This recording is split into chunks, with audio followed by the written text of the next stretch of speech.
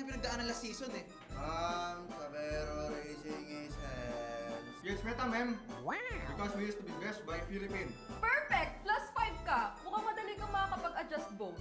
Last question, class. Sino ang mas pressured? Import or local king? Parang local king, ma'am. Baka sa mukha eh. Ma'am, I think import. Because this is the first time in FILPH history. It's okay, Savero. Just always remember the magic word. Balak na to! Okay, that's all, class. Sino cleaners, ma'am?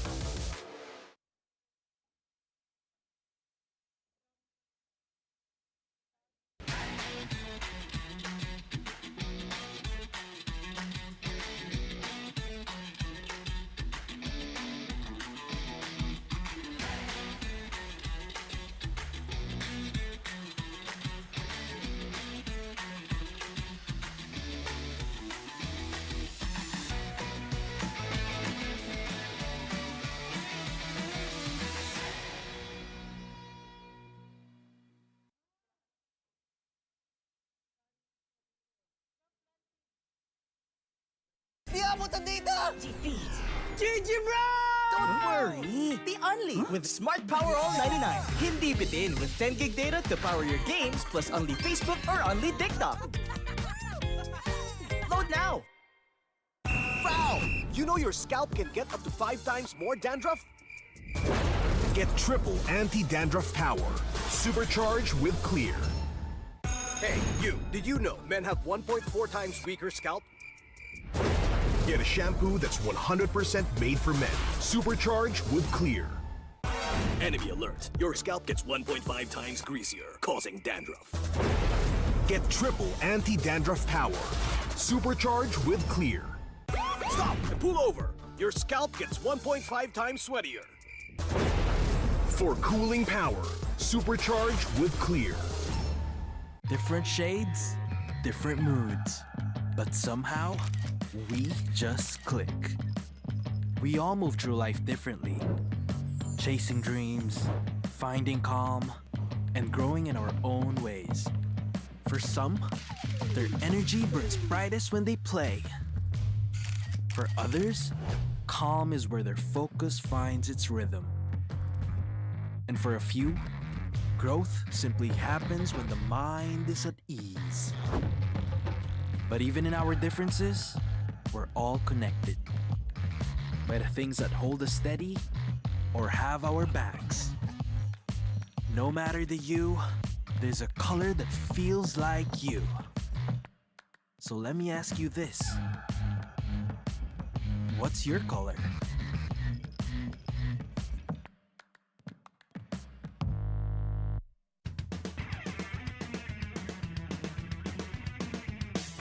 Good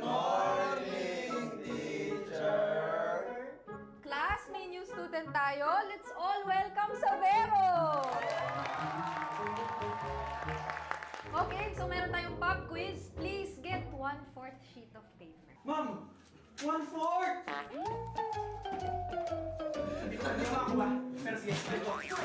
Okay, unang tanong. Saan mas mahirap mag-adjust? Sa PH meta or sa PH trash talk? Parang both, ma'am. Paras namin yung pinagdaanan last season eh. Sabero raising his hands. Yes, meta, ma'am. Wow! Because we used to be best by Philippines. Perfect! +5 ka. Mukhang madali kang makakapag-adjust both. Last question, class. Sino ang mas pressured? Import or local king? Parang local king, ma'am. Baka sa mukha eh. Ma'am, I think import. Because this is the first time in MPL history. It's okay, Savero. Just always remember the magic word. Balak na to! Okay, that's all, class. Sino cleaners, ma'am?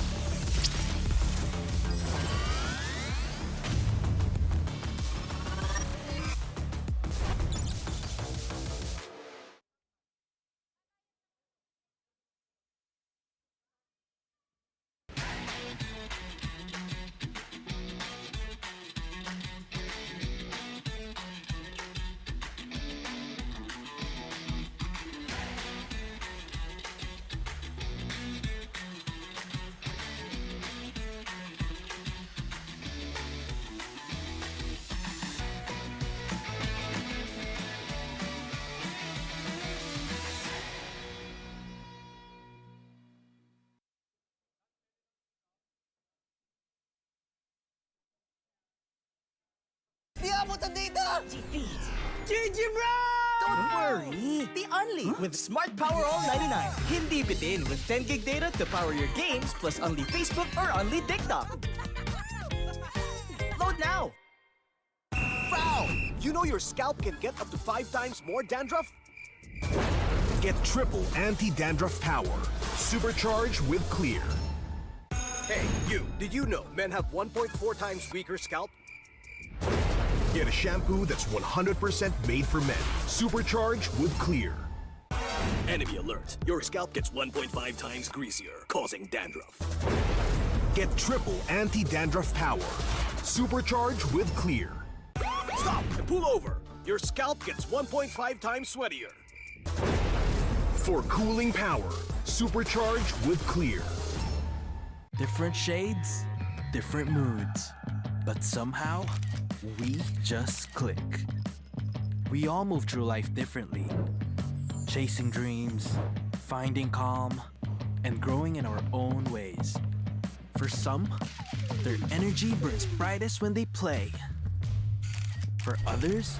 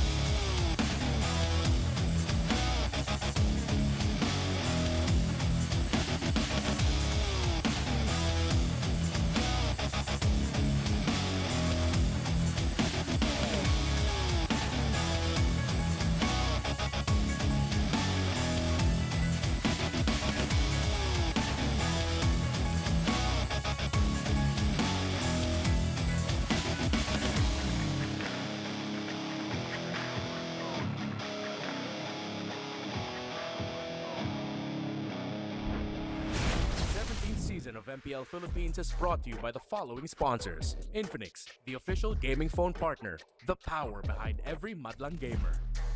Smart, the simply reliable connectivity partner of the MPL. Our partner in esports, Clear Men. And our strategic partners, TT Racing, Ferry, and SIP. Don't miss any MPL action by following our official Facebook and subscribing to our YouTube channel. Follow MPL PH on TikTok for more content. Experience the lakas ng Pinas of MPL PH Season 17 live at Victoria Sports Tower. Grab your tickets now via the official MPL PH website. MPL Philippines is monitored and supervised by the Games and Amusement Board.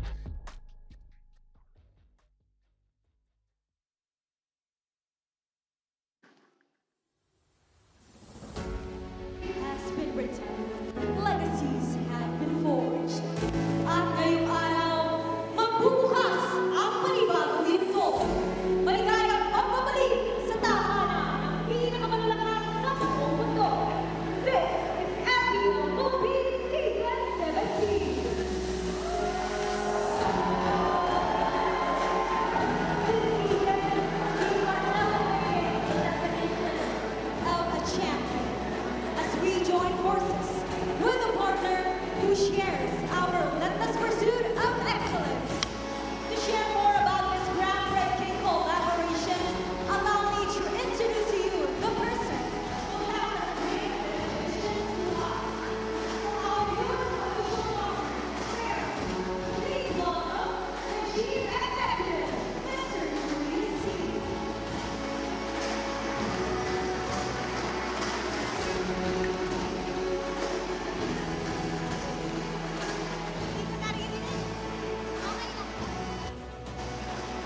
Thank you. It is an incredible honor to be here as we open this new chapter of MPL Philippines. For years, the global stage has been dominated by the legends the league produced. I witnessed firsthand the intensity of the superfans and the lakas ng Pinas spirit. Watching those championship moments made me realize something. A legacy this great deserves a symbol that lasts forever. At Ferry, we believe champions should carry the glory with them everywhere they go. But first, we must pay tribute to the history that brought us here. Let's revisit the golden moments and the icons who have reigned supreme in this league.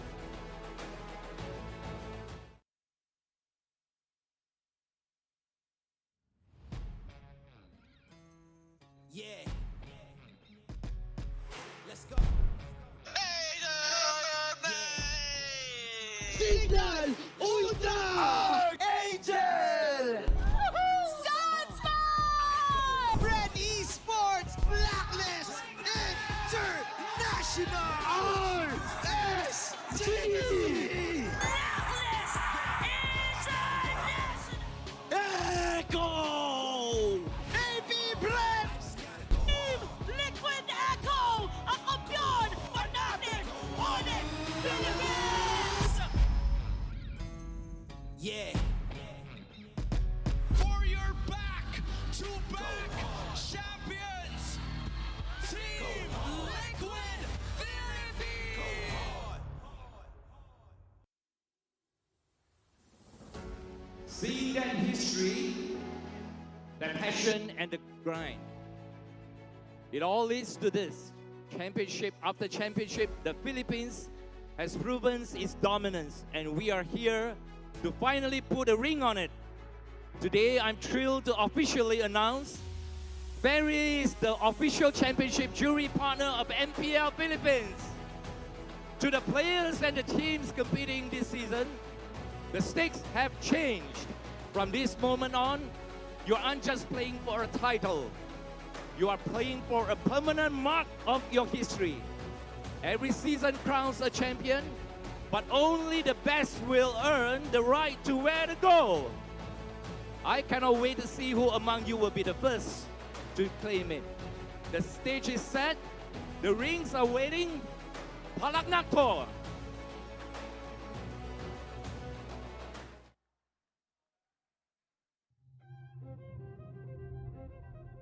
Ano na gagawin ko neto? M7 champion na ako.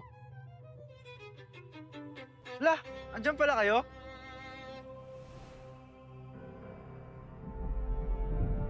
Every era believes it will last forever.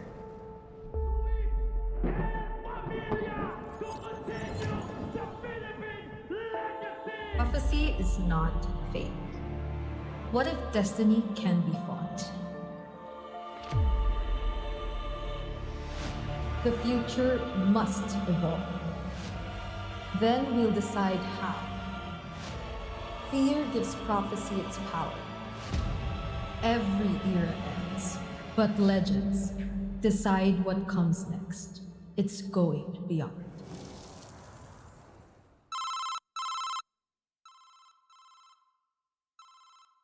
Kong, ba't matawag ko? Sagutin mo.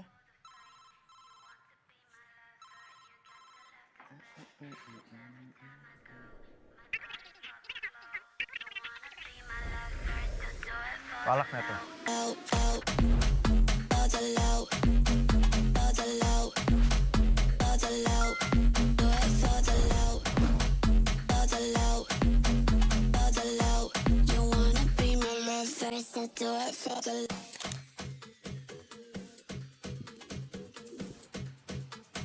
Palag na to.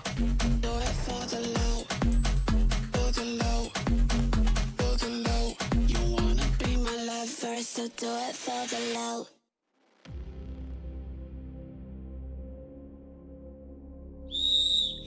Palag na to! Taking down my hair, got your eyes on me.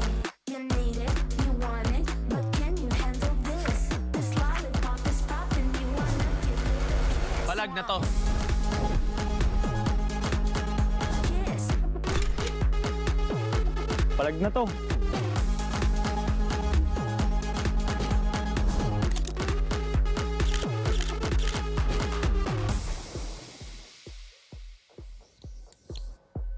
Palag na to!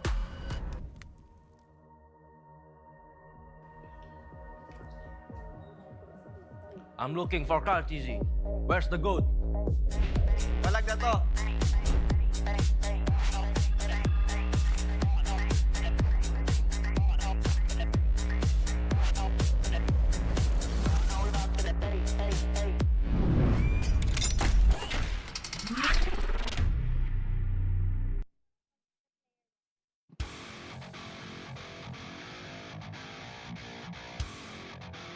Are back on a collision course. This is the star match of the day, brought to you by Smart, starting with Team Liquid Philippines. A titan in the EXP lane, the Apex Predator, Sanford.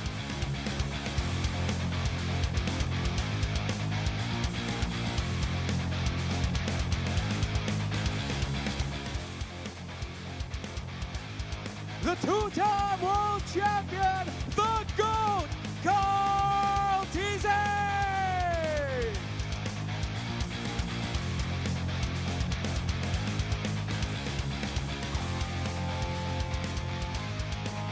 He's cold-blooded and calculated, the lone stallion, Sanji!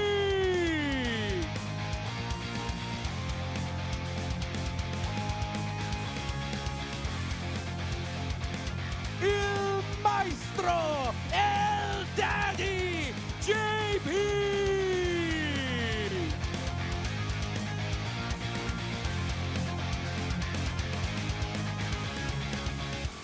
Stepping up on the plate, making his MPL debut in the gold lane, Daiki!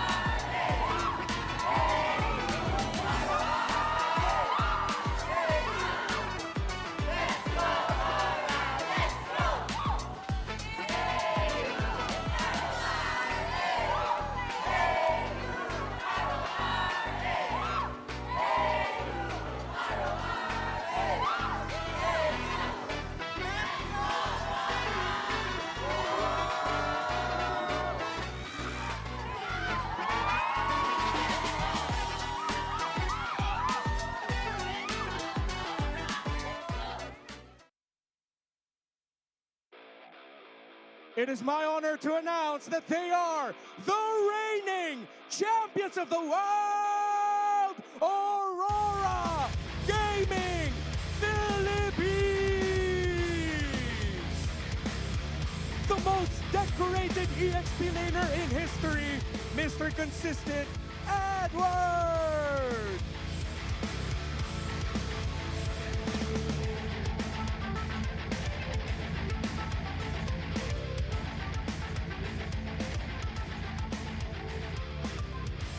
All of the lights for the celebrity Demon Kai!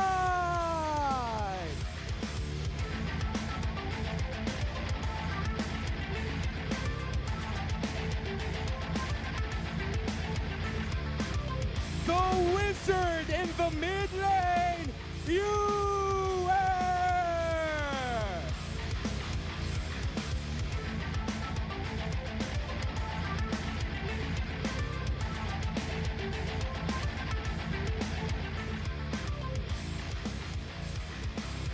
Shining down on us, the light!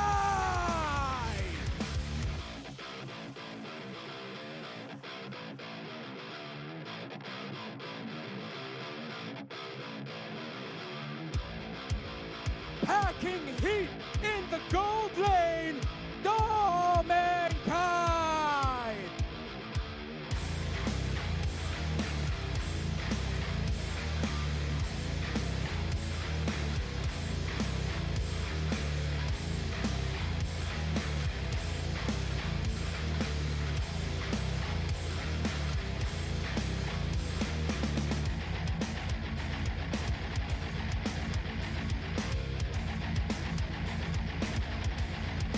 To ensure the integrity of the game, please welcome our marshals for the match, Chico, Miko, Joshua G, and JD. And our head referee is Seth. Leading the charge for Team Liquid Philippines is Coach Snap, and the mastermind behind Aurora is Master the Basics.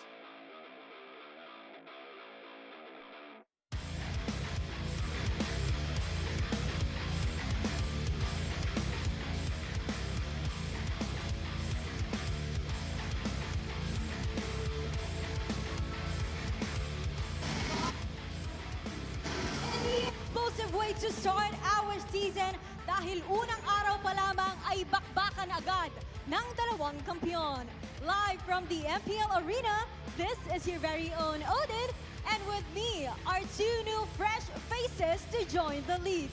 MPL Arena, let's give it up for Denise and Thea! Hello, hello, hello, MPL Superfans! At grabe pala ang energy dito sa bago nating arena. Excited lang kung makakwentuhan kayong lahat. Sa True Denise, hi everyone! I'm Thea Franco, ang magdadala ng aksyon at mga kwento sa inyo from the sidelines, starting with our epic rivalry. I'm so excited to share the stage with you girls. Indeed, a new venue, fresh faces, but same hunger for glory.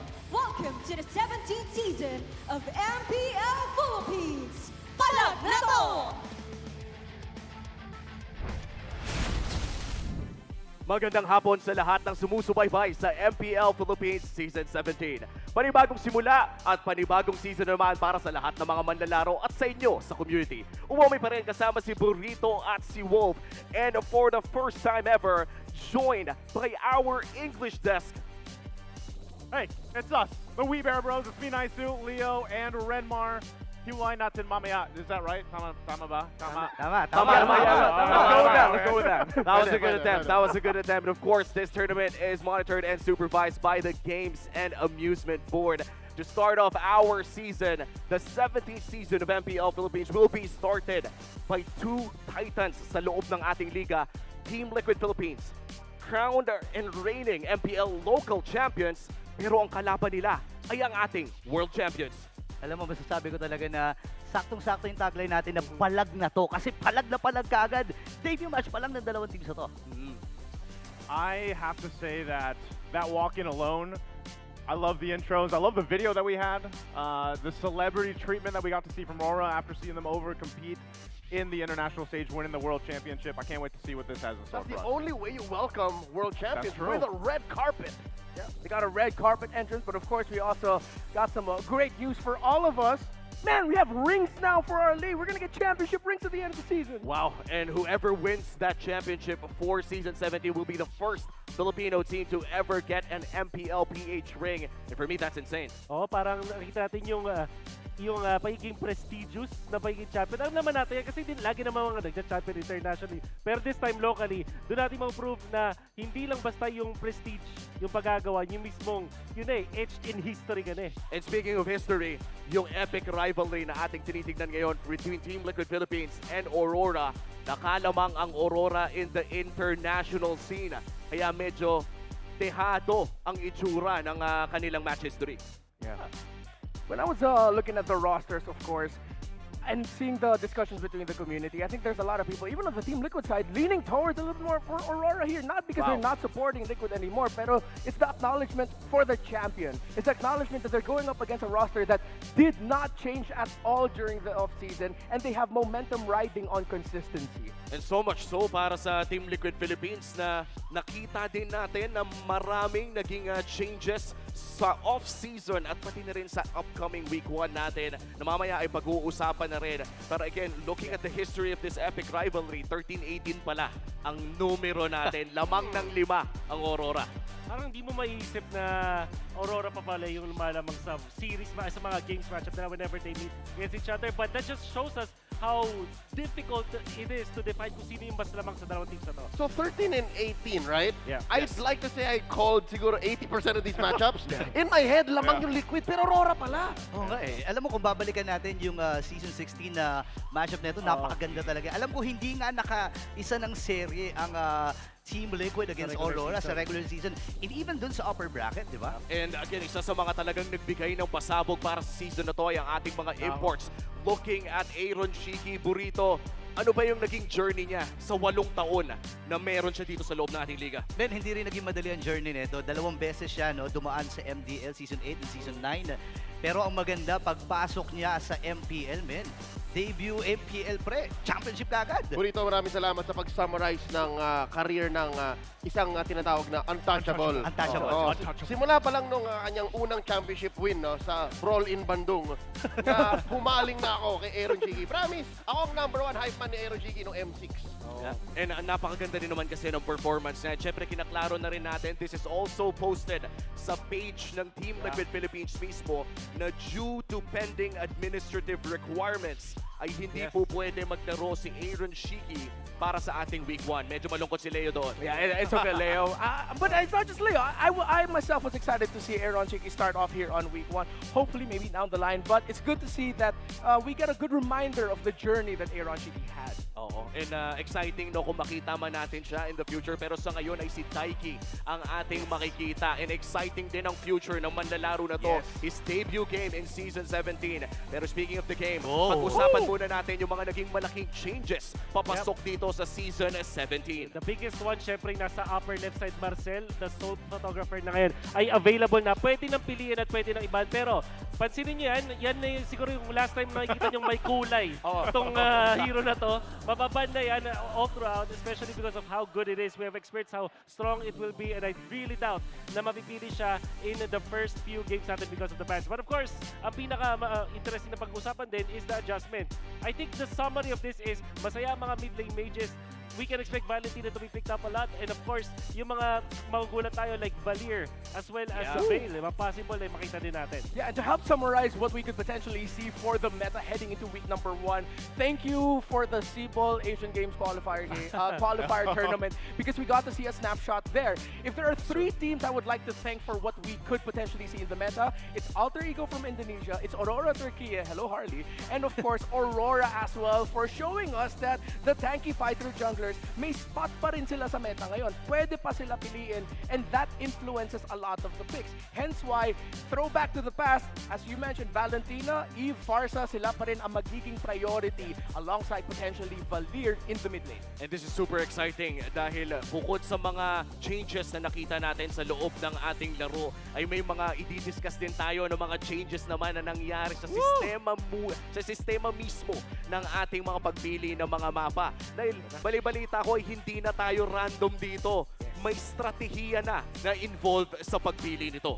Yeah, parang yung priority ngayon ng mga teams is mag-master ng mga maps. Dahil kung ikaw ay home team ngayon, pwede mo nang piliin kung ano yung mapa na paglalaro nyo for game number 1. Ibig sabihin, hindi lang side ang pipiliin ng mga teams, but they also have a chance to choose kung ano yung mapa. And then, para sa game number 2, yung away team naman ang pipili, pero hindi nila pwedeng piliin yung map na nalaro na. Now, if ever napupunta tayo sa isang game number 3, magkakaroon tayo ng randomizer for the 2 remaining maps, ensuring na hindi pare-parehas yung mga map paglalaro natin for 3 games. At ibig sabihin nito ay hindi na tayo makakakita na lamang tayo ng randomizer kung umabot nga ba ito ng game 3. At para naman sa best of 5, Renmar, ano ba yung major difference na mangyayari dito? Yeah, well, for games 1 to 3, pretty much the same as BO3. Tapos, pag-abot sa game number 4, yung map na hindi pa napili, yun yung magiging mapa for game number 4. Then game 5, we say hello to the randomizer that loves broken walls na completely random. I mean, it is completely random. It just seems like broken walls naging paboritong mapa. That's true. And looking back sa ating mga last seasons, no, parang natikman naman na ata ng lahat ng mga teams yung mga bawat mapa natin na dynamic. And for best of 7 ay meron din tayong ruling na sa tingin ko ay, kung tama ang pagkakaintindi ko, ay extended version lang ata ito ng best of 5. So imagine nyo yung best of 5, kung ano man yung nangyari dun sa best of 5.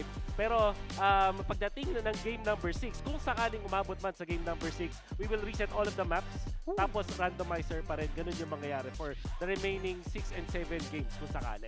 Oo. And yung mga dynamic maps po natin, of course, ay 4 pa rin naman yung pinagpipilian. Wala pa tayong yung mga nakita natin good during Golden Month. Hindi naman yun applied dito sa ating liga ngayon. So making sure 4 lamang ang ating pwedeng makita.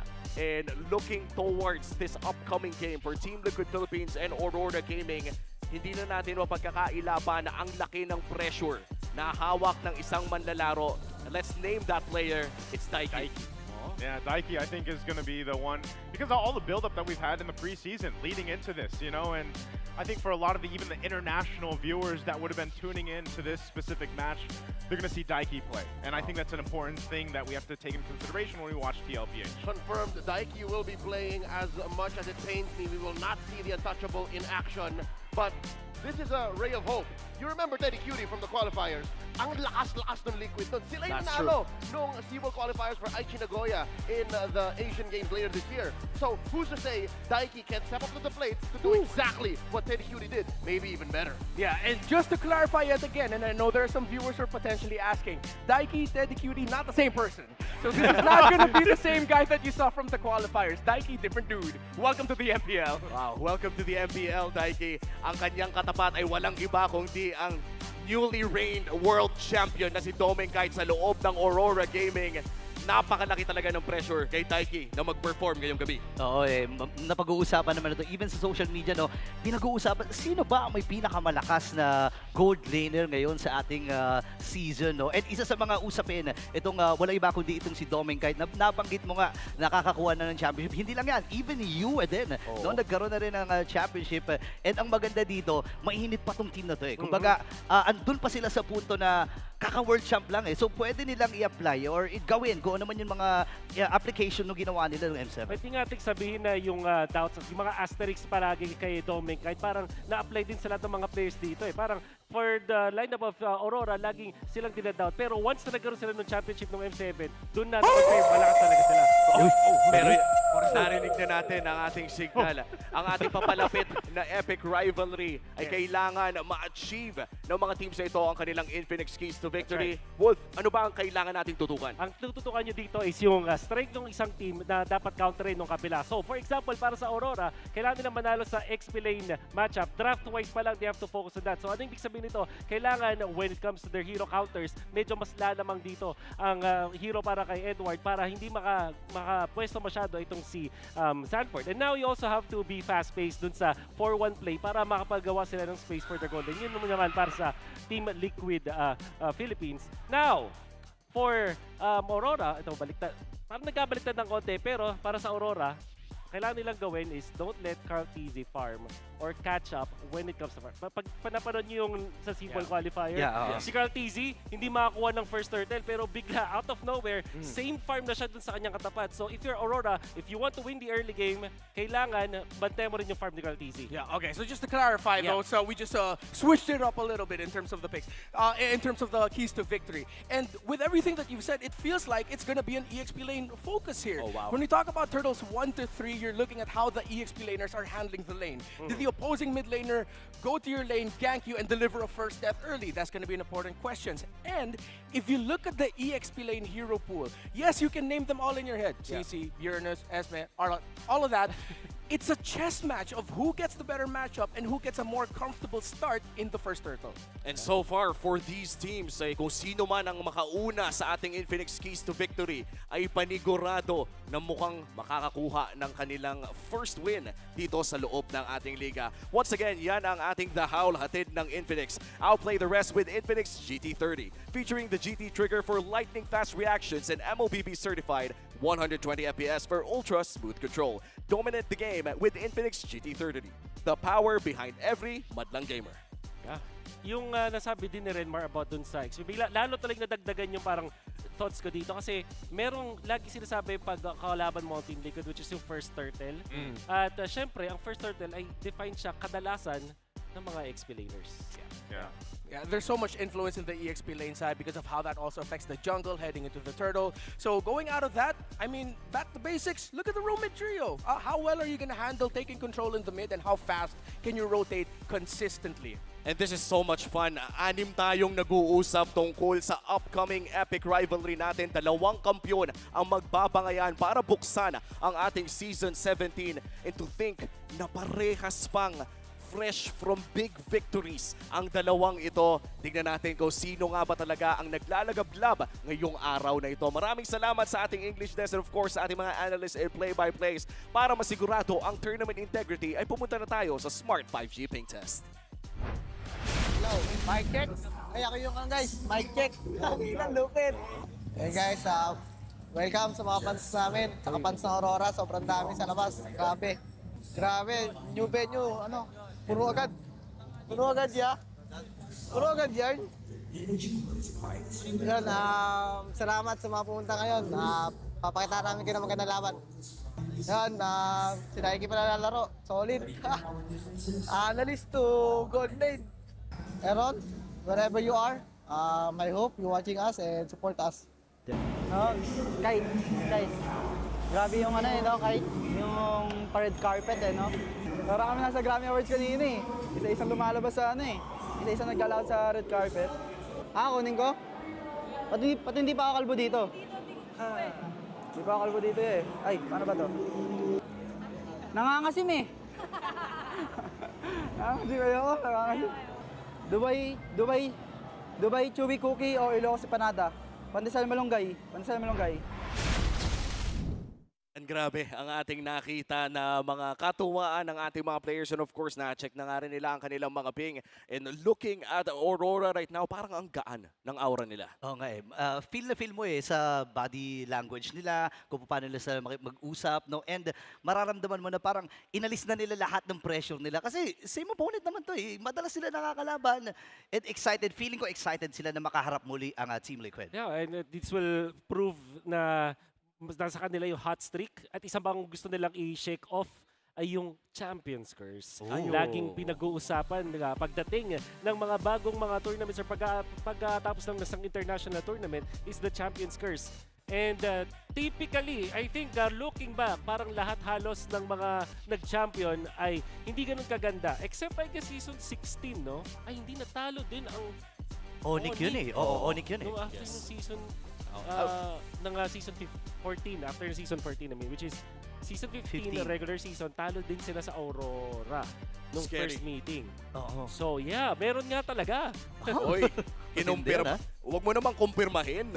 And, jokes aside, nakakatakot talaga kapag ikaw ang naging kampiyon ng, honestly, the world after winning the M Series. dahil buong mundo ay nakatingin sa'yo. At kapag mga Pilipino na ang nakatingin ay alam na rin nila kung ano ang dapat aralin. Pero para sa inyo na nanonood sa ating venue pati na rin across the world, MPL Superfans or M7 champions are now officially immortalized at the Zero Block Open Court in West Rambo. Mag-selfie lamang doon sa loob ng venue na iyon at pwede kayong makakuha ng ano-ano. Oo, follow nyo lang yung mechanics para sa chance manalo ng brand new Infinix smartphone, di ba?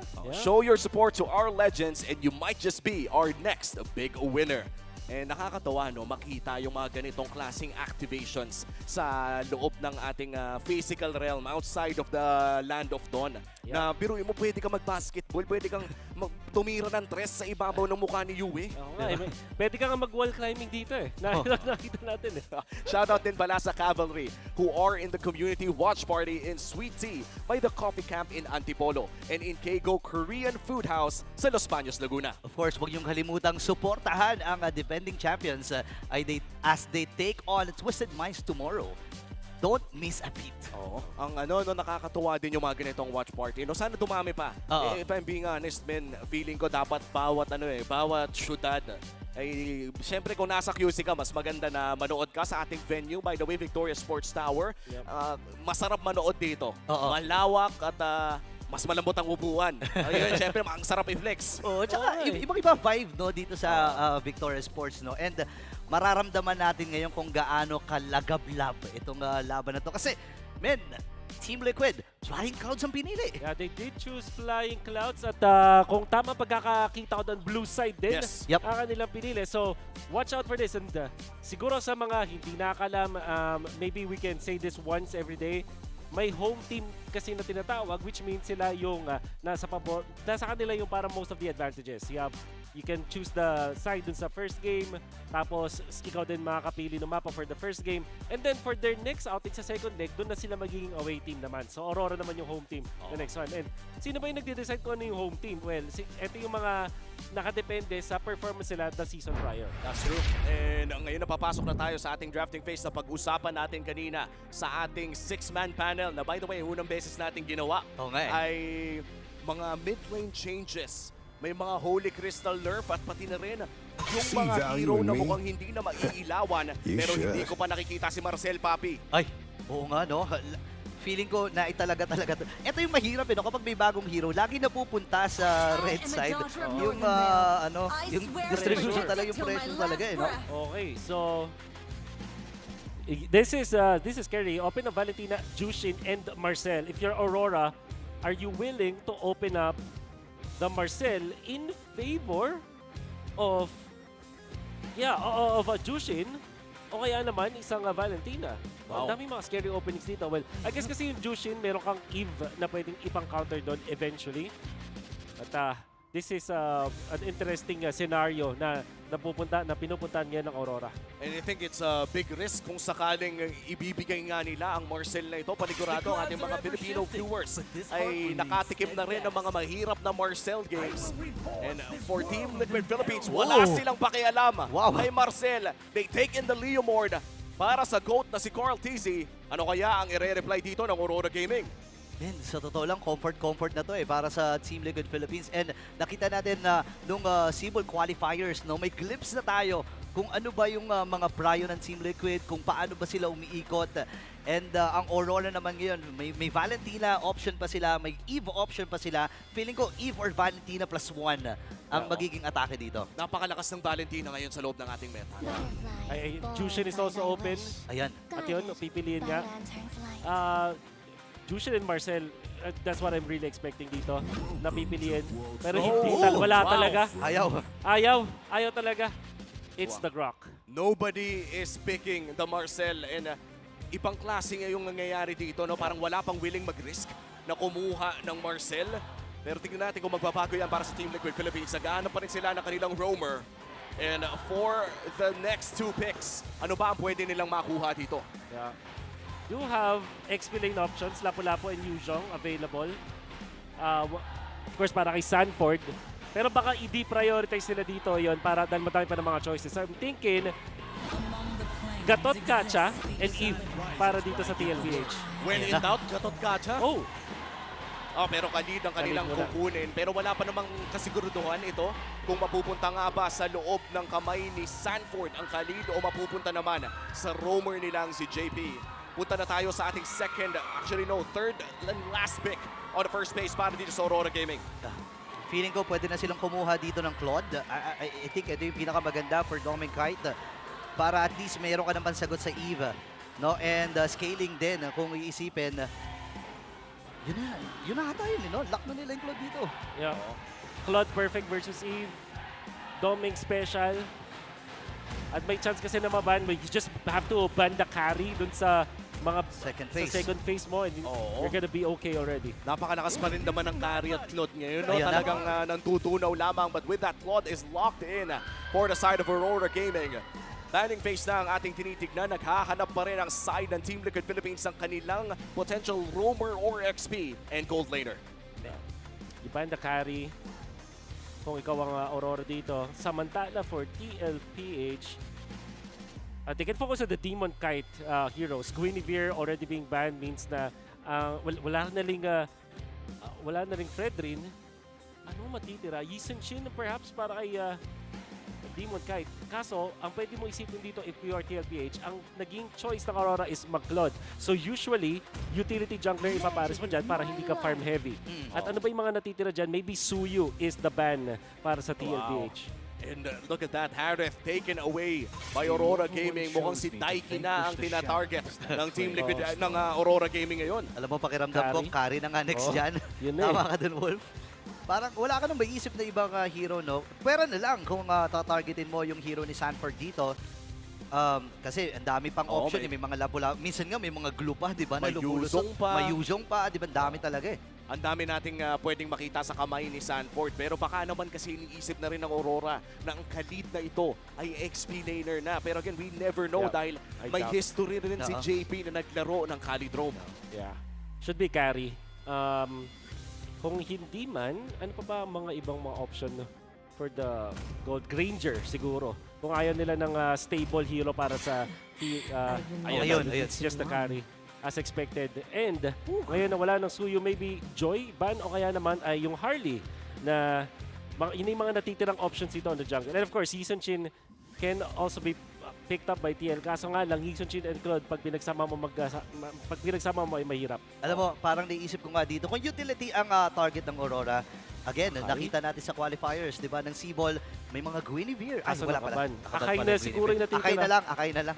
Nahype pa naman ako sa Guinevere, nakita ko nakaban. Nakaban din. Tapos kung sakaling lalayo ka naman, barat sa hindi naman masyadong nagagamit ngayon. Especially, you're up against a Claude na talagang parang isa sa mga natural predator ng pick na yon. Pero gusto ko yung nabanggit mo, Wolf, you mentioned the Yisenshin na mukhang sumisikat na rin in other lanes apart from the jungle. That's right. That can be your gold laner. But of course, para sa Aurora, mas magandang magpumili na dito na kanilang utility jungler, which I think yung Akai yung natitira. Apart from that, Harley nagiging option na rin sa ngayon. So those are the two heroes that I'm thinking of. And I think para sa Aurora, mas magandang i-last pick na nila yung hero ni Edward. Kasi lalabas muna yung choice para kay Sanford. So maka-counter nila yung choice nila. Ayan na. Lapo na. I mean, when in doubt, lapu-lapu secured para kay Edward. Isa sa mga paborito or crowd favorite at rinig naman yan sa sigawan at hiyawan sa likod. Tingin ko baka mag-Uranus dito yung TLP. Sa ganitong heroes ng Aurora. Yun nga lang, kailangan talaga ng hard lockdown. So, mapopersa ka din mag-Yuzong dito. Alice is another option para sa TLPH, sabay Granger. Yun yung pwede nila maging choices dito ng last two picks nila. Alice, Granger, o kaya naman Uranus plus hard carry na gold. Uranus plus Obsidia. Kaso, parang are you actually going to give the Apex Predator a Uranus ang pinakamahirap na XP laner sa buong sa balat ng Land of Dawn? Kailangan mo eh. So Alice, Granger. Moskov! Wow!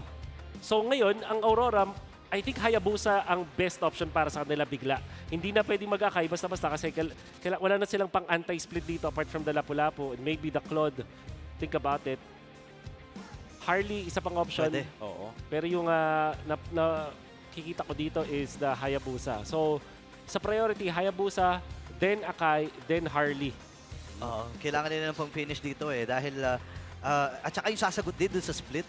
No? Pwedeng lituhin lang ng Team Liquid at daanin sa split to, lalo na pag nasa papunta sa late game, di ba? Tapos nag-Hanzo sila, no? Oy, ano yan? Who knows? Balmond? Nakikita na rin natin yung Utility Hanzo. jungler? Balmond? Is he actually going for a utility jungle? Balmond? Si Myrtle yun, di ba? 4 na segundo na lang! Wow! Oh my goodness! Pag celebrity ka na kasi, kahit sino na kahit ano na yung hawakan mo At saka, tandaan natin, si Demon Kite dumaan yan sa Dark System. Oo nga pala. Dumaan sa Dark System yan si Demon Kite Tama ka doon, Burrito. Ito yun Ito yun. Akala nyo ba kakampi nyo ang kadiliman?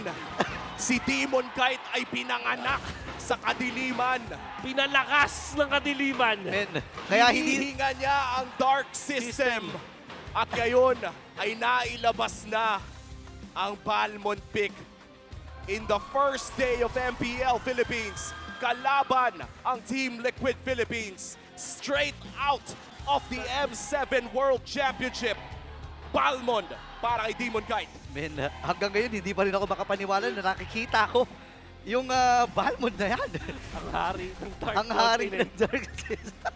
Wow. And just like that, magsisimula na ang pinakaunang laro ng MPL Philippines Season 17. It's our epic rivalry between Aurora Gaming Philippines and Team Liquid Philippines. Kampiyon laban sa kampiyon. Kabang-abang ito lalo na hindi natin madalas nakikita itong Balmond. And baka isa to sa mga maging advantage ng Aurora. Kasi kapag yung hero, hindi mo madalas nakakasalubong, parang parang nakakalito, nakakagulo no? So, kung babalikan natin yung mga choices kanina, Hayabusa will be good para counterin yung split ni Moskov. Pampatay din siya dun sa Eve and many times against the Leomord. The next option was the Akai para meron kang heavy spin for additional stun. But Aurora chose to go for the Balmond kasi parang in-between siya nun. So wala siya nung stun pero meron siya ng AoE damage. Oo, pero napakasakit talaga ng early game damage naman na nanggagaling dito kay JP. And so far, mukhang ang kalakasan talaga ng Balmond ay napakahirap niyang i-invade. Oo. Lalabanan ka kasi at lalabanan yan. And hindi rin biro, hindi mo rin super tansyado kasi yung damage nung mga ikot-ikot na yan. Lalo na, masasabi ko, hindi ka nung kabilis mag-farm as compared sa isang Leomord. Pero papalag din talaga, hindi magpapabata, kumbaga. Talagang napakataas sa standard kasi nung pag-farm ng Leomord. So, I understand why you were saying that. Kaso yung Balmond is still a very fast jungler to me para sa kung utility jungler basis. Tapos, meron ka pa nung lethal counter retry na sa ngayon, yung first kill retry kasi ng isang Leomord, ang hirap na din talunin. Pero kung may lethal counter ka to go with it, yun. Meron ka talagang pwede isabay dun sa retry mo. Binigyan ng OG. Oo nga Yan ang OG combo dati sa retry. Op. Wait lang, may wall din, si Light. Pero pwesto na sila 4 na segundo para sa unang pagong. Mukhang mauuna dito ang Aurora. Oo. At kontrolado na ng Aurora ang river. And mukhang mahihirapan pumasok ang Team Liquid Philippines. Maliban na lang, of course, kung makakapag-level 4 para Doming Kite, medyo nalulugi kay Taiki. At papalagan pa ata. Nirikola na ba? Wait lang, may mga pag-recall pa na ginagawa. Yui ngayon, yung mga kalahati. Bago naman yung nahahawakan, Edward, dumamba na. Pero sa likurang bahagi, si Demon Kite ang pinupuruan. Pero si Sanjay na maaalam din. Ang baba na nabuhay ni Demon Kite. Siya'y mapapatay ni Carlito ngayon. Sasama na SOD! Demon Kite. Tumama ang SOD. Sasama ba si Daiki? Yan ang katanungan. May bilis si Duwede. Bibit-bilin. Sa iba ni likuran. Pero si Carlito ay nakadalawa na. Pero ang pagong ay hindi pa rin. No way! Nakatatlo na si Cortez. At si Sanford ang tatapos. Wow! Clutch play mula sa The Goat. Paano nga ba nangyari yun? 7 deaths across 2 teams nung nangyari. Kaya naka 3 kills doon si The Goat dahil doon sa paggamit niya ng kanyang first kill. At yung idea nila is to go for the Balmond. Actually, sinacrifice nga nila si Sanji doon sa exchange na yun. Pero mas nakakuha sila na mas maraming kills. Oo, at mukhang pagpapatuloy ng Aurora ang pag-take ng first turn na ito. Round 2 na ang kanilang call. Edward, kumalunan ako, hindi ata makakagalaw si Carlito. At siya'y napunaw na kagad. Mula kay Miss Second Set, nakadalawa na. Pero sa likod ng bahagi naman si Demon Kite kumamaalam din for the second time. Si Sanji ngayon ay kailangan umatras. Sa baba na kanyang buhay. Edward with a triple. Pwede pa magkaroon ng isa. Grabe yung suntukan ng dalawang kupunan na ito. Si Sanford looking at that sustain. Kaya niya atang tibayan ang kanyang sarili para makaalpas pa. 3 minuto pa lang lumilipas, pre. 11 kills na to. Wala pang 4 na minuto, Burrito, as you said, 11 kills across the board. At hindi pa rin natitake yung first 13. Wala pa rin nakakakuha. Wala pa rin nakakuha. At this time, yung dalawang junglers natin will decide to take their own farm. Kasi ang laking bag, ang dami nang nawala sa kanila. Let's find this being a 3-2 kill score para kay Cartesi. Back-to-back deaths, tapos hindi siya nakakuha ng second cycle ng mga minions niya. Hindi ganun kaganda, kaya mas pinokusan nila kumuha dito ng War Axe. Now it is available. Mabilis na pagkuha ng turtle para sa TLPH. Tech charge ay ginamit ni Light pero wala na siyang aabutan. Napagandang pagliko nito para sa Team Liquid at sila yung may hawak ng maliit na kalamangan dito. And looking at Edward, no, near perfect, or in fact, almost perfect na KDA para sa kanya. 5-1-1 on this Lapu-Lapu. At siya din ang pinakamayaman kung ikukumpara sa mga ilang miyembro ng larong ito. Pero hindi naman ganoon kalaki ang ating gold lead. Honestly, parang dead even nga ata tayo dito eh. Kailangan natin makita yung farm ng bawat isang miyembro dito. Kasi etong si Daiki nakapag-farm ng matiwasay dun sa mga pangyayari na yon. Tapos etong si Sanford na hindi pa namamatay pero meron siyang 4 assists and 1 kill. Ito siguro yung mas scary. Sabihin na natin na maganda yung scaling ng dalawang gold laners natin pero yung Alice na 3 na yung hinahawakan tapos nabubuhay pa rin, parang maa-accelerate yung pagpakunat at pagsusustain dito ni Sanford. And so far, no, mukhang si JP makakahuli na 3. Okay, Raging Sandstorm ay nagamit niya rin. Pero hindi na muna lalaban dito ang Team Liquid. Inaantay nila. Mahaba pa, 1 minuto pa halos para sa ikalawang pagong. Pero ito magandang tutukan pa rin. Kanina pa nagbabakbakan. Ito na lang gold laner. Pero wala kamala-mala si Dominic rather. Tinamaan siya ng SOD. Uy! Pero hindi mo napapasok si Daiki. Grabe naman. May mga recall pa. Yan ang gusto ko eh. Hindi magpapadaig. Yung mga gold laners natin, hindi nawawala yung spiciness eh. And bigla na lang din na nahimik ang dalawang teams natin. 3.39k for Cartesi under duress dito sa may bottom lane. Let's have the ult. Kunat. Kunat talaga. Hindi naman Kunat? Hinihiwa-hiwa ni Cartesi pero hindi tumatakbo sa balat ni Edward. Pero si Sanford ngayon ang tututukan ni Yue. Bibit-bitin with that lantern. Pero wala eh. Kalma na muna. 5 seconds para sa pagong. Sabi ni Yue, sige, doon tayo magkita. Yun naman talaga ang magiging goal or objective ng dalawang teams na ito. Second turtle of the game. Mukhang wala namang nakakalawang in terms of pwesto. No? Nariyaan si Sanford para magbigay ng vision for the side of Team Liquid Philippines. At para naman sa Aurora, mukhang hindi pa rin makikita kung nasaan si Demon. Kahit actually no, si Sanford ay grabe magbigay ng vision. Oo nga eh, halos shot si Demon kahit talaga ang tinatambayan dito. At yung tech charge, may iwasan ni Carlito. Pero si Edward ata mapupuruhan! The GOAT gets the turtle. Pero si Cartesi ay nakakuha na rin naman ang kill. Ipit ata si Demon Kite. Wala na ata siyang patakas. Naka-dash out.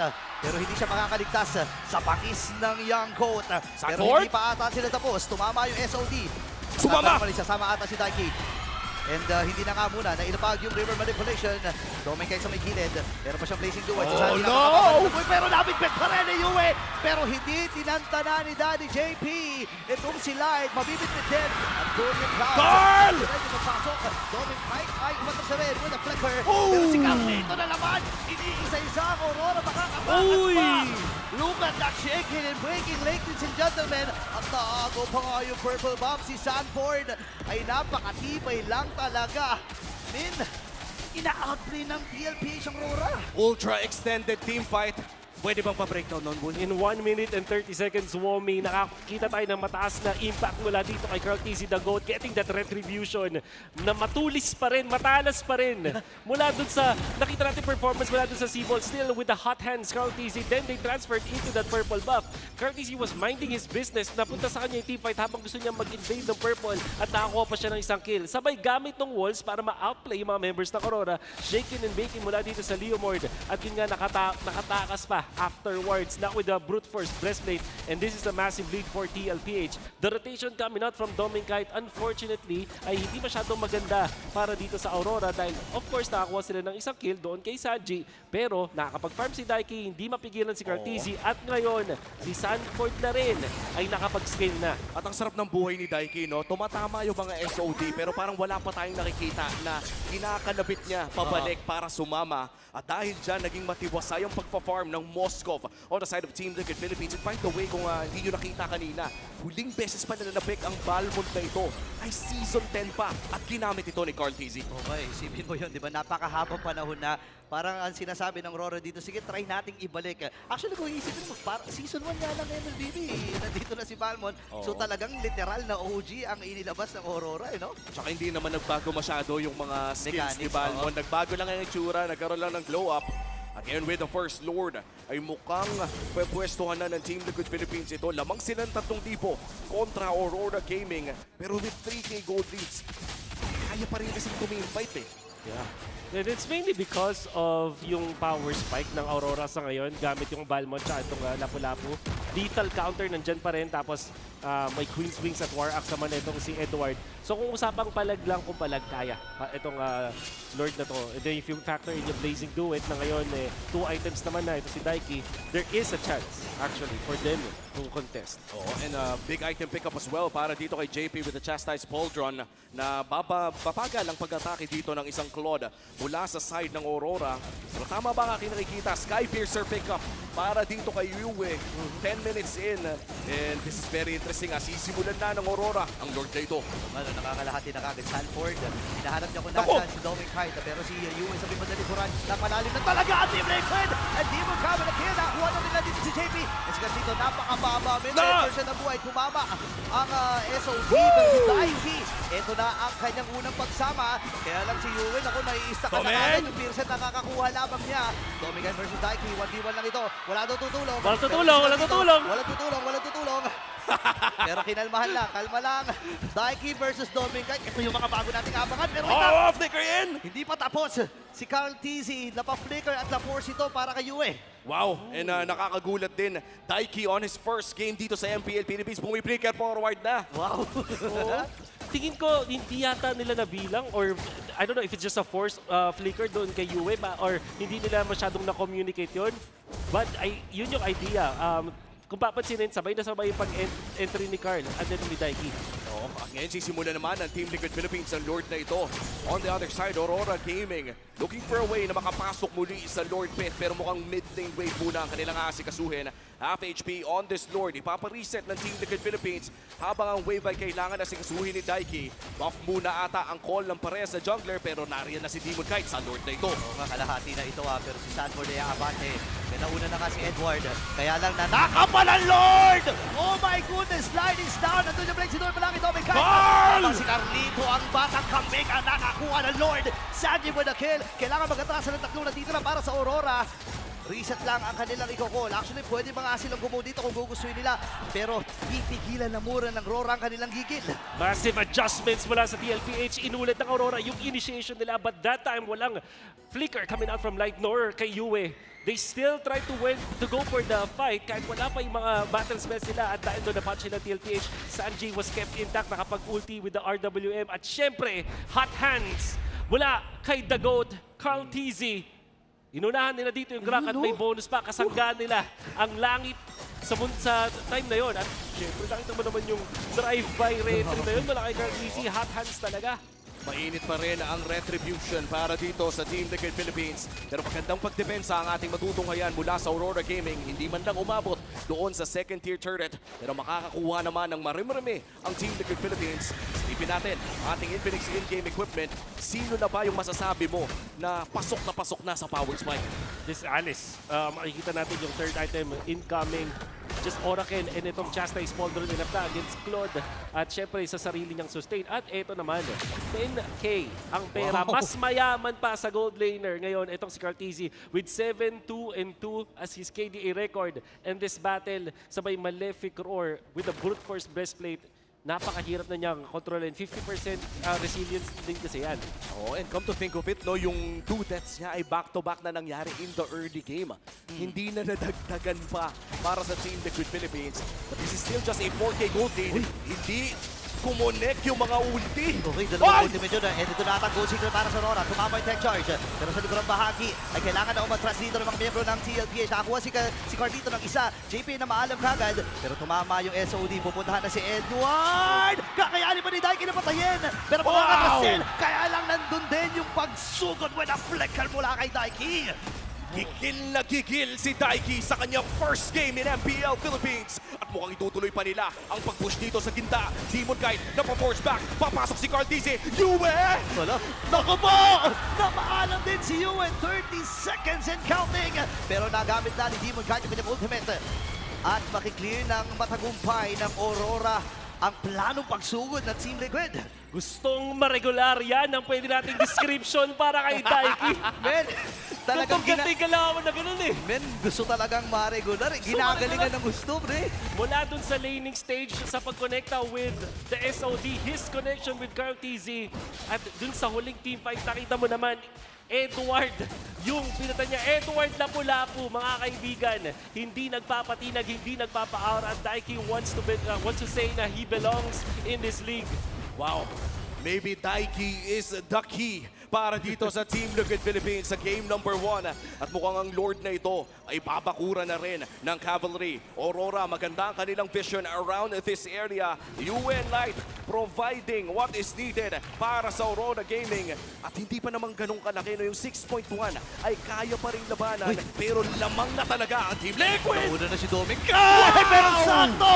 Yung 5-man Sword of Ruins. Mula din yung may Safford na nakakuha na siya ng kill. Andun yung tech charge. Kaya bang hibayan ni Carlito? Hindi, napatay na siya. Same with Daiki. Mga damage dealer dito na Team Liquid ay tumbahan na. Kaya si Edward kailangan na lumatras at grabe naman yung sustain. Apat na miyembro. Magsama-sama pa daw kayo. Pero sabi ni Demon kahit hindi maaari yan. Kaya pa niyang patayin si Edward. Tatakas na rin muna. Grabe yung sustain. And that little counter na parang exclamation point.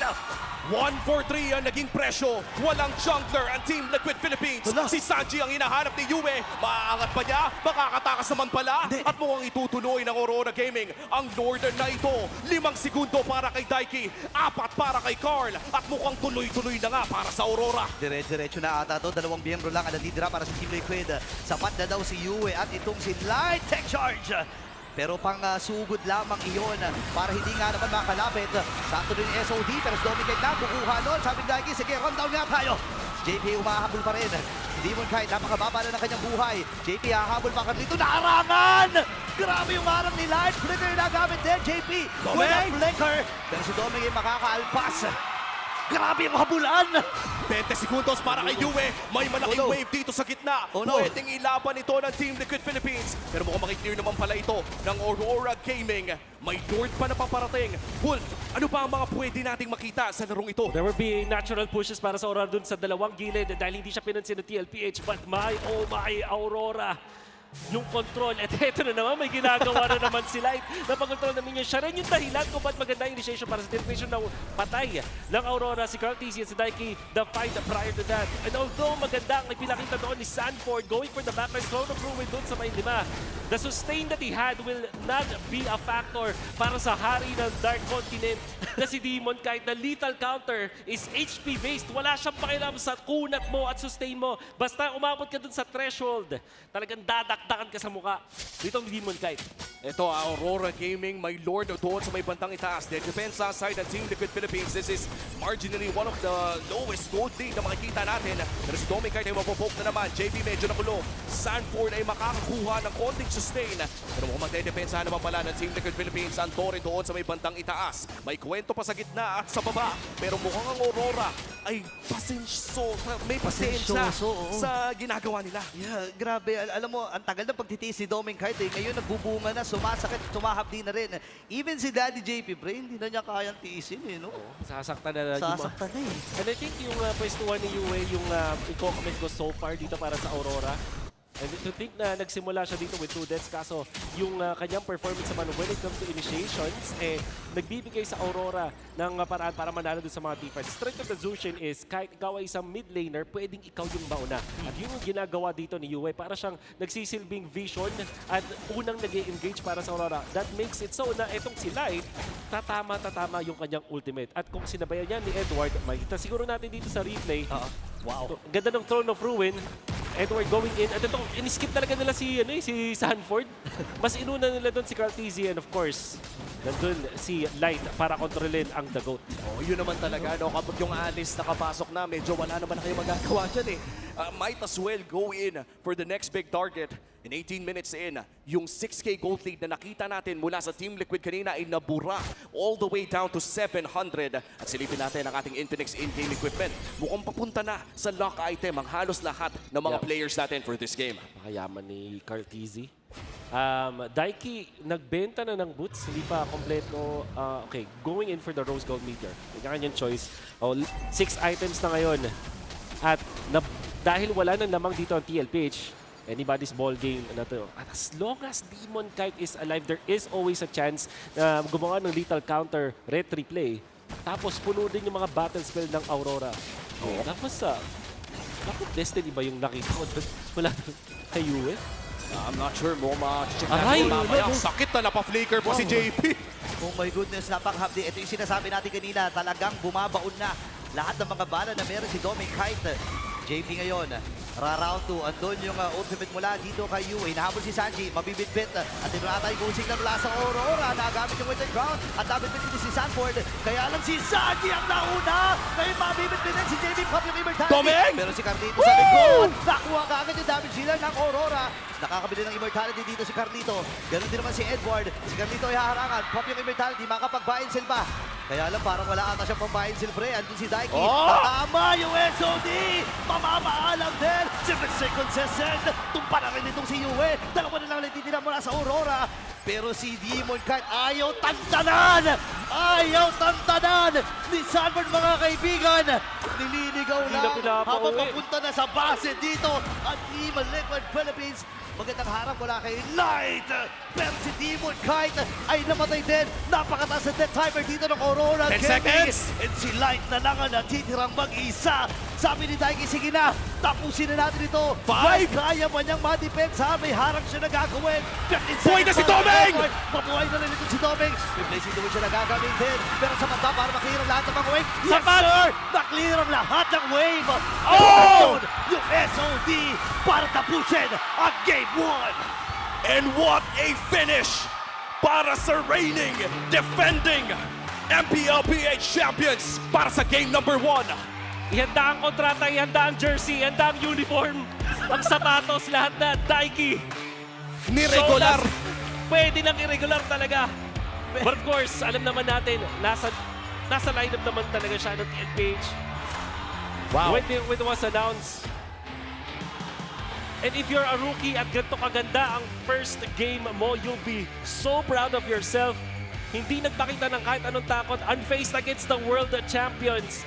Unfaced against Edward. Kahit kay Light in-outplay, on point, wala ata tayo nakitang nagmintis na SOD sa laban na yon. Alam mo yung kaba factor na sinasabi nila sa mga rookies sa loob ng kanilang first game, hindi man lang nating naramdaman. And maybe it's a big help na may kasama kang 4 na sobrang titans na talaga ng loob ng ating liga. And for that, congratulations, Daiki and Team Liquid Philippines for winning game number 1. Pero syempre, best of 3 ang usapan natin dito. At mukhang tuloy ang ating epic rivalry. But still, a great win para sa Team Liquid. Hindi ko naramdaman yung kabay. Mas kinabahan pa nga ako eh. Doon sa, Ikaw ba yung kinabahan? Mas kinabahan pa nga ako sa mga pwestuhan, sa mga galawan and Daiki, man. Yeah. Isipin mo 2 minuto pa lang, piniplexa na kagad si Doming. But you can see that in that last clash, ang idea ng Aurora, I think it was a sound strategy. Hanapin mo dun si Sanji. Siya naman talaga yung magiging centerpiece ng damage output coming out from Team Liquid Philippines. However, Cartizi picked up his own. Oh! And of course, ayun na, first game, MVP ka agad. Daiki. Wow. Ano size ng jersey niyan? Anong size? Ano size ng jersey niya? 5'1". Paisukatan na nga. Paisukatan na nga. Baka hindi pa nakatahi yung pangalan sa likod. Itahin nyo na. 5-1-5 in our game number 1, by the way. MVP Daiki in his first game in MPL Philippines. It's so hard not to hype this guy. At this point, syempre everybody had doubts. Kapasok ng loob ng MPL Philippines, ang pinakamahirap na liga ng MPL Philippines na manalo. Yeah. Kalaban mo pa, Aurora, men. Aurora yun, no? And I'm so curious na naka-fighter emblem. Apparently, itong si Daiki. And of course, yung mga, ito yata yung 100% accuracy dun sa kanyang SOD. May isang team fight pa dun sa late game, 2 beses na naipatama yung kanyang mga SOD. At he is really careful on the trigger. In this particular game, ang ganda talaga ng performance ng Moscow na to. Hindi natin din pwedeng tanggalin yung importance ng ginagawa ni Sanford in the early stages. And then eventually, Carl TZ with the ever so sharp na retribution. Dire-diretso yung nakikita nating performance wala kay Cartesi na hindi siya natatalo sa mga retrihan. And he's cool, calm, and collected. Now, into the latter portions, makikita natin ng Aurora na nagiging successful kapag nahanap nila si Sanji, kapag maganda rin yung nangyari dun sa wild charge. But TLPH, all they had to do was to weather the storm. Ang mahalaga, hindi palaging nauubos ang mga members ng TLPH. There is someone to defend and there's someone to force out the teamfights once again. Oo, and nakita natin no, na sumubok man ng Balmond ang side ng Aurora Gaming ay gumana lamang ito I think once or twice against that Alice pickup. But this ending sa loob ng ating game number 1, akala natin ay makakadepensa pa. But with an SOD and Doming Kite not just being able to, actually wala na kasing placing to wit na gamit eh. Alam mo yung napapansin ko dito kay Daiki na maganda paggamit yan ng SOD. Hindi mo siya, hindi yung gitna yung kailangan tumama mismo.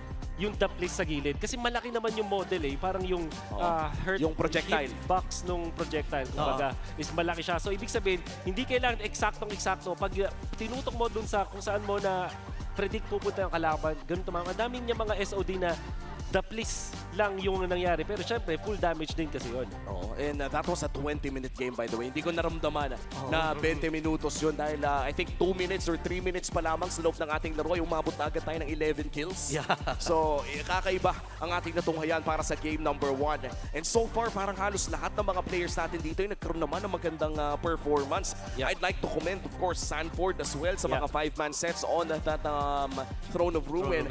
And of course, yung pinaka, I think Yue also played spectacularly dito sa larong ito. Kaso nga lang, syempre ay naging mas maganda ang play ng Team Liquid. Kung ang nakita natin mula sa TLPH na nag-standout is yung gilid tapos yung kanilang jungler, ang standout naman sa Aurora is yung mid lane duo nila, which in this case is Light as well as Yue. Ang daming mga teamfights na naipanalo ng Aurora just because of that wild charge. At syempre, kung gaano katapang si Yue, conservation of the flicker as well to outplay etong sila Cartesi. And masasabi din naman natin, Demon Kite as well as Edward, they did their best. Of course, Doming Kite naman appearing dun sa tamang moments. But in the end, etong napaka-close na laban natin was won by TLPH, the team that had the better retribution and the stronger positioning afterwards. Oo. Again, yung retribution nga ni Carl Dizzy, almost all of our turtles were 50-50. Correct me if I'm wrong. Halos natin pinaglabanan talaga at nakita natin na naig pa rin ang GOAT sa kanyang retribution. And to dominate the land of Dawn, you need a connection that never lets you down. From scouting rotations to tracking the pros, stay online and in the zone. Yan ang ating Power All 99. Yeah, power up with Smart Power All 99. Get 10 gigabytes of data for MLBB and your favorite apps, plus only unlimited FB calls and texts. Share every GG moments with Smart, the simply reliable partner of the MPL. At yan naman talaga, no, simply reliable din talaga si Carl TZ doon sa ating game number 1 with all those retributions. Parang ako kasi hindi ako jungler eh. Parang nakakakaba lang na pag 50-50 lagi. Ang hirap hindi sisihin yung sarili mo pag di mo nakuha eh. Mayroong interesting thought dyan si Carl TZ. And it's more like, parang ano mo siya, parang yung shot call na yon or yung pag-retry nga. Magandang, maling term yung, yung CC na word. I think yung term na mas ginamit niya is accountable na paninindigan mo. Parang ikaw yung magte-take over, so you have to put confidence into yourself. Pag walang nangyari at hindi nyo nakuha yung retry na panalo, maghanap ka ngayon ng solution for that agad-agad. So it's more of accountability and problem solving, not really dun sa actual na pag-retry. Oo. And yung retribution no, na naging malaking factor din sa loob ng ating game number 1 ay sana makita natin naman on game number 2 kung saan magkaroon ng magandang kompetensya ang dalawa nating jungle. Pero sa ngayon ay magpapahinga muna tayo sa napakainit na action na ito. Bisitahin muna natin ang ating MPL Arena dahil meron nata tayong malupit na bisita. MPL players ang nagniningning dito sa Victoria Sports Tower. we have our very own star, Janine Verdeen. Grabe star. Yes. Hello, Denise. Hi, guys. Mga super fans. Hello po. You are a star, Janine. Maraming salamat. You got to visit the first day of the season 17. Ano ba yung nilook forward mo for our first matches of this season? Well, sobrang crazy lang first of all kasi yung the past few years, parang nanonood lang kami sa YouTube, tapos pinapanood lang namin yung mga matches, tapos ngayon nakita ko na talaga yung gusto nagto-tournament, and wild to be able to witness and meet the players, so it's really cool. It's so cool to be a part of this, and all the super fans are just, you know, like parang rallying for their teams, their favorite teams, so it's really fun. I love ML personally. Personally, I'm so happy to see MPL stars and our OPM stars collide. And I've heard Hanabi fan ka raw. Yes, dark system na si Hanabi, pero no. Hindi lang kami maroon. Okay, so paano nagsimula tong kwento mo of being a marksman? Hanabi. Well, I mean, kasi nag-ML ako, tas so parang other games kasi parang medyo same yung playstyle niya. So, dun ako na-hook talaga. And ano ako I just like Hanabi. I just love her. And her skins are cool. So. Like, do you somehow resonate with Hanabi? No, she's just really cool to play.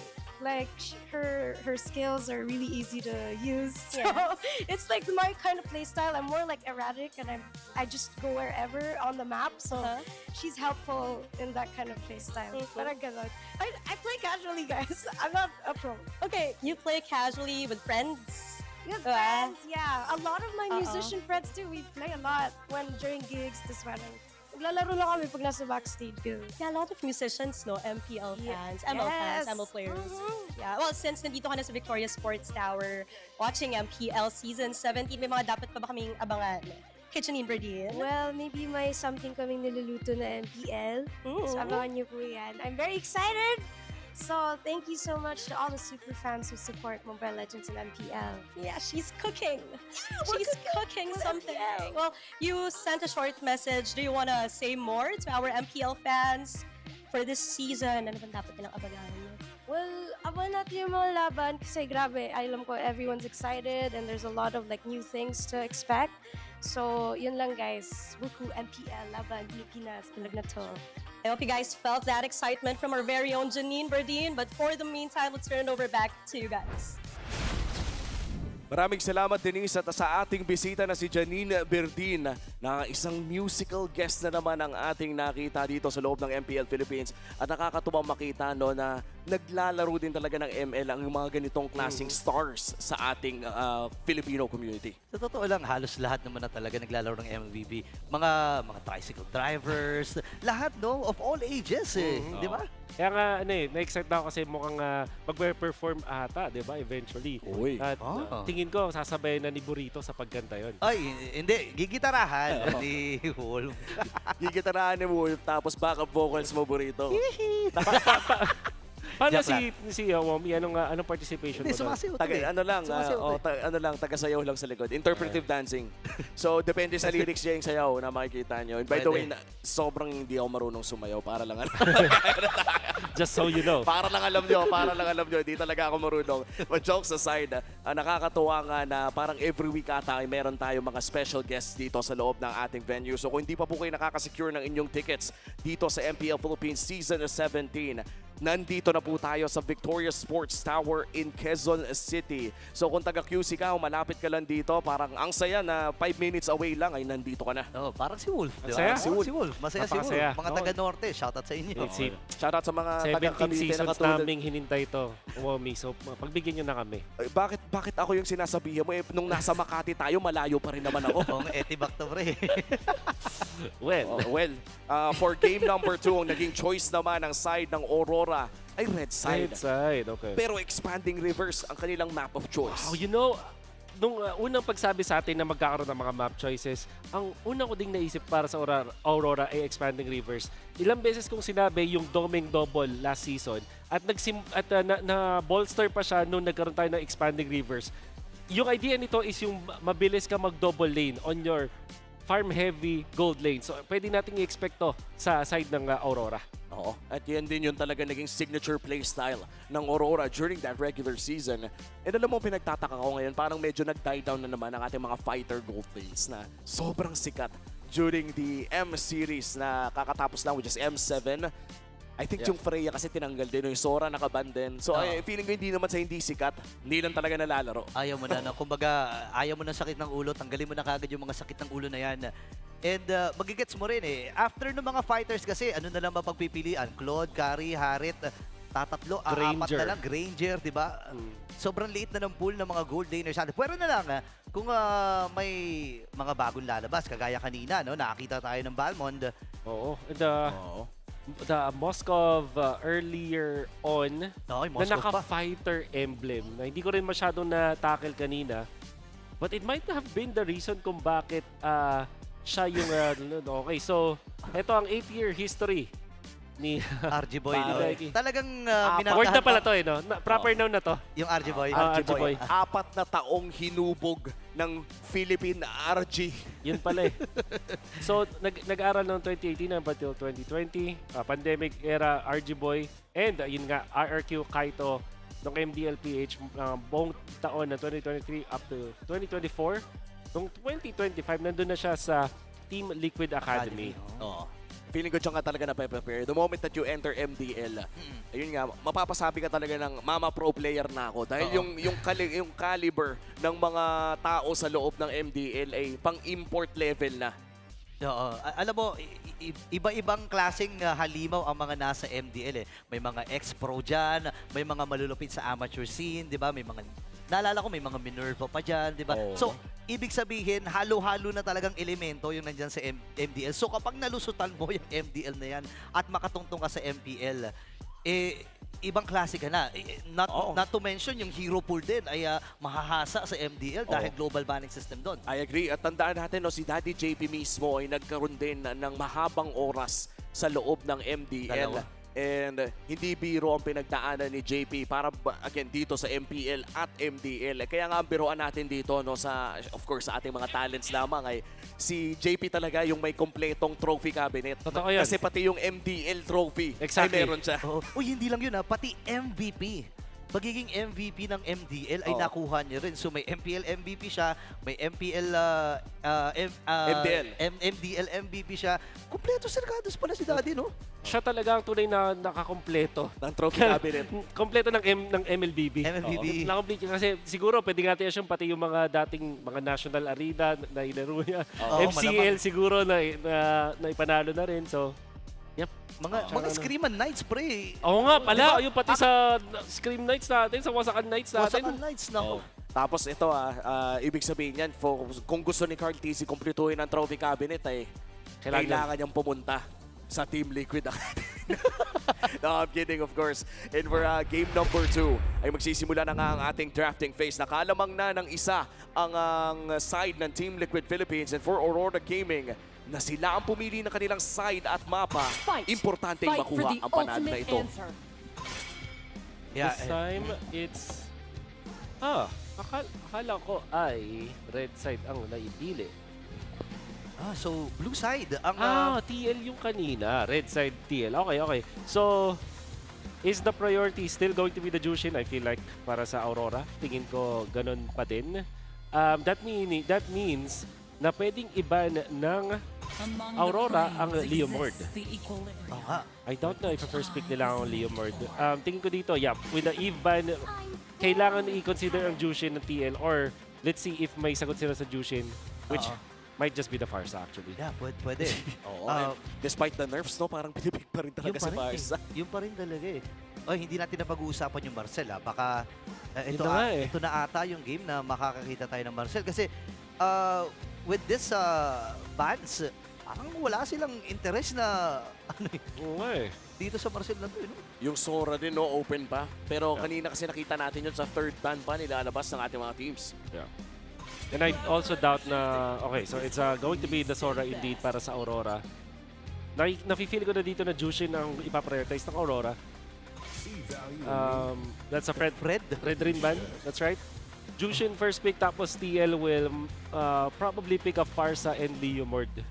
Or Khalid and Leomord siguro yung mga nagiging choice dito. Kailangan nila ng pang-control sa mid eh. And ako masasabi ko talaga, men, napakahirap kalaban ng isang Zushin sa gitna. Maaari kang maprisan yan. Yung maling apak mo lang, alam mo yung simula na paggalaw ng wave, maling apak mo lang, yari ka na eh. Ang laki kasi din ng range ng lantern. Oo, totoo yan. Kaya din napakataas talaga ng impact. At ang dali rin na mabuhat ka kung sakali. And paired up with the Grok kanina nung game number 1. Isa yun sa mga talagang napaka-deadly na combo talaga. Pero yun na nga, TWIS securing his Zushin. Game 1 ay yan din ang kanyang nilaro at ang response ng side ng Team Liquid. Ay kukunin nila ang Khalid. Ito na rin ba ang Leomord? Katulad ng sinabi mo? Ay! Hindi! Zetian. Hindi nila, okay, so naramdaman siguro ang mga Farsa changes and they will just go for the Zetian.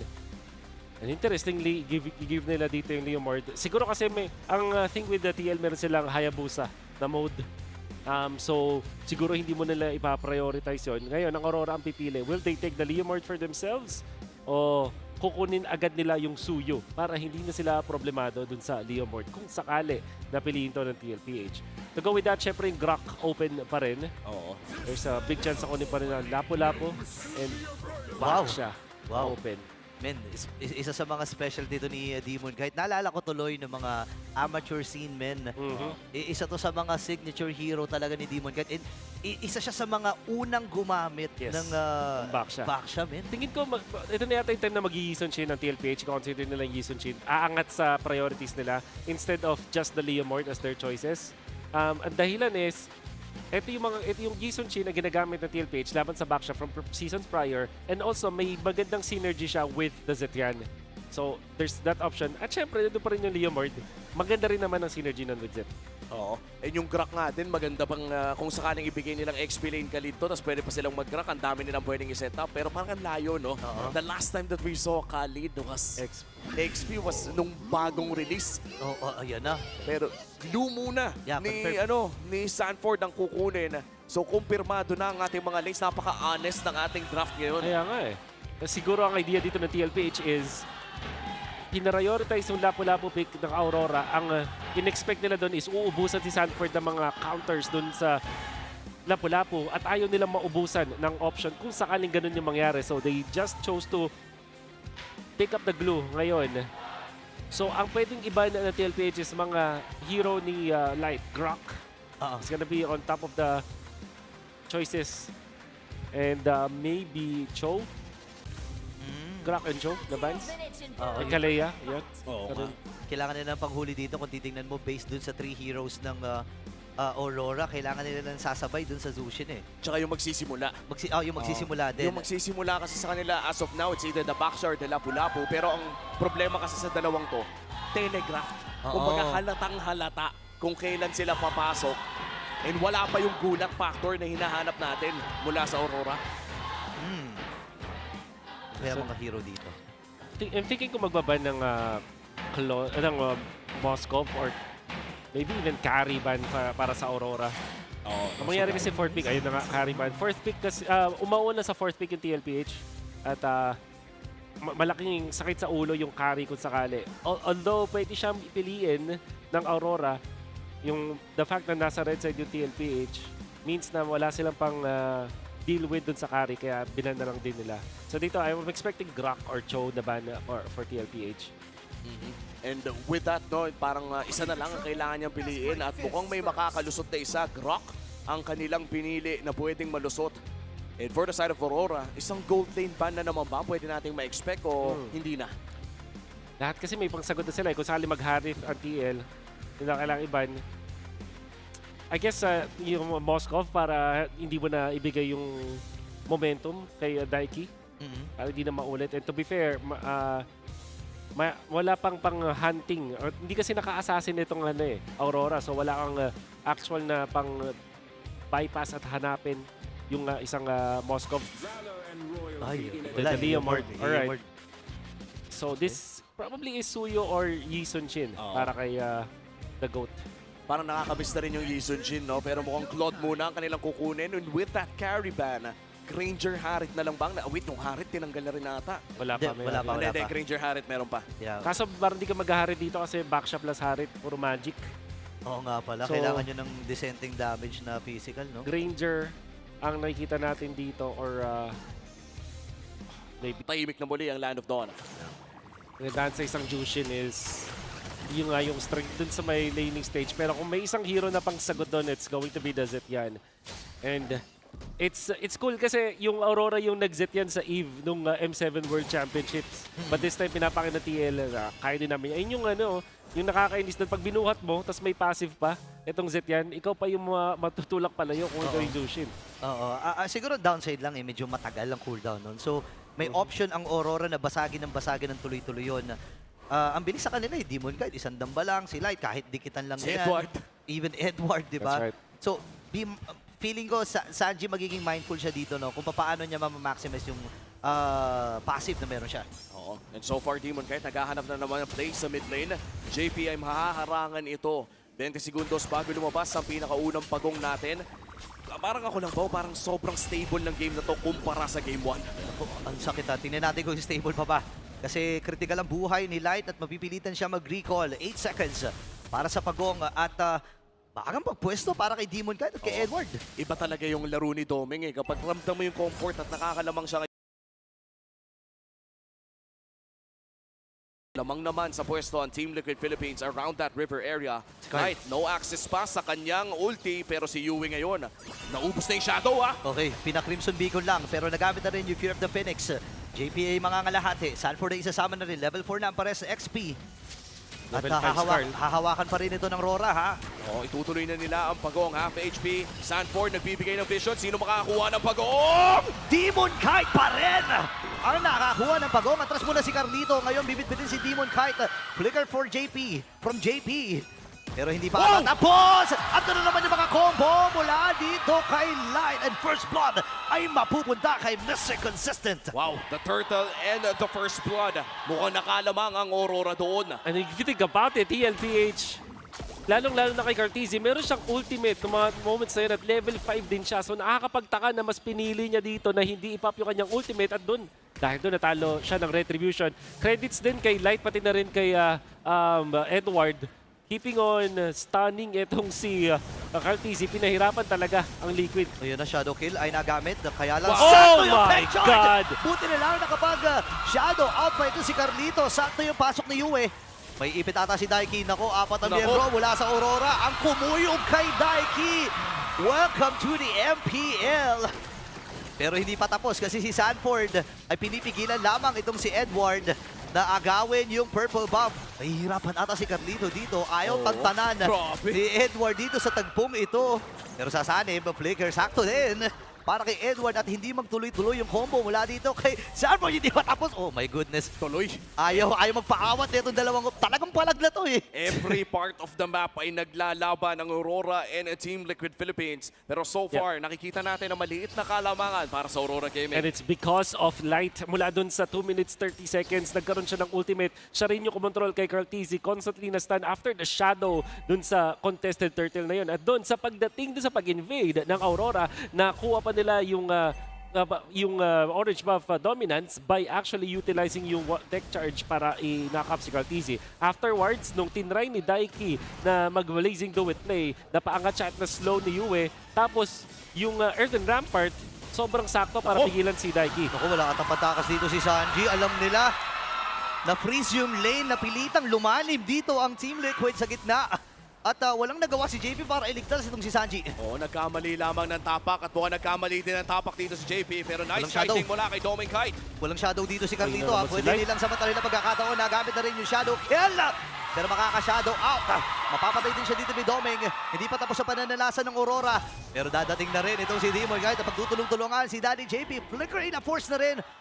Grabe yung pang-agresibo ng Aurora dito, Controlled aggression ang nakikita natin mula sa Aurora. Wow. Mag-i-invade na rin sila. Sanford trying to defend that orange buff pero mukhang makukuha pa rin ito ng side ng Aurora Gaming. Grabe. Nahihirapan na ang Team Liquid Philippines. And ang naging choice ng bans ng TLPH, Kalea and the Cho. We said Grok and Cho, and now nakikita natin kung gaano kalakas ang impact nitong si Light. Siya na naman ulit yung nagpaangat doon kay Cartizzi gamit yung first kill ng isang Grok. Siyempre, kahit malayo yun, kahit hindi mo maihampas sa pader, ang mahalaga yung knock-up, enough na yun para magulo yung isang Hayabusa. And sa ngayon, Hayabusa is 2.7k. Mysteriously, same farm as the Baksha. Yeah. Pero kung titignan natin, si Doming naman ay currently 3-0. Wow! Direct shot sa likod! Patay si Carlito, ladies and gentlemen. Di pa tatapos dito ang Aurora. Ipilit bitbitin si Sanji. Nahihirapang gumalaw si Sanji dito. Lagi napipress yung wave. Hindi siya makapwesto ng maayos at malayang pagkuha ng Torres sa middle para sa Aurora Gaming. Grabing target lock naman mula kay Light. Si Carl Diba? T, nakareserba na pre, may pangalan na yung tech charge. Nakalagay Carl TZ. Pinirmahan ni Light dito. And nakita natin na sobrang on point. Pati yung first kill ni Light. Nakakonekta niya palagi dito kay Cartizzi. And Cartizzi is already 3 deaths in this game. Expanding Rivers really showing us how masterful Aurora is in this map. At ngayon si Daikino makipag 1v1 kay Edward. Kanina no game 1 ay natutunaw niya ang lapu-lapu na ito, pero mukhang si Carl ay tutulong sa kanya. Kakapit ang quad shadow at papasukin na nga nila. Okay, nasolo ni Edward to pero hindi pa rin mapapatay ni Carlito. Kaya lang ito na ang responde. Light and Yu ay papasok na. Demon Kite with the turtle. Nakita. Pero si Carl DC, kaya kanya mag quad shadow. Pero andito na rin si Sanford and JP. Ipit ata sila. Sakto yung Earth and Rampart.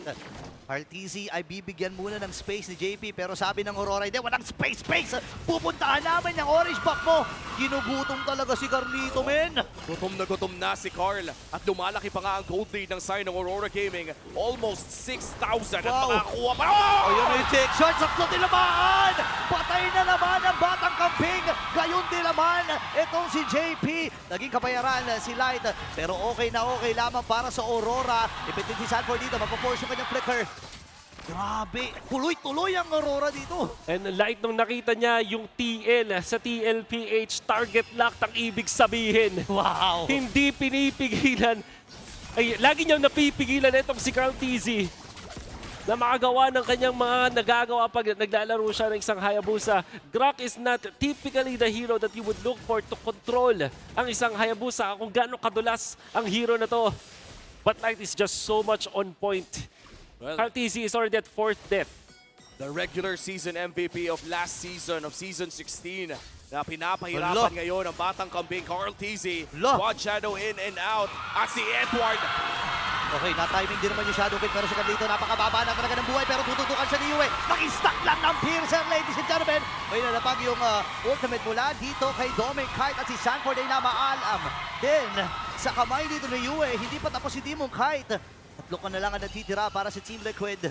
20 seconds para doon sa Lord at tuloy-tuloy na ang pagbasag ng Aurora. Hirap na hirap si Carl TZ sa larong ito at dahil yan kay Light. 0, 1, and 10 sa loob ng laro. Si Edward ay naghahanap ng play. Daiki makakatakas pa naman. Fear of the Phoenix na gamit na rin. At mukhang makakadepensa naman ang side ng Team Liquid Philippines. At si Edward ang putirya! Okay, nagamit yung Shadow Kid pero pinagsalusaluhan ng tatlo. Kulang! Hindi pa sapat yung dami si Carlito, men.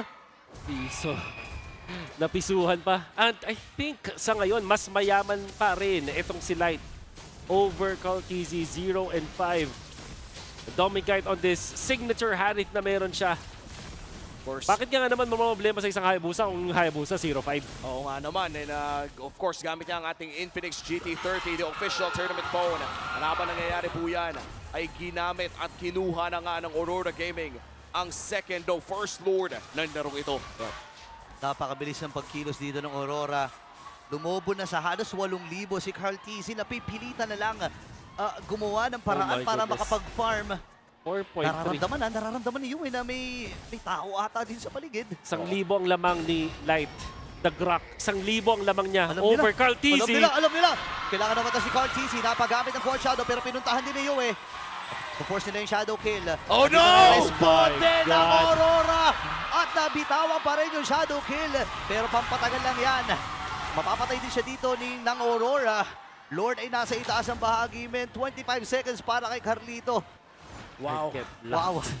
Target locked. Carl TZ.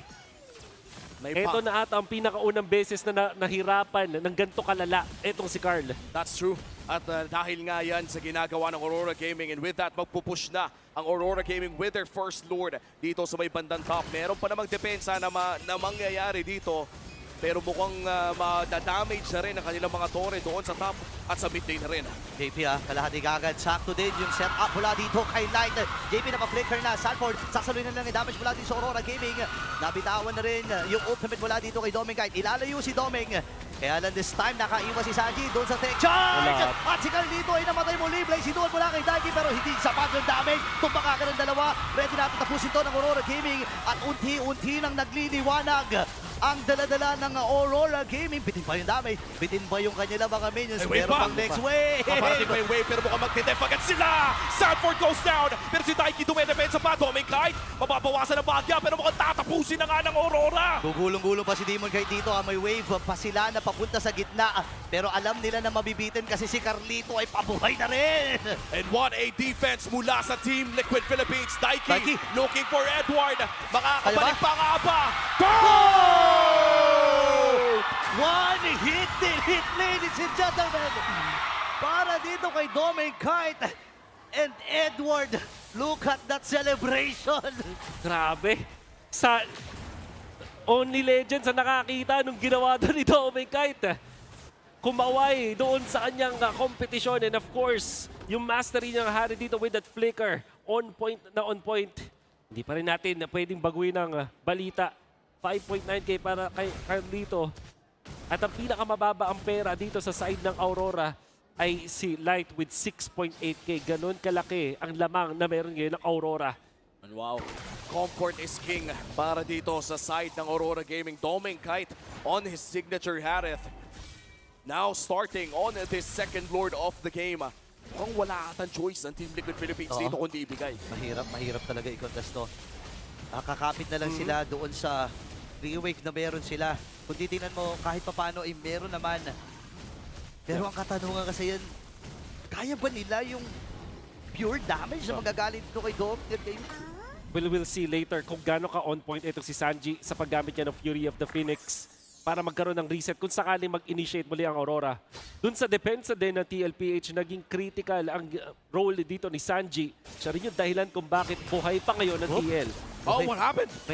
May misclick ata na nangyari dito kay Light. Nagamit niya yung kanyang tech charge. So, may ideya ang Team Liquid na wala ito sa pagsugod. Pwera na lang mo, patatagalin ito ng Aurora at aantayin yun. Oo, 50% refunded naman ata ang cooldown kapag hindi kumapit sa pader ang tech charge. Kaya aabot naman ito sa upcoming Lord push na manggagaling sa Aurora. Paano ba ang mga senaryo natin dito, Wolf? Para dito sa Aurora, yung flicker ni Edward tsaka ni Light yung critical. At abangan nyo rin yung kay Yue. I think siya pa rin yung gagawin niyang role katulad doon na previous game. Whereas siya yung magiging contact ng Aurora. Siya yung mauuna sa mga teamfights. And then Light and Edward will look for the target. Edward! Okay, gugulong-gulong na dito si Demon Kite.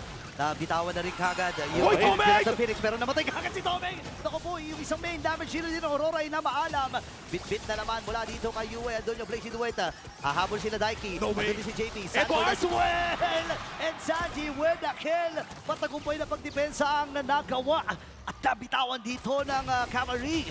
Anong nangyari to noon? Kasalanan ni JP. Flicker, ultimate coming out from this Khalid na sobrang instant at well-timed ng Fury of the Phoenix.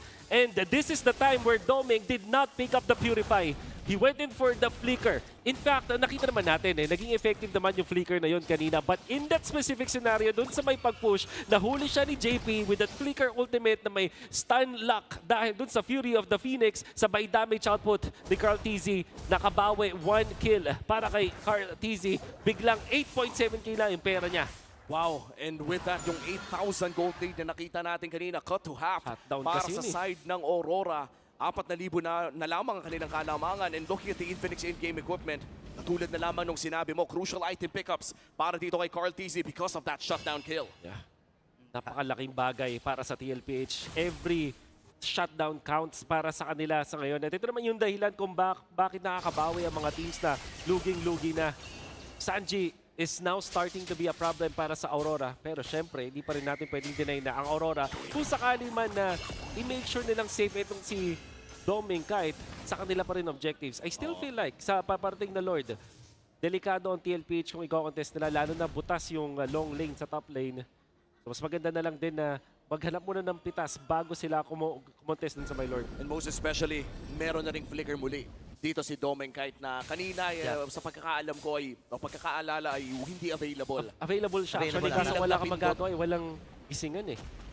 Pagkanastan ka na talaga ng... Sunod-sunod yung pre, Fury of the Phoenix, tapos yung ultimate ni JP, no? Alam na ng RG Boys yan. Alam na ng RG Boys yan eh. There's a reason kung bakit hindi rin nabubuksan ng Zet yan from time to time sa loob ng ating mga Filipino RG. Pero katulad ng sinabi ko, mukhang Aurora pa nga rin na nakakalamangan sa Lord na ito. Nahihirapan pumasok ang Team Liquid. Oo, harado rin si Carl TZ. May shadow siya na inaabangan lamang ng Aurora. Pero papasok si Sanford. Masyado malayo ito. Yun na! Phoenix na gamit. Ipit ata dito ang Aurora Gaming. Pero sapat ata yung kanilang damage. Si Dyke ang pinuntahan. Hindi umabot na si Edward. Kaya lang mabibitin si Sanford. Atras muna siya. At yung shadow kill. Nagamit na rin yung Richard Brown. Dyke mamamatay. Delikado ata dito ang Team Liquid. 4v5. Magiging 3v5. Takbo na si JP. Right, si Sanford ata magiginig sa target nila. Si Doming kahit nakapagwala na naman. Nagamit yung Zaman Force. Maniac! Savage! Para kay Doming. Pwede pa atang habulin yung Savage. May win sila sa itaas sa bahagi. Si Sanjino lang ang natitira. Naghahanap na ng paraan si Domeng kahit unang serye, unang Savage nga ba? At gusto nga ba na ito ng Aurora? Gusto talagang kunin yung Savage na gamit yung Fear of the Phoenix. Ay! Pero si Yue nakakuha at kukunin na rin nila ang Game 2. Extended ang ating epic rivalry. Prime time sa simula ng Season 17. Pag-iinit na nakita natin mula sa Aurora. At dahil yan dun sa performance ni Light, hindi nakahinga si Carl TZ. One of the games na maalala natin nag-struggle itong si Carl. One of the few games in fact na mangyayari yun. At panoorin natin ang mga nagawa dito na impact coming out from Light. Flicker, first kill. Yung una nating nakita, sabay ito, maaabangan niya. Yung stun doon kay Carl TZ. Carl TZ had to get out. Ito yung Rampart na pumatay doon kay Daiki. And all through the first 8 minutes, puro talaga highlights dito ni Light. Alam mo yung mga pagharang-harang niya dyan sa wave. Yun yung isa sa nagsimula Nagsimula doon sa kahirapan din ni Sanji, bukod doon kay Carl TZ. Hindi makatawid. Ayan, talagang target lock, pre. Target lock. Kumbaga pag TL Carl TZ. Ito pa, may isa pa. Ayan, ipit. Grabe. Ipit talaga. And for the first few minutes, as you said, Wolf, ibang klase yung naging performance dito ni Light. And for Team Liquid Philippines na ang tagal bago nakahanap ng bawi, nabawi din ng Aurora yung bawi ng Team Liquid Philippines. I did feel like wala talaga silang karapatan na kumontest ng mga times na yun. And pati yung mga ganito mga extra kill kay Carl TZ, naka-target pa rin yung lock. And then 0-6, yung 0-7, panoorin mo kay si Carl. Out of nowhere, natamaan pa. Nasa kabilang bakod na yun, ha? Nadamay pa sa take charge. Nasa bintana, nakasilip na nga lang sa bintana, no? Nasa kabilang bakod pero nalugi pa rin. Sanji doing his best to defend this. And in fact, madedepensa nila to. But I feel like TLPH, dapat mangyari dun sa isang team fight ay hindi sila lumaban. So I think we're gonna see Dominic be picked off afterwards. This time. Okay, ito, may flicker siya. Ayun yung instant. Walang gisingan. May flicker nga, bro. Di lang nakagalaw. No. And yun din talaga yung kalakasan ng Zet yan sa loob ng ating meta. But for Aurora Gaming na mukhang nakita nating naglabas ng isang napaka-komportable na komposisyon. Iba talaga yung mastery ng mga players na ito sa kanilang mga hero. I feel like that last clash na nag-maniac dito si Dominic kahit hindi pabor sa TLPH. Bukod dun sa lanes na hindi maganda para sa kanila, ang daming pwedeng paggalawan and Light indeed will be the MVP. At just like another Friday para kay Light. Another Friday night, lock up the GOAT. Kumbaga parang Dennis Rodman niya, si Michael Jordan. Clamp defense. Ang nakita natin mula kay Light dito against Carl TZ. At syempre, last pick na Grok, we also said na ito yung pwedeng i-ban din naman ng side ng Team Liquid. And I think na nung last pick dito yung Hayabusa against the Harith, kinabahan na talaga ako para sa Aurora. But Light said, hindi, ako bahala. Kung hindi magiging factor yung isang Hayabusa, ibig sabihin, free game to para sa isang Harith, which it was. I think 0-6, 0-7 before 0-7. getting that 0-7. first break. Napakahirap talaga ng laro na ito para kay Carl Casey. At malaki ang epekto ng Malaki ang epekto. light pick na Grok na ito. This is the second game na nakapag-Grok siya. Mukhang nakapag-warm up na after game number 1. No, ang daming mga moments dito. Tingnan naman yung mga tech charge dito ni Light. And even yung mga Earth and Rock Yan, part yan na talaga. sobrang timed, di ba? Parang dito unti-unti na nababaliw. Ayan o, tingnan mo naman. Napilitang lumalim si Sanji para lang abutin yung wave niya at nagulungan siya sa gilid dito ni Demon Knight. Ibang klase yung synergy, no? Yung, Synergy talaga yung tipong tiwala na lang na may susunod Boom. sa'yo kung sakaling ibabato mo. And look at that. Medyo kung maaga yung Fury of the Phoenix, siguro nagbago pa. Pero how do you even react sa ganong klaseng play na gagawin ni Light? And with that, extended yung series natin, pre. And yung recent update din kasi sa Grok is CC immune ka while utilizing the tech charge. Ito yung most recent. So this happened I think second half ng regular season ng season 16. At pero ang daming nawala sa kanya ng mga skill immunity. Nawala yung sa first skill, sa second skill. Pero yung ultimate, while it was happening, dun ka CC immune. And who would have thought, sobrang mas maganda pala yung naging epekto nun. Mas gamit na gamit palalo si Grok. Oo. And yun naman kasi talaga, no, you pick the Grok for the tectonic charge and siguro kung creative ka sa mga Earth and Rampart mo, yung makikita mo rin yung epekto. But for this game number 2, hindi na talaga natin mapagkakait na isa si Light sa mga mastered na talaga ang hero na ito. In entering Season 17 ay mukhang handa ang ating reigning world champions na patunayan sa buong mundo na kaya nilang hawakan ang trono. Alam mo, sobrang nagulat nga ako sa naging reaction ng Team Liquid dun sa pambuburos ko dito ng Aurora Gaming. And ramdam din natin yung hirap no? Simula pa lang dito kay Cartidi. Hindi yung dahil sa lagi siyang tinatao ni Light. Kundi dahil after nila mag-clear ng wave, pupuntahan yung farm. Kumbaga hindi siya tinatambayan ni Light dito. After mag-clear ng wave, tara US, sumama ka sa akin. May pupuntahan lang tayong kambing. May mission tayo dito. May mission tayo, may pupuntahan lang tayong kambing. Meron nakatask sa akin na gagawin ko lahat para magawa yun. And actually, this was really one of the best examples of yung isang game na may naka-assign sa'yo na kailangan mo gawin at naging successful ka. And to think na nagawa niya yun against a player of the caliber na ni Carl. Ngayon, not just locally dito sa MPL Philippines, kundi all around the world sa loob ng ating English broadcast. By the way, katabi lang natin doon. And this is very interesting dahil ngayon na 1-1 na tayo, mag-uusapan na ng mga tao. World Champion versus MPL Philippines Champion. Tabla na naman dito sa ating serye. And based doon sa pinag-usapan natin na rules ng mapa, tama ba ang aking naaalala na randomizer na? Randomizer ang ating na. Random. Pero sino pipili ng side? That should still be the home team. So in this case, it will be Team Liquid Philippines. Tapos, ang natitira is Broken Walls and Flying Cloud. Flying Cloud. Yung mga damo. Dangerous Grass. Dangerous Grass. So that would mean na 50-50 na lang. Yun ang ating pagpipilian para sa game number 2. And so far, game number 3. And so far para sa serye natin, hindi ko inakala na makikita ko after a spectacular game 1 from Team Liquid Philippines na masya-shutdown si Carl. Oo nga eh. Alam mo kung pagbabasihan natin yung Civil Qualifier, men, sinasabi nga namin ni Wolf, sobrang init ng mga retry ni Carlito. Sobrang ganda ng mga galaw ni Carlito, di ba? Talagang on fire eh. Pero dito sa game na to, reality check bigla si Carl DC na, okay, ang kaharap niyo world champ World champ to, world champ. At tingin ko, first turtle pa lang na makikita natin yung kaiba. Kasi siya yung una nag-level 5, hindi pa turtle fight mismo.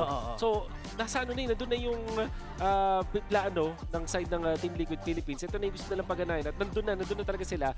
Iti-trigger na lang. For some reason, nung first turtle fight, well, sabihin na natin, 2 beses kasi siya nanakap eh. So, nung pag-una niyang pagpakita dun sa turtle pit, tapos dun sa pag-shadow niya, nanakap agad siya eh. So, ang hirap naman talaga mag-retry pag na-stun ka, syempre. Hindi mo nga mabibindot yan. So, I think that's still credit dun sa nagawa ng Aurora. Pero, the fact na hindi siya nanalo dun sa unang retry battle, kahit level 5 siya, doon na natin masabing may something dun sa performance si Carl TV. And so far doon, mukhang napuno na naman ang ating MPL Arena para sa pinakaunang araw. Super fans, did you know men are 5 times more prone to dandruff Don't let dandruff ruin your focus. Tama, and power up with Clear. Man, its triple cooling power gives you 100% dandruff-free hair for that ultimate fresh feeling, supercharged with Clear. Ganda rin ang unang chance nyo makita kung gaano kalupit dito sa venue natin. Yun, Uy! Ay, si Sir ba? Si Sir? Si Sir po ba? Si Sir? Si Sir ba ang... Ayan. Kaya pala, naka-kimpi looks. Naka-kimpi looks yan yung ano eh. Oh, kailangan may hagod, kuya. Hagod. Kuya, Hagod kailangan mo. ihagod yung buhok. Kailangan ihagod yung buhok. Kaya, ang kampiyon. Tayo po tayo, tingin sa camera at ihagod. Ayan na. Oh, ang kampiyon ng... Ay! Grabe naman. Ang kampiyon ng Clear Man. walang iba kundi si Kuya. Day 1 pa lang yan. Ayan, oh. Uy, matagal-tagal yung tinatagal sa akin ng bote na ganyan. Uy, buhay pa rin yung sa akin. Buhay Dalawa pa yun rin yung sa akin. Noong season 16, para lang sa mga hindi nakakaalam, may syempre nabiyayaan tayo ng Clear Men ng ating shampoo supply. I think may mga bote-bote tayo doon. Kinuha ko yung sa'yo, by the way. Oo nga eh. Actually, totoo yan, guys. Buhay pa rin. Nasa akin. Yung sa'yo na yung ginagamit ko. Naubos ko na yung sa akin eh. Sa'yo na yung ginagamit ko. So, kaya pala wala nagamit. Hayaan mo, meron naman nata tayo mamaya. Oh. Ayan, mamaya. May bago nga atang flavor eh. Flavor? Flavor talaga, pre. Ang sarap nga nung dati yun. Tinikman mo? Hindi kasi syempre pag naliligo ka, di ba? Matitikman mo rin. Tama. Naaboy. Grabe naman kayo. Huwag niyo ilalagay sa mata o bibig, sa buhok lang. Jokes aside, malapit na magsimula ang ating game number 3 draft. So far, a lot of emphasis nakita natin sa Grok, Zushin, and the Leomord. Yeah. Ano pa ba ang mga, actually not the Leomord, Grok, Zushin mostly. Grok, Zushin, so siguro yung naging change doon is yung Zetian priority na tingin ko naman hindi a bad decision mula dito sa side ng TLPH. Maybe, pwede pa natin sabihin is the glue na although it is a traditional answer sa isang lapu-lapu, hindi ganun kalaki yung impact niya kasi parang napansin nyo, di ba, parang habol siya ng habol at wala siyang kakonekta. Whereas kung yung katulad kanina wherein ginamit niya yung Alice against the lapu-lapu as well, mas madami siyang naging impact si Sanford kasi mas unlimited yung sources niya para pumunta at paalis sa laban. Oo. And nakita natin yung impact ni Sanford no game number 1 on that Alice. And this time for game number 3, malupitang reset ang kailangan. Feeling ko pag na 0-7 ka kahit sino, even if you're the GOAT, kailangan mong uminom ng tubig, magpahinga. Maybe hinga ka muna, isip ka muna ng konting water. Oo nga eh. Tapos reset para sa game 3. Mahirap talaga eh. Lalo na yung nature ng hero niya na kailangan early pa lang ay umaarangkada na kagad. No? Yun yung medyo downside sa isang Hayabusa. Kailangan mapauna mo kagad. Pero itong nanguna pre para sa ating gold lane. Grabe no, parang 1-2 lang makikita mo nung season 16 para sa kanya. Wow, grabe. Hindi ganun din pre sa M7. Hindi. May 5 siya dito. Pero yung gets yung idea eh. First second. Grabe.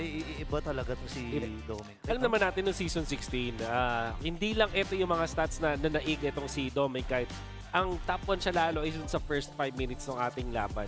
And lalong-lalo na nung nauso yung expanding rivers, lalo pang naka-benefit dun sa ginagawa ni Doming kahit in the early stages. So, ngayon na may World Championship na title, etong si Doming, kahit lalo na natin nakikita na nag-aangas siya.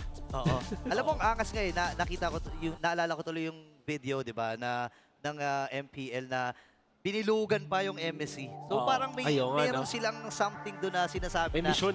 May mission tayo. Bilugan ng MSC, palag na to. Oo, tapos para naman sa Team Liquid Philippines, so where is the GOAT? Where's the GOAT? Palag na. Tapos ang sagot, palag na to. Palag na to. Oo, and totoo naman, hindi naman nagbago. GOAT pa rin naman, even if hindi natapos yung Golden Road. Nariyan pa rin naman ang mga achievements ng Team Liquid Philippines, mas lalo na yung 4 na to. Oo, alam mo, may mga usap-usapan nga sa social media na buti na lang, parang ginagawang katatawanan na buti na lang hindi daw nakuha ni Cartesi yung Golden Road kasi baka daw magretiro na, gano'n. At least may mission pa siya this year, gano'n. Tingin ko pag ang mindset kasi ni Cartesi pag kunwari nung nakakuha siya na ng 2 World Championship, tinanong siya ano yung next more championships. More championships. More championships, diba? Walang Kobe Bryant na Mamba mentality. Tama. More. At ayun na nga, pinili na ng Team Liquid Philippines ang blue side. At tama ang pagkakaalala ko, ay hindi, game 1 pala yun. Ayan, dangerous grass. Ito na yung dangerous grass. Ang delikadong Ang delikadong, ano yun? Delix na Omad. Delix na Omad. Damo. Para sa Team Liquid Philippines. Game number 3. And of course, this is blue side na naman na hindi 100% win rate. Dahil red side na ang Aurora. Yung kanina. Ng game number 2. Yeah. Eto magbabago na talaga. Hindi technically magbabago yung mga hero kasi pag mga ganito, lalabas pa rin ang Hilda, lalabas pa rin ang Khalid, lalabas pa rin ang Croc. Siguro, mas maingat na mga sides lang, lalo na sa gold lane. Kasi ang dami ng damong nakapaligid eh. Oo. Tingin ko ang mas magandang baguhin dito is yung Jushin.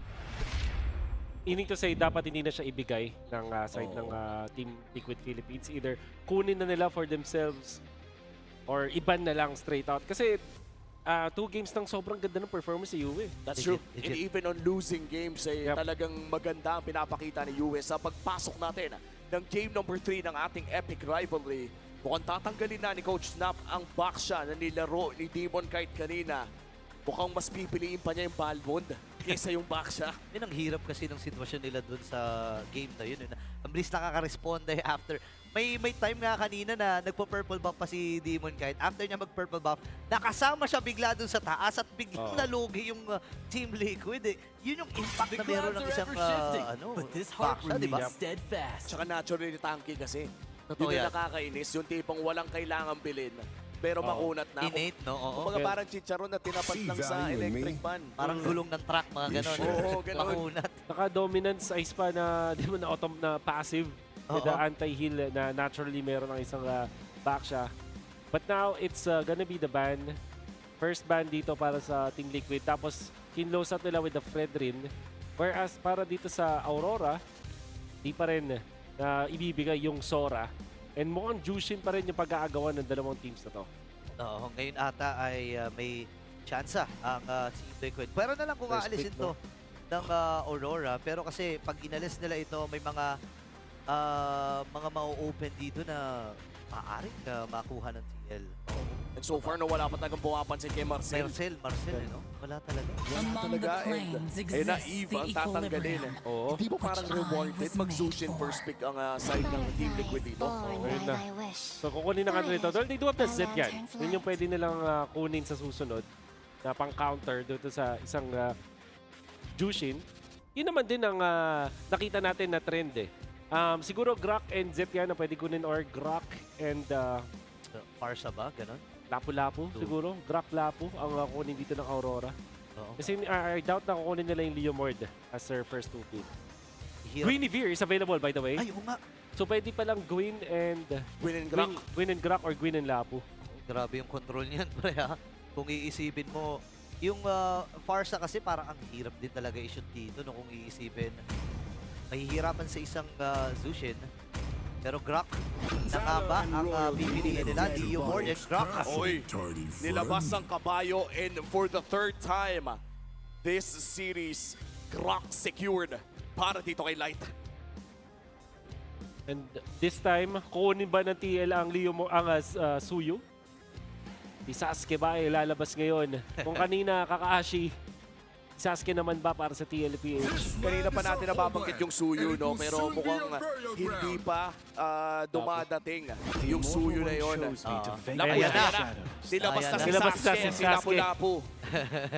Tingnan natin kasi again, ako kasi pinagbabasihan ko yung Cebol qualifiers eh.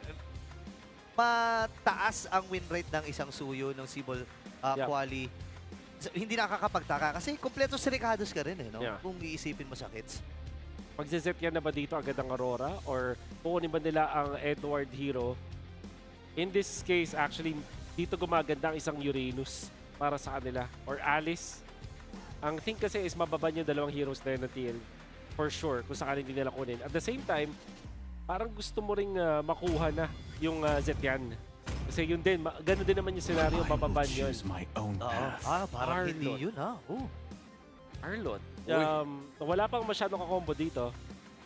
But Edward Arlot pa rin kasi, so di mo rin di mo rin naman masisisi. And itong Edward Arlott na to, parang highlight reel. Ito yung hero ni Edward para sa akin na pang highlight reel talaga. Halos parehas sila ni Sanford sa ganitong klaseng hero. At palitan lamang ng lapu-lapu kanilang makikita for this game number 3 as we head on to the second banning phase. Naghahanap pa ng potential roamer and gold laner ang parehas for the side of Team Liquid Philippines. And para naman sa Aurora ay naghahanap pa sila ng kanilang mid laner and potentially their gold laner.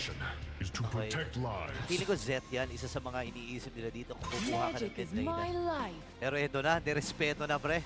Nirespeto na ang comfort ni Domeng. Inalis na harit. May chance na makakita tayo ng carry or ng Claude para kay Domeng Kite. Whereas for Aurora, they can choose to ban the Khalid as another hero na pwede kay JP.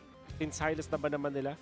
Or the Kalea, which also is a good hero na kakombo ng isang Jushin. And yung Kalea, tagal na rin natin hindi nakikita with the ban coming in for game number 2 as well. Sana makita natin ulit kasi medyo exciting talaga yung mga nakikita natin yung Tsunami Slam na mga plays mula sa mga pros natin. Especially yung flicker combo nito na ang layo talaga ng range. And with that, the Khalid ay tatanggalin na ng side ng Aurora Gaming. At for Team Liquid Philippines, wow! Akimi ang tatanggalin nila. Pinapersa nilang mag-zet etong si Yue.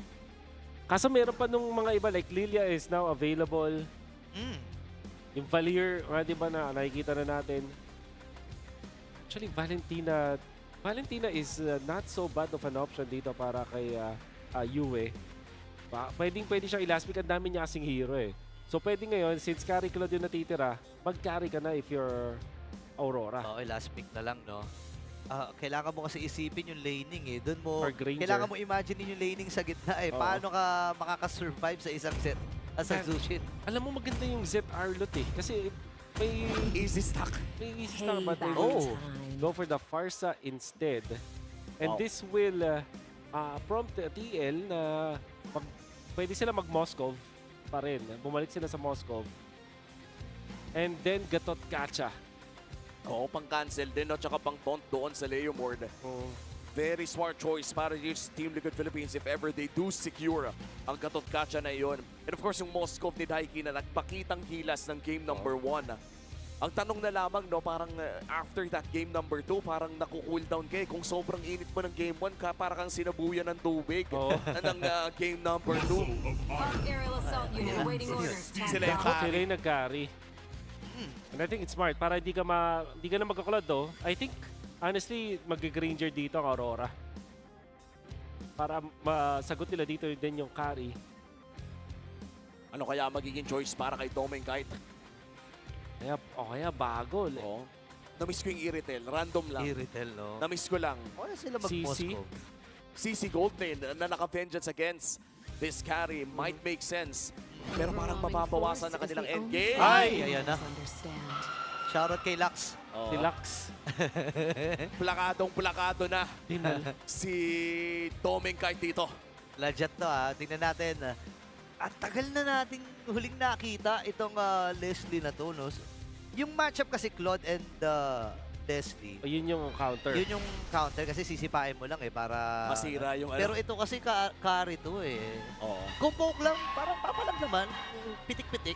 Oo, kung pitik-pitik. Tsaka I think isa sa mga pang-counter, yung first skill, kung sakali makita mo, ulti, first skill takbo. Mawawala ka.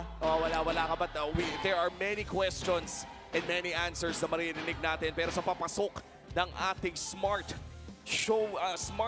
star match of the night, ang ating epic rivalry between Team Liquid Philippines and Aurora ay magpapatuloy dito sa game number 3. Dalawang kampyon at isa lang ang babangon sa pagkapanalo dito sa game number 3. I'm interested kung ano ang mindset dito sa Leslie. Kung usapang range lang dun sa gold lane, syempre lalamang dito yung Leslie. At marami siyang way pang outplay. Kung sakali mag-commit kasi ang isang carry with the ultimate, meron nga siya nung way para maging invisible. At mawawala syempre yung mga atake doon ng isang carry. Pero you still have to think about the dive. Kahit si Sanji dito ay pang dive. At 4 na members ng TL ay pang dive against the Leslie. At kung ikaw ay si Domeng, mahirapan ka din dito. Parang parang nabubuli pa nga dito si Taiki. Well, sa lane talaga lalamang dito yung Leslie, I feel like. Pitik-pitik, no? Kaya nga si JP ay napilitan na rin kagad na mag-react. May, Aray ko, Point talaga ni Light. Kailangan lang matras, aray ko. Napilitang ma-force yung rebit ni Dino ni Danny JP at Level 1. And may maiiwan. Ayan na, nawala. May maiiwan siya mga wave dito. Oo, at kailangan hawakan ito ni JP. And sa tingin ko mahihirapan if ever nga na-poke siya ng paulit-ulit. Pero mukhang may dagdag na alalay na pupunta. Sanji already in the vicinity. Buhay pa naman yung dalawang siege cart na inaabangan. I like this control na nakita natin mula sa TLPH. Of course, you don't want na mawalan ka ng mga minions. Pero dalawang lang yung nawala kay Daiki. Tapos nakip niya yung dalawang carts. So, he's not that far behind. Pero yung Leslie na napag-snowball, wala mo nakakatakot yan. Ayun lang! Ayan na si Carlito, sasama na rin. Abutan dito si Light. Buti na may pananggalang na bato. Dito ang Aurora sa bottom. 10 seconds para sa unang pagong. May bakbakan kagad sa itaas. Kalahati si Sanford. At mapipilitang mag-regen, no? Oo. Pinahinga lamang ni Edward ng bagya at mukhang first turtle ay hakawakan na nga ng side ng Aurora Gaming. Papunta na rin si Yue at si Light. Sanji still level 3 at si Carl TZ ay mukhang pupunta pa lamang sa kanyang purple buff. Aurora ang may hawak ng maliit na kalamangan. Old fairness, Daiki, napakaganda na pag-control niya sa minion wave na yun despite having the disadvantage nung mga unang mga segundo at ngayon medyo nakaka-recover na siya. Okay, si Demon Kaya bumibuelo lang kung kailan tatawagin si Barbiel. Ayan ang natin. Tama na! JP Gaganin na tumba! Ngayon si Carlito pa ang nagwagi doon sa bagong at David Pet. Ito si Demon Kite. Ganyan din naman itong sila. Mapapaflicker siya. Tatapak sila ng Cycle Eye. Si Edward ata ang may ipit. Flicker na. Force na rin! And Car TZ with a kill. Pinugahan ng apoy ni Sasuke. Nabugahan eh. Binigyan ng puton. Fire technique. Pala yung pala tawag doon, no? Yung pala yun, no? Katon yung hinihigaan. So. Malambot yun. Malambot pala yun. Katon pala, my bad. Pero nakita natin si Sanji din. This time siya na yung nagiging aggressor. The Jushin is very strong hero overall. At si Carl TZ, kahit na final slash na siya ni Edward, nakahanap pa rin siya ng paraan para mag-bypass at mapunta din sa turtle and get that retribution. Soul Saver Retry, one of the oldest tricks na rin sa pagkuha ng mga turtle. Tsaka parang sinadya ata ni Sanji na i-delay yung paghugot doon kay Demon kaya nahirapan din mag-retribution. Pero still, anybody's ball game. Pagpasok natin 3 minutes in, 200 lamang ang kalamangan ng Team Liquid Philippines at napakatahimik na ng laning phase ng dalawang gold laner natin dito. Ang totoong laban ay yung pag-control ng minion waves. Wave control na. Iwas na iwas din si Daiki na mag-engage eh. Kasi alam niya na lulugiin siya dito ni Doming kahit at least naabot niya pa yung mga wave, no? Parang dadaan siya, tapos tatago uli. Pa rin. Oo. Yung last hit siguro hindi na masyado makukuha. Oo. At least naka-equalize siya dito. So nakikita nyo na konti yung lamang dito ni Daiki. Pero kasi may isang card pa na nakabang para kay Doming Kite. Lalaya naman na ito ni JP, si Daiki. At makakaalis na sa lane. At mukhang makakuha pa nga ng Crab and Demon Kite.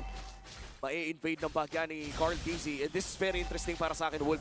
Lamang ng 2 levels si Carl TZ. Mabilis kasi din ng isang Suyo kumpara sa isang Leomord. If there's one hero na pwede mag-out farm sa isang Leomord, yan yung Suyo. At syempre, meron din kasi siyang 1 kill and 1 assist. Oo. Ngayon, may slow na ginawa ang Team Liquid doon sa itaas. Parang nga naman manguna na dito sa pagong. Bibit-bitin din si Light. JP ay umaabante din. Nakikita, ultimate snipe nagamit ang Doming. Oo, pero magandang information ang nakuha ng Aurora Gaming doon. Nahawakan na ng Team Liquid Philippines ang turtle na ito. This is the second turtle of the game. Sanford going in! Ayun na, pumasok na rin si Sanji at si Doming ay napaatras. Tinawag na si Barbiel pero si Light atang mauuna! Feather nursing mula kay Yue. Sapat ba yung damage para kitilin? Itong si Sanford. And classic Car TZ Retribution. Kaya lang si Edward ayaw talaga magpaawat. Flicker na gamit niya! And Soul Sever from Car TZ. Doming! Si Doming ay nakakapitas din ng isa. Agawin pa ata itong purple buff. Ayaw magpaawat dito ng Team Liquid. Nagumpay pa sa hindi. Si Demon kahit pa rin nakakuha. Pero kailangan niya gamitin yung retribution. Exactly. So, although, syempre, maganda dito para sa TLPH, nakakuha ng 2 kills ang gold laner na si Doming Kite. Habang si Carl TZ naman nakakolekta ng ikalawa niyang kill with the same skill na ginamit niya para patayin si Edward. Oh my God, Sanford. nagtawag ng tropa si Carl Tizzy at siya ang nanaig. Akala kasi 1v1 lang, biglang sumama si Sanford, vertical pa atras si Carl Tizzy. Ang sabi kasi 1v1 lang, biglang dumating yung tropa, pero hindi naman kasi masisisi, no? At this point, Sanford on this lapu-lapu, kahit ba na-nerf na yung cooldown ng bravest fighter, napaka-worth it pa rin na mag-commit ng ganun. Babaguhin mo lang naman yun is timing. And naiintindihan na ng mga XP Oy! JP, tumalon. Para lang ma-secure nila yung pwesto doon sa bottom. Pero re-react na rin itong si Yue. Alam niyang di makakancel tong si Yue. Pwede siya mag-feathered airstrike. There is no ult at yun. Piniscout na rin. Domeng kahit... Okay, go. Okay, umabde Okay, si Daiki ay kanina pa napupuruhan to, pre. Binabalik pa rin. Iniibunan. Binabagsakan ng kung ano-ano. Pati yung Grak nung level 1, ayaw talaga siyang pag-farmin. Big rotations mula sa pares sa komunal. Dito sa may bandang ibaba, makakadepensa naman ang side ng Aurora Gaming, pero dudugo na ang kanilang tore. 10 seconds ng konti. Susunod nating pagong. Ito na ang pinakahuling pagong. Sino ba ang nakakalamang dito? Well, you can say easily na si Carl Tizzy yan. Bukod dun sa Soul Saver, tapos Retribution, lamang din siya sa levels 11 to 8 kumpara dito sa kay Demon Kite. Sanji, ipit ata siya dito. Kailangan niya nagamitin yung beacon. Yun na nga, bibit-bitin itong si Lai. Pero may solo kill na nangyari ito sa bottom! Domeng Kite, ladies and gentlemen, 3-0-0. Napatay na itong si Daiki. At ang masama pa nun, na-burn yung flicker. Yeah. Nung carry at tuloy ang pagkuha ng pagong para dito sa Aurora. 4v5 ito Tinawag na si Marbiel. JP ngayon, gagamitin yung kanyang revitalize. Isasakripisyon natin ni Sanford yung kanyang sarili. Pero agawan ng retribution! At ang goat ang nanaig. Atras muna si JP. Buti nga doon pa si Edward. Kakayanin ba makalpas? Hindi. Nakakuha na dito ang Team Liquid. Si Cartesian, papasok pa. Flicker from Yue. Naiwasan niya yung burst mula doon sa Soul Saver. At yung Evil Queller, napakahapde. Vertical muna dito si Carlito. Pero doon si Edward! Wala nga lang tao doon. Hindi tumama yung final slash. No reset on his passive. Pero napakadaming battle spells na na-burn doon, Wolf. Sino ba ang nanaig ngayon na 6-6 ang ating score? I think that's still Aurora dahil nakakuha ng kill dito yung mga importanteng heroes nila. And of course, si Doming kahit na nakapag-farm dire-diretso. Ayun na, binitbit ang Crimson Beacon. Uy, grabe pa dun sa gilid. Oh my goodness, alam nila na wala ring flicker si Doming eh. What a pass, San Duo! Nakita natin doon, on to Sanford, stun. And in-underestimate din ng Aurora, nag-overstay sila doon. Kahit Jushin lang yung nakita nila at hindi nila alam kung sino yung paparating, they should have respected that. Yun nga, masyadong madali yung pinakita doon ni Sanji for this team. Wow. Years of synergy mula dito sa San Duo. Inaliyup ni Sanji at tinaktak ni Sanford. That is, I think, the first death para dito sa Leslie na side ng Aurora Gaming. And that is a shutdown kill. Dahil dyan, lulobo kanilang kalamangan, 3,000 na ang hawak ng Team Liquid Philippines kontra Aurora Gaming. Pero katulad ng pinag-usapan natin kanina, hindi pa naman ito yung klase ng gold lead na hindi kaya tuming-fight. For sure. Kayang-kaya to. Yue, nag-invest na rin sa Divine Glaive kasi nararamdaman niya rin ang hirap butasin ng mga barikada dito ng TL eh. Ang maganda din kasi sa lineup ng Aurora, napakarami nilang stun with this Arlot and this Grok. Kapag merong nahuli at only Sanji having the Purify para sa TLPH, it means na pwede silang i-follow upan ng long-range attacks mula kay Doming, pati na rin kay Yue. Slight poke para dito kay Sanji. Nasakta ng side ng Team Liquid Philippines pero hindi naman ata sila magbabak o mapepuwersa na mababak. Aurora Gaming ay kahit pa may kalamangan ng Team Liquid Philippines in terms of gold, ay nakakahanap sila ng mga butas sa pwesto. At mukhang itong Leslie na to ay historic din para sa game. Dahil na-debut na muli after Season 13 kung saan siya din mismo yung naglaro kasama ang Minana Evils. DR pa sila nun eh. AR ba o DR? DR. Yun eh, AR eh. Ito na, 11K yung buhay ng Lord. Dahil ngayon ay bumibelo, inaabangan na si Cartesian. Ano yung final slash? Pero sapat ba yung damage dito ng Aurora para makakuha ng isa? Doming ngayon ay papapatras. Sanji nakakuha na rin ang kill. Sanford na ba yung ipit? Siya ata maging sakripisyo. AOG! Sa ball si Doming Kite! Crucial pick-up mula dito sa Team Liquid. Nakadalo pa itong si Sanji. Tutuloy sila dito sa gitna at makakakuha na naman ang tore. Daddy JP going in with the clutch taunt at tuloy ang kanilang pag-push dito sa may bandang mid lane. Hahawakan naman ata nila, slight poke mula dito sa Earthen Rampart pero hindi pa puputok ang depensa dito sa may mid lane. Ngayon pa lamang. Ayan na. At makakadepensa ang Aurora pero may Lord pang poproblemahin. Ni-raise natin yung concern dun sa Leslie na naparami dive mula sa TLPH. Even yung mid laner ay pang dive. At ganun nga yung nangyari. Naiwasan man ni Doming kahit doon si Sanford. Isa pa lang yan sa mga pwedeng mag-dive sa kanya. Nung wala na siyang flicker, doon na siya nahanap ni JP. Doon na siya nahanap din nitong si Carl TZ.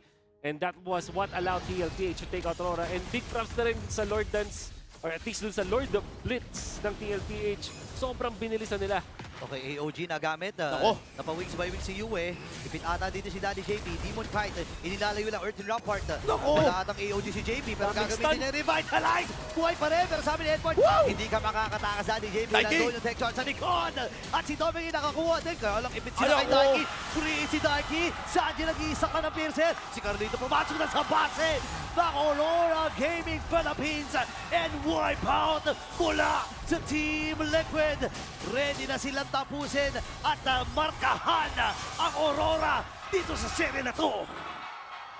And with the epic rivalry, makakalamang ang Team Liquid Philippines. What a game! And welcome to the MPL talaga para kay Daiki with that wonderful performance.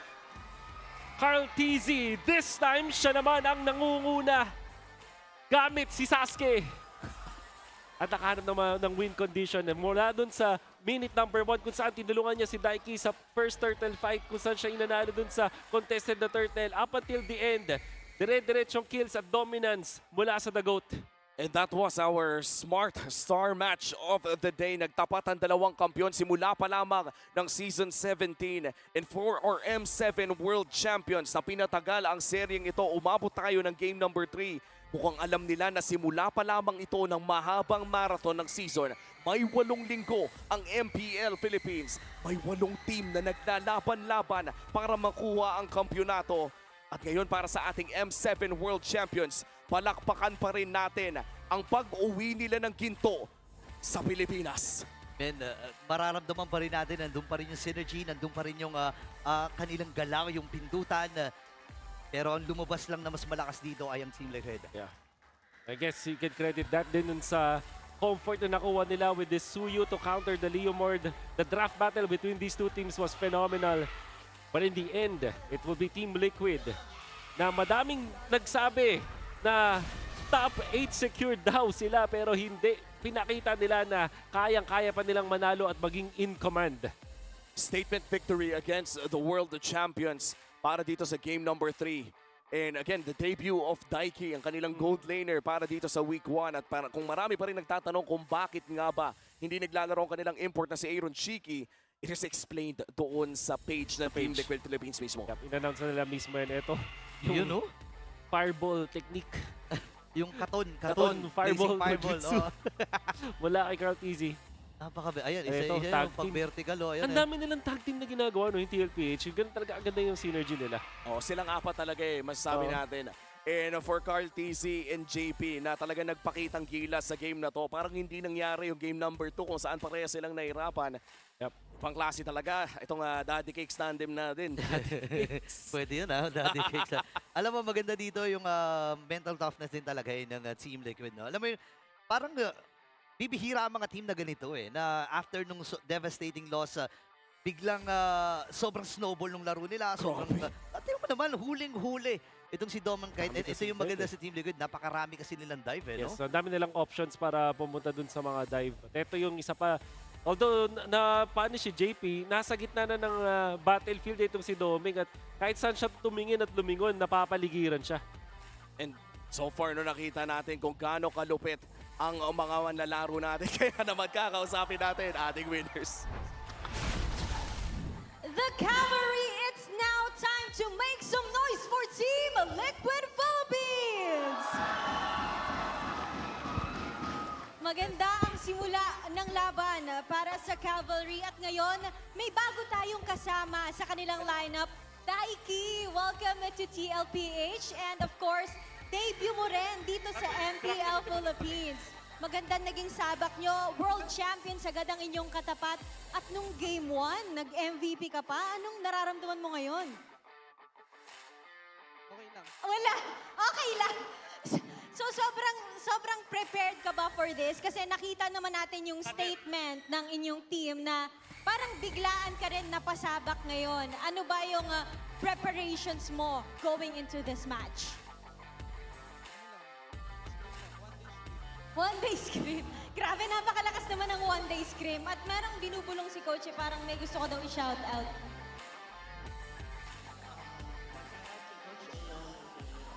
Ayan, gusto nilang i-shout out muna si Aaron Shiki. Moving forward. Yeah, Odin, you were talking about preparations. Guys, let's give it up for Sanji. Sanji. Sabi niya, bakit ako? Na, similar question kay Daiki. Ano lang yung naging preparasyon niyo dito going against our M7 champions? Maikling panahon lang po talaga yung na-practice namin kasi nagkaroon kami ng Asian Games Quali tsaka Combine. So nag-practice kami kay Daiki ng isang araw lang talaga. Grabe. Tiktikan talaga ang naging mga araw ng TLPH before we started a new season. Ano ba yung mga changes na pinagdaanan nyo going through this new season, Coach? Dahil bago ka rin sa kanilang team. Coach Snap, everybody. Yeah. Bago sa TLPH, Coach. Welcome, Coach. Naging mahirap ba for you na mabuo yung chemistry with the team?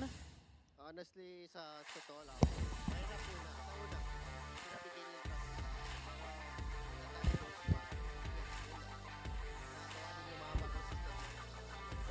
From experience. And speaking of bagong sistema, Coach, meron tayong bagong patch and new map rules. What do you think of that? Masaya. Masaya.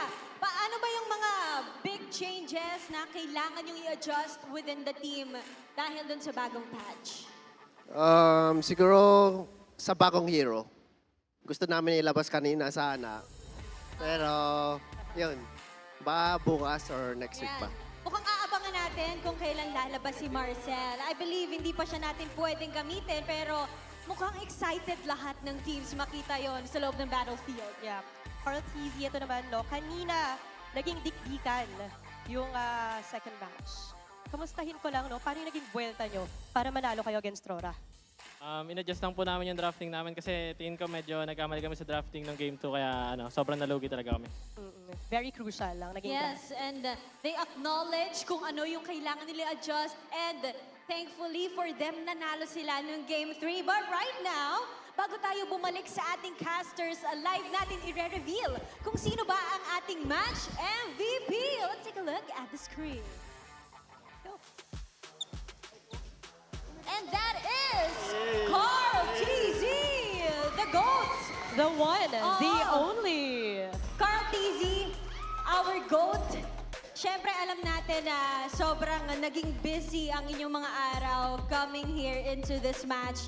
At siyempre, galing din tayo sa World Championship na hindi natin inasahan yung resulta. Bakit ganito kalakas ang start ngayon ng TLPH? Tingin ko po kaya ganito yung start siguro dahil nag-freestyle lang kami, bahala na sa ginagawa namin kasi wala naman talaga kami practice and nag-work. And I think na-enjoy nila ang kanilang first day of the new season. Once again, give it up for your match winner, Team Liquid Philippines. Yumina, take your bow. They are going off the stage with one match win. Denise, alam mo, napakagandang start ito, lalo na for the Cavalry. They are rejoicing right now for the win of TLPH. I think, Odin, it's just very rightful para sa ating unang laro ng ating bagong season. Very intense game. Pinakaba tayo kanina ng Aurora at ng Team Liquid. At mukhang ang kinabahan din ang ating mga audience. And to break down what happened in that match, balik na muna tayo sa mga casters. Casters, palag na to. Maraming salamat sa ating mga hosts at pati na rin sa Team Liquid Philippines na mukhang pinuking na rin kung kailan nila ilalabas si Marcel. Okay. Next week daw, abangan nyo na. Or baka sinasayko lang din tayo. Pwede yan, Pwede din, di ba? pwede din. And bukod sa ating match MVP na si Carl TZ, ang ating Game number 3 MVP ay walang iba kundi si Sanji na binawian si Yue gamit ang kanyang Zushin. Yes, and I think ang isang proof sa series na to is maganda ang hero na Jushin talaga. Kahit sa napakaraming nerfs at adjustments na Jushin is still the top. Kasi kahit naman yung game number 1 where it was won by TLPH, nakita pa rin natin na maganda ang performance ni Yue at madami pa rin siyang na-achieve for the team. Specifically for this game though, hindi na nabigyan ng mataas na emphasis itong si Jushin dahil nakikita natin yung Leslie pati na rin itong Suyu, pero yung ambag dito ni Yue katulad ng mga, ni Sanji na yung mga knockups na yun ay nagiging importante. Ito yung dahilan ba't na outposition dito si Edward and then Sanji, pinigilan niyang makarespo dito si Yue with that flick, with that ultimate na rin. Tapos, that also allowed JP to get the heads up play para makuha doon si Leslie. At hindi pa yan, pati rin dito, pansinin dito si Sanji doon sa may right side na pinipigilan itong si Grak na makarespo, getting the kill, tapos hinahawakan pa yung ibang members dito ng Aurora. The impact of the Jushin, basta nakalagpas ka doon sa early game doon sa laning stage, napakataas din talaga agad. Oo, and yung Zushin impact na nakita natin hindi lamang mula dito kay Sanji but across the 3 games of our first series of MPL Philippines Season 17 ay kailangan talaga i-take note ng mga teams dahil mukhang, as you said, Wood, despite the adjustments, the nerfs on this hero, ay first pickable pa rin siya dito sa loob ng ating liga. Para siyang Fred rin ng mid lane. Ay, pwede. Sakto din kasi di ba sinabi mo yung ban na Eve, parang mas lalo sila na-incentivize na kunin yung Jushin. So, yeah, completely agree. Parang yung problema dun sa Jushin is parang pag pinili mo tong hero na to, ang dami niyang nabubuksan dun sa ibang mga lanes. Kaya nga sabi mo, di ba, Fredrin ng mid lane. Kasi ganun na ganun yung nagagawa ni Fredrin. Pwede ka magpalit-palit dun sa XP lane choices mo, pati dun sa mga roam choice mo. In this scenario though, yung Suyu, masasabi ko na hindi pa to yung parang isang hero na first pickable. Ginagamit lang talaga siya pag napili yung Leomord sa kabila. Oo, and as you said, yung farming speed ay isa sa mga pinaka-importanting parte when you look at the Leomord matchup. And si Suyu, sa pagkakaalam ko, siya din ang hero, record holder sa M6 ng pinakamabilis na power spike. Granted, iba pa yung XP sa jungle nun. Iba pa rin naman ang mga timers. Siyempre, yun yung mga King Kong timers, di ba? Sabi natin, yung mga pattern. But yeah, the Suyu generally, hindi naman din talaga bumagal siya. So, I'm just talking about like the relation of the junglers dito, Omi. So, sabihin na natin hindi si Suyu yung absolute na pinakamabilis dun sa jungle itself. Pero pag kinumpare mo siya sa isang Leomord na mabilis na altogether, ang nakamatch sa kanya is the Suyu. And interesting to makita sa mga susunod pa nating match dahil hindi naman dito nagtatapos ang ating mga laro sa araw na ito. Mamaya lamang ay makikita pa natin ang mga ilang bigating teams ng MPL Philippines. Pero bago natin pag-usapan yan mamaya, ay balikan muna natin yung mga moments sa loob ng laro sa Infinix. Mic check. Walang makaalis walang flicker, no? Tara, G. Magsabay ka kayo sa Leslie Report. Sige, walang flicker. Friend, tara, G. Go natin to, G. Flicker ako, G, ha? Walang flicker, walang flicker. Walang second skill. Tara, G. Mag-isa. Kaya patayan. Dito. Diba eh? Pre, pupulis lang talaga ako, pre, ha? Expect niyo ko talaga wala ako sa clash. Ako na bahala sa sarili ko. Okay, boy. Problema ko. Flicker Leslie. Matama yung parso. Yeah, boy ako. Flicker Leslie, pre. Leslie, pre. Combo ko. Wala flicker. Kaya pa ako. Kaya mo, G. Kaya patayan. Nice, Ford. Ako bahala sa Leslie. Nice, Ford. Patigilin mo lang, Ford. Second ka? Hindi ka binagsakan lang. Bigay. Boy ako, kalma. Repeat. Boy. Walang Leslie, walang bigal. Tara, walang bigal. Sa akin. Wala kasama Grak. Leslie, walang flicker. End the ball. End the ball.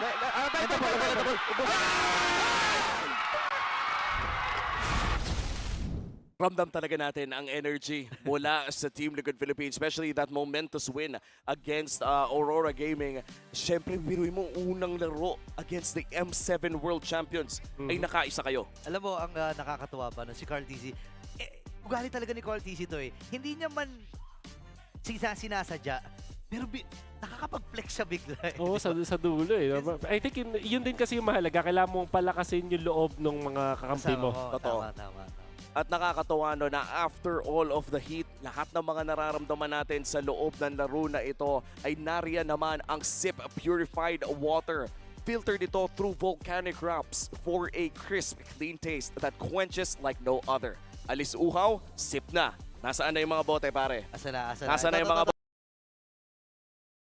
Cheers, cheers, Cheers, cheers, cheers. cheers. Kanina pa ako Ako na nga to eh. remind. Talagang uminom tayo eh, no? Yan, at kailangan natin ng komportable na upo. Mga Max 5D on stage. That teams locked in. No distractions, just pure performance. Have your back. Yep. Ang sarap. At sa mga interesado na bumili ng mga produkto ng TT Racing. Ano yung code? Ano yung code? TT Wolf. TT Wolf. That's right. TT Wolf. Oh, yan Maximum discount sa website yan. Oo. So, kapag bumili ba ako niyan at in-apply ko yung code mo, ay kakagat naman yon? Oo naman. Smooth yun, smooth yun. Ang galing, ang smooth mo dun ha. Pero again, with everything already set up sa ating match number 1, ang unang pasok ng ating defending MPL Philippines champions ay panalo against the world champions. And that was our epic rivalry for match number 1. Ano, daming mga highlights doon. Kasi hindi naman siya basta-basta 2-0 lang. It was a very intense series altogether. Daiki din maganda yung performance, di ba? Well, yan ang ating naging match 1. Kami ang inyong naging casters for this spectacular series. Umi pa rin kasama dito si Burrito at Wolf. Ibabato na namin kayo sa ating sideline reporter.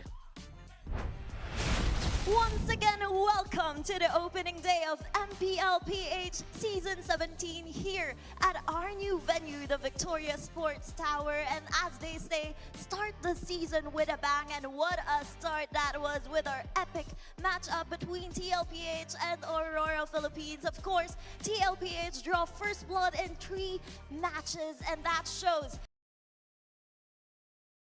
this season or and because the press conference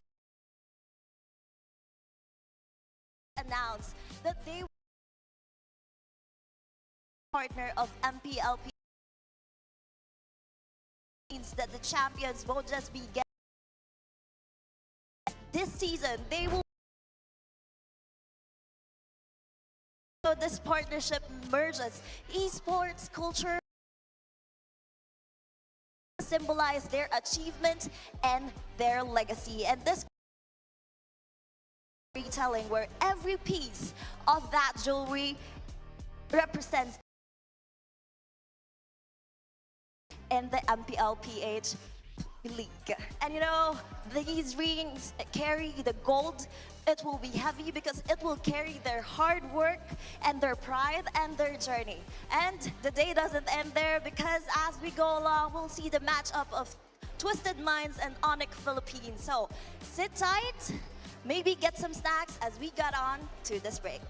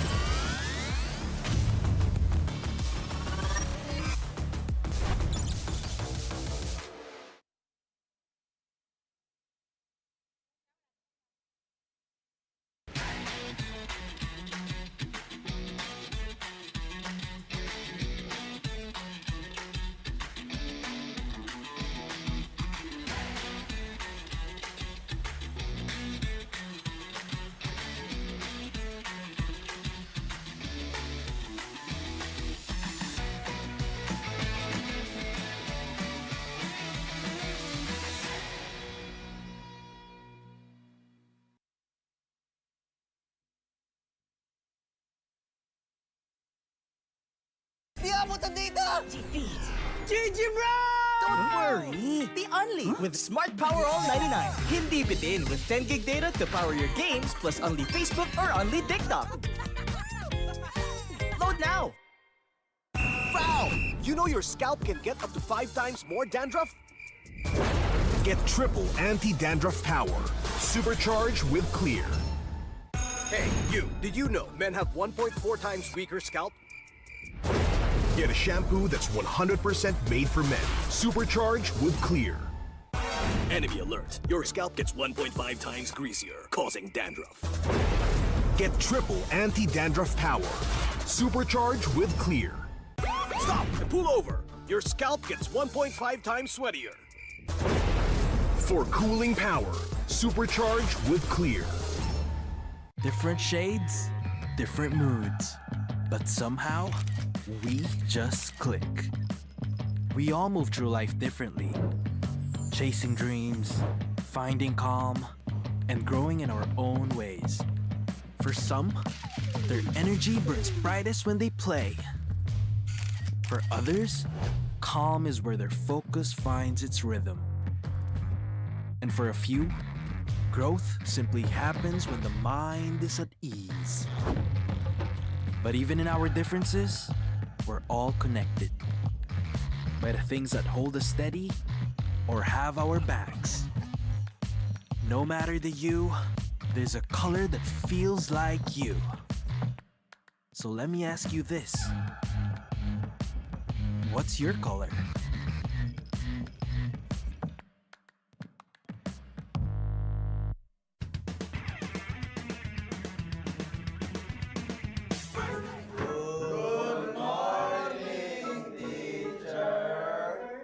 Class, may new student tayo. Let's all welcome Savero! Okay, so meron tayong pop quiz. Please get 1/4 sheet of paper. Ma'am! 1/4!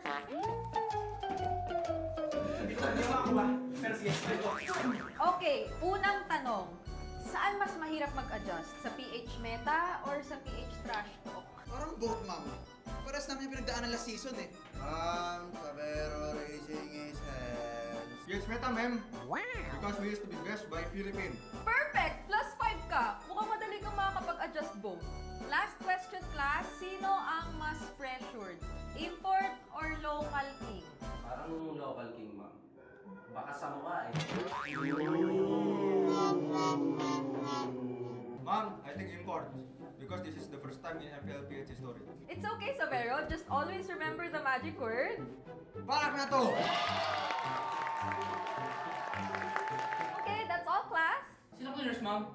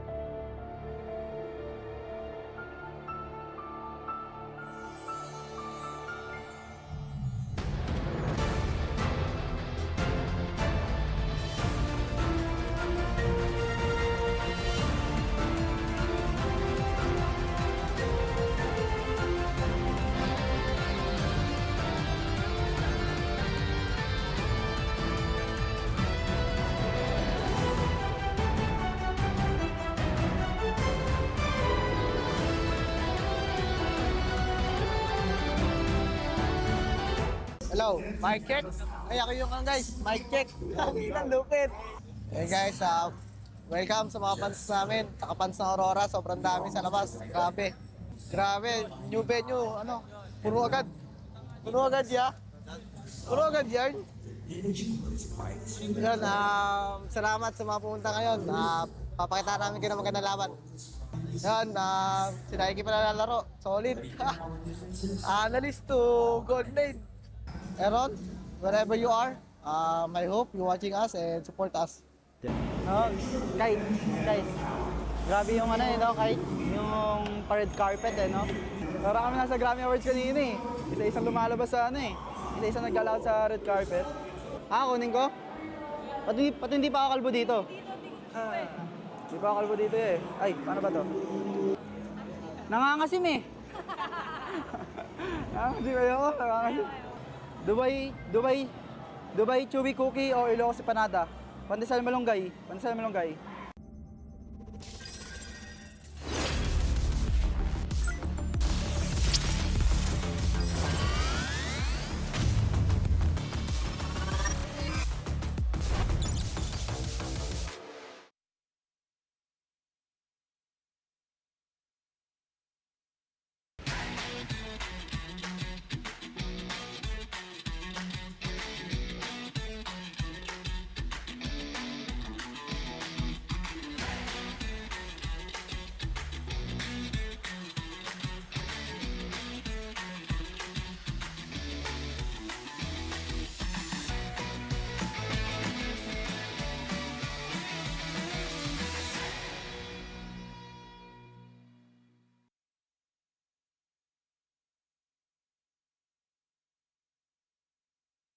Di abutan dito! GG bro! Don't worry! The only with Smart Power All 99. Hindi bitin with 10 gig data to power your games plus only Facebook or only TikTok. Load now! Foul!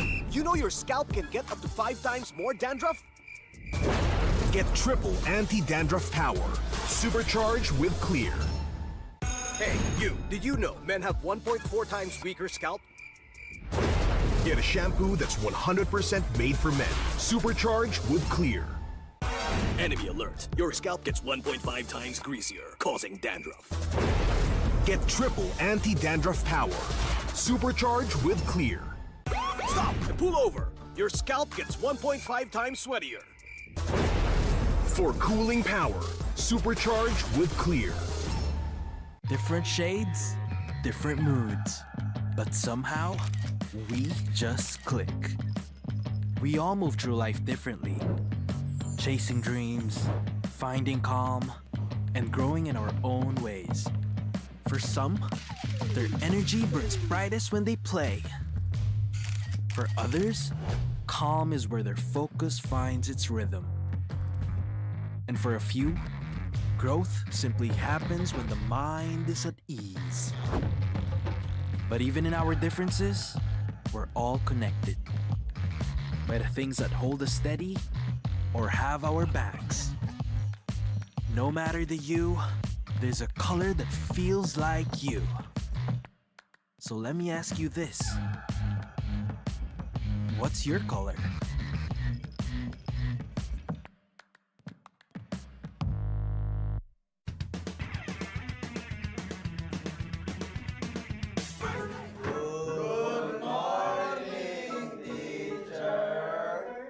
Class, may new student tayo. Let's all welcome Savero! Okay, so meron tayong pop quiz. Please get 1/4 sheet of paper. Ma'am!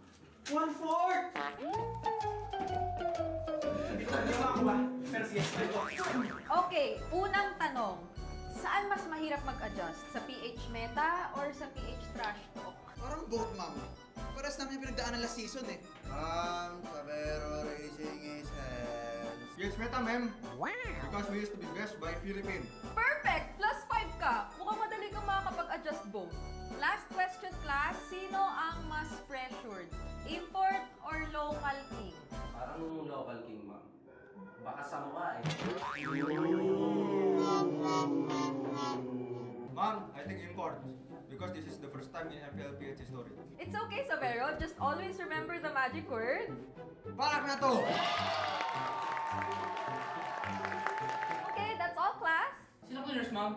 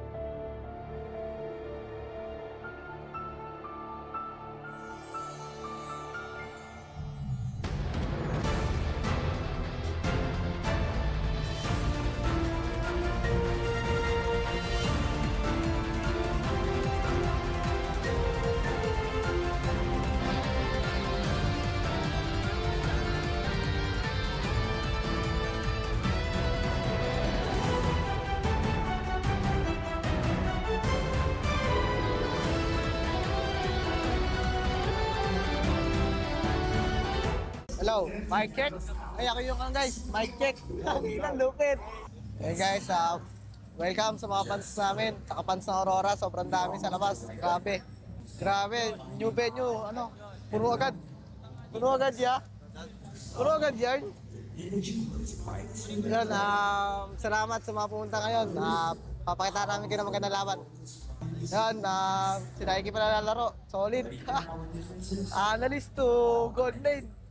Aaron, wherever you are, I hope you're watching us and support us. No, guys, grabe yung ano no, kahit yung red carpet no. Para kami nasa Grammy Awards kanina Isa-isang lumalabas sa Isa-isang naggalaw sa red carpet. Kunin ko? Pati hindi pa ako kalbo dito. Hindi pa ako kalbo dito Ay, paano ba to? Nangangasim Nangangasim ako, nangangasim. Dubai chewy cookie o Ilocos panada.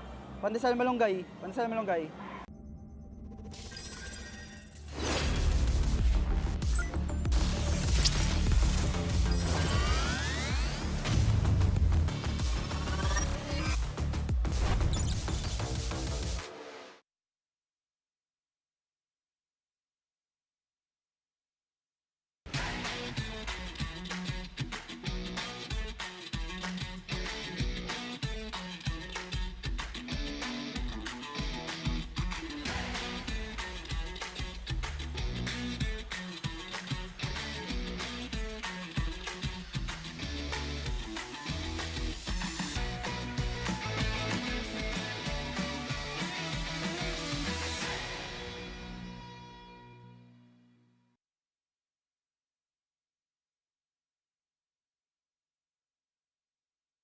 Di abutan dito!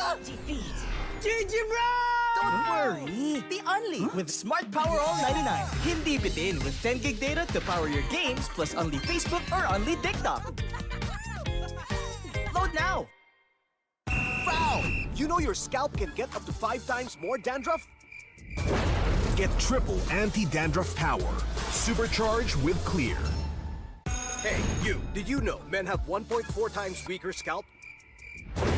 Get a shampoo that's 100% made for men. Supercharged with Clear. Enemy alert. Your scalp gets 1.5 times greasier, causing dandruff. Get triple anti-dandruff power. Supercharged with Clear. Stop and pull over. Your scalp gets 1.5 times sweatier. For cooling power, supercharged with Clear. Different shades, different moods. But somehow, we just click. We all move through life differently. Chasing dreams, finding calm, and growing in our own ways. For some, their energy burns brightest when they play. For others, calm is where their focus finds its rhythm. And for a few, growth simply happens when the mind is at ease. But even in our differences, we're all connected by the things that hold us steady or have our backs. No matter the you, there's a color that feels like you. So let me ask you this. What's your color?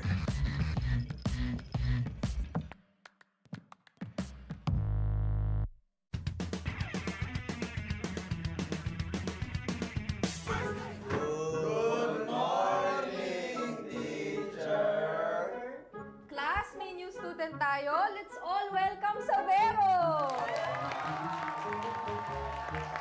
Okay, so meron tayong pop quiz. Please get 1/4 sheet of paper. Ma'am! 1/4!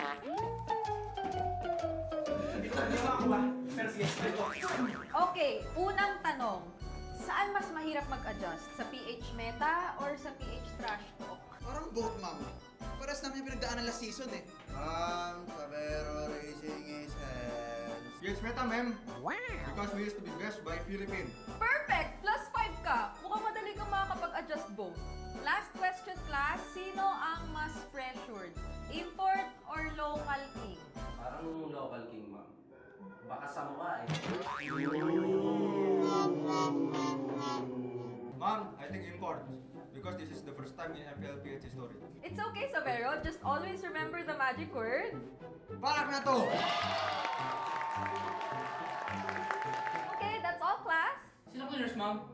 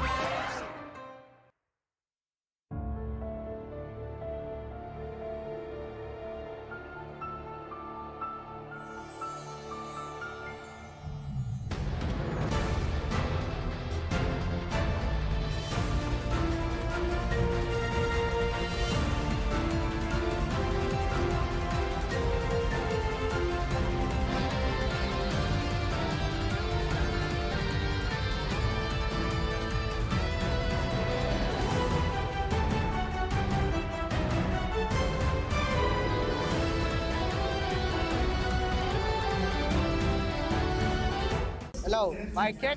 Ay, ako yung guys, mic check. Ang ilang lupit. Hey guys, welcome sa mga fans namin. Saka fans ng Aurora, sobrang dami sa labas. Grabe. Grabe, new venue, puno agad. Puno agad ya. Puno agad yan. Yan, salamat sa mga pumunta ngayon. Papakita namin kayo ng magandang laban. Yan, sila Iki pa nalalaro. Solid. Analyst to gold lane. Aaron, wherever you are, I hope you're watching us and support us. Guys, grabe yung kahit yung red carpet no. Parang kami nasa Grammy Awards kanina Isa-isang lumalabas sa Isa-isang naggalaw sa red carpet. Kunin ko? Pati hindi pa ako kalbo dito. Hindi pa ako kalbo dito Ay, paano ba to? Nangangasim Nangangasim kayo ako, nangangasim. Dubai chewy cookie o Ilocos panada. Pandesal malunggay.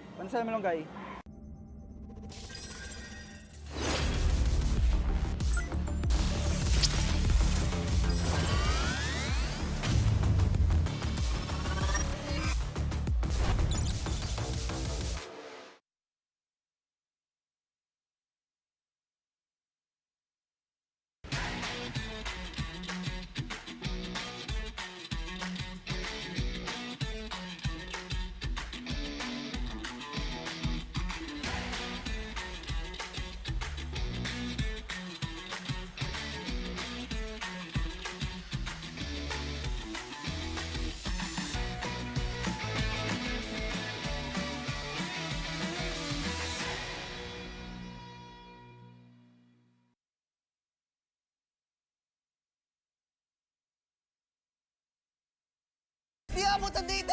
Defeat! GG bro! Don't worry! The Only with Smart Power All 99. Hindi bitin with 10 gig data to power your games plus only Facebook or only TikTok. Load now! Foul! You know your scalp can get up to 5 times more dandruff? Get triple anti-dandruff power. Supercharged with Clear.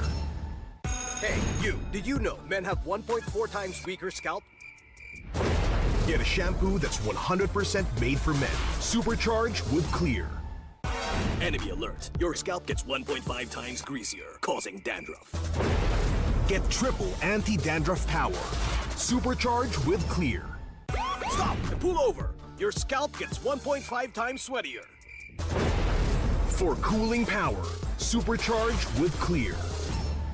Different shades, different moods, but somehow we just click. We all move through life differently, chasing dreams, finding calm, and growing in our own ways. For some, their energy burns brightest when they play. For others, calm is where their focus finds its rhythm. And for a few, growth simply happens when the mind is at ease. But even in our differences, we're all connected by the things that hold us steady or have our backs. No matter the you, there's a color that feels like you. So let me ask you this. What's your color?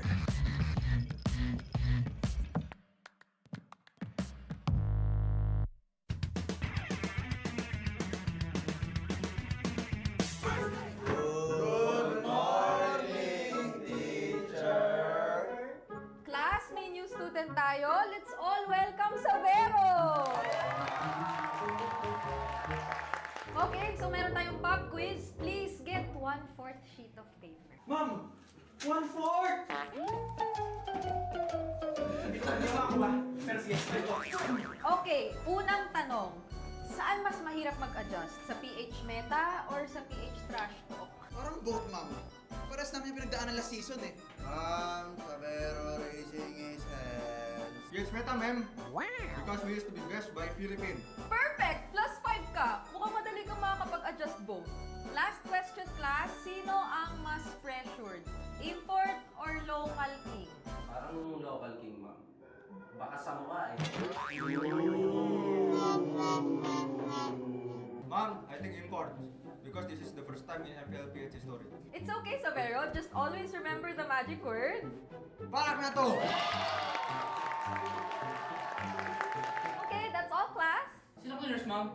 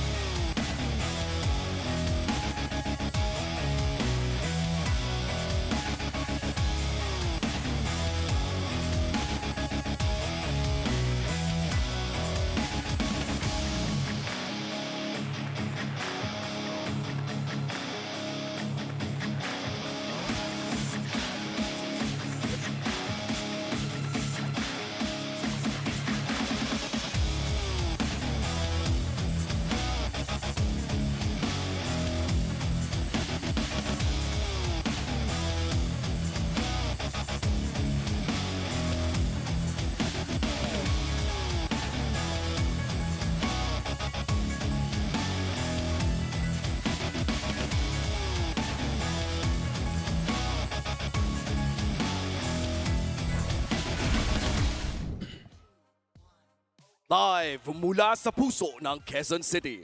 Narito tayo ngayon sa Victoria Sports Tower para sa opening day ng MPL Philippines, kung saan magtatapat-tapat ang mga pinakamalalakas week in and week out.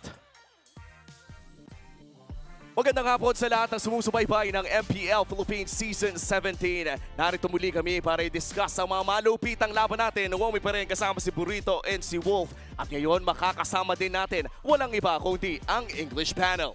And it's us, once again, the We Bear Bros here for the English panel. We'll be dividing it up later on. It's me, Leo, Renmar. But right now, it's all of us. Tama tayo. Hindi siya mali. Hindi siya mali. Napakadami natin dito at nakita na rin natin kanina yung mga pwedeng interaction na ngayon lang magiging posible. Yeah. Kailangan ko lang sabihin, since we're all together, ngayon, We Bear Bros na rin kayo. Yes. Ay, maraming Well, salamat. thank you. Thank you so much. It is a honor na mapunta sa ganitong klaseng lugar na We Bear Bros na rin kami. At dahil nga nagkaroon tayo ng mukhang mutual na palitan, nagkaroon din tayo ng isang plot twist na may golden trade. Ito yung tipong off-season na sobrang ingay talaga. Oo, sobra. Dumagundong lahat eh. Social media and all.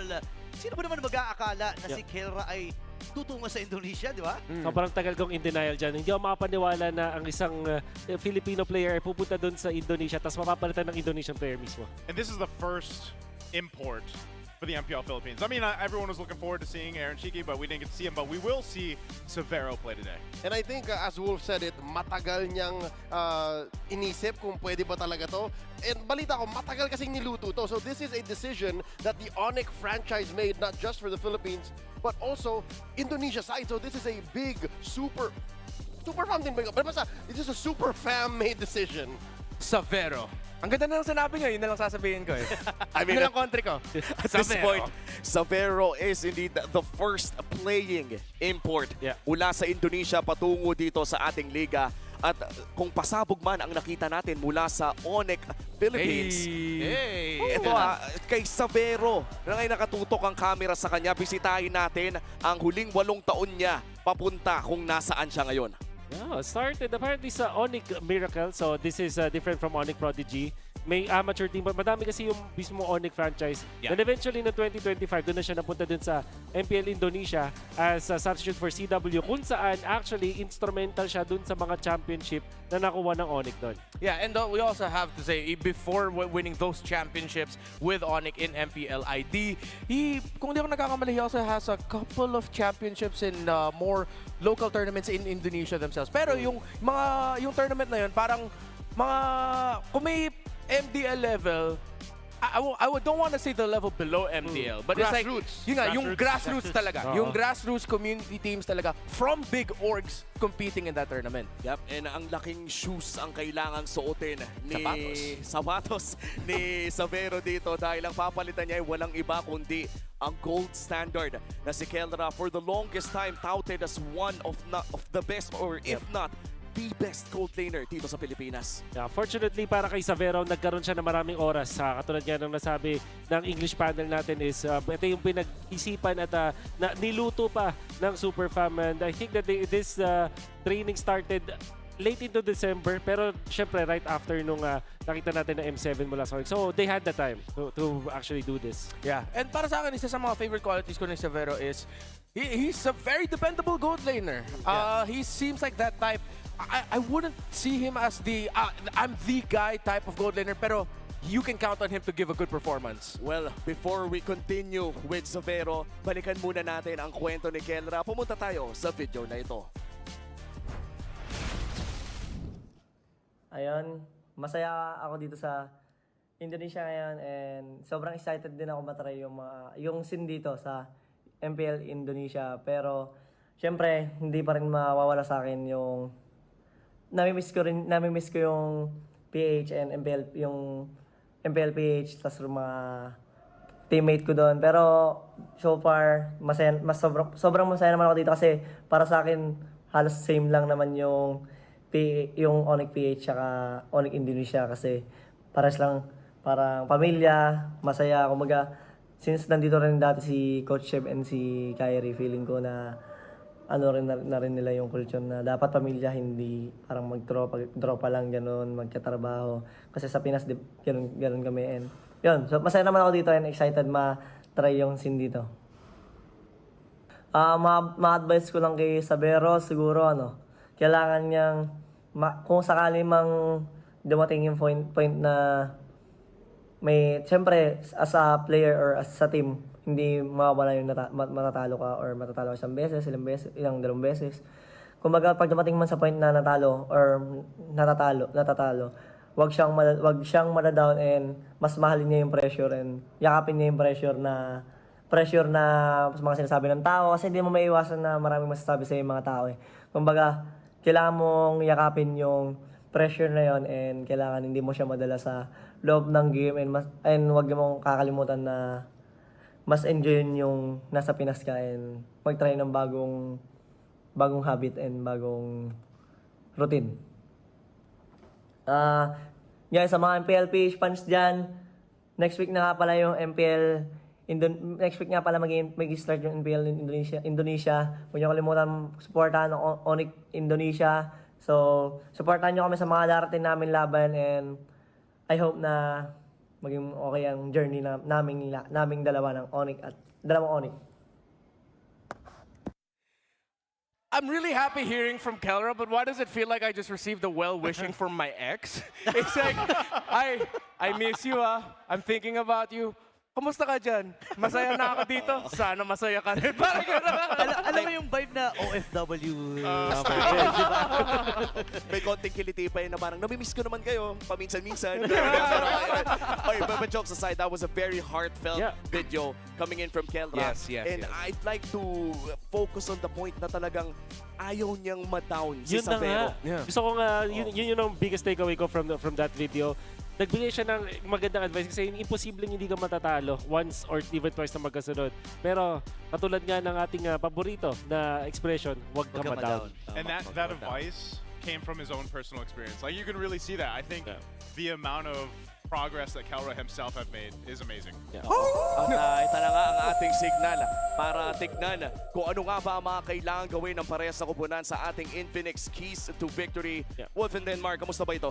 Ang napapansin ko dito sa ONIC para matalo sila ng Twisted Minds is they have to focus on what happened during sa Cebol qualifiers wherein pwede nilang i-force na ma-deprioritize yung hero ni King Kong. So ibig sabihin, pwedeng hindi perfect yung makuwang hero ni King Kong kung ibaba nila yung mga priorities tapos ipupush nila dun sa mga pangit na heroes dito si King Kong. And also, if they protect their jungle in the early stages, kasi mahilig mag-invade itong mga tropa natin mula sa ONIC, they will have a better shot in the early stages. Yan ang keys to victory para sa Twisted Minds. Now for ONIC, basta hindi sila manalo dun sa mid-duo matchup, dun pa lang sa draft, ang laking bagay na nun. And also, they can leverage their strength in force team fights. Diba napanood natin dun sa Cebol qualifiers, kahit lugi ang ONIC, tinatry pa rin nila mag-force ng team fight at dun sila nananalo. Yeah, if you're ONIC going to this matchup, you have to expect Twisted Minds are looking at MP the King and going, King go wild. Do whatever you want. So if they lose the mid-duo matchup in the draft alone, how are you going to do that? You're going to make it so much harder for yourself to try and stop MP the King. Build King Kong to stop MP the King. Yeah. And King Kong and MP the King are the two people na kailangan talaga nating panoorin dito. Nakita natin sa pinakauna nating serye kung gaano ka-importante yung mga retribution for their teams. And that was a Clash of the Titans na nakita natin kampiyon labang sa kampiyon. And this time around, our super rookies from last season are facing a former champion with new blood mula sa ibang bansa. There was a time na ito yung nagturo sa kanila, di ba? Sila yung mga students ng ONIC mismo. But we also have to mention na iba rin yung timpla kasi sorry kung i-spoil natin yung mga viewers, pero nakita ko si Ryota ang potential, di ba? So may ganun pa. And then there's also Sabero. Nabuhayan ang Ryota Army. Siguro magiging instrumental to para sa communication issue, no? Na laging bino-brought up, no? Lalo na may import tayo. Remember si Brusco ay marunong din namang magbahasa Indo. Andyan si Ryota na marunong din magbahasa Indo and Sabero. Let's see kung papaano to. Kasi ako na-excite na ako. This is truly a historic match not just for MPL Philippines but also for international MPL, considering that this is the first time ever in MPL history na may maglalarong Indonesian sa ating local league. Let's give a warm welcome para dito kay Savero, no? Para naman sa mga, sigurado kasi may mga bashers na, di ba? Paglaruin nyo naman muna. Oo, pakita muna natin kung paano siya na magpakitang gilas, basically. And that has been an amazing time na makita natin kung ano mga posibleng mangyari. Sa ngayon, i-welcome na natin ang ating mga manlalaro. I-welcome na ang Twisted Minds and ONIC Philippines. Rookies no more. They have returned to shatter the status quo. Please welcome Twisted Minds!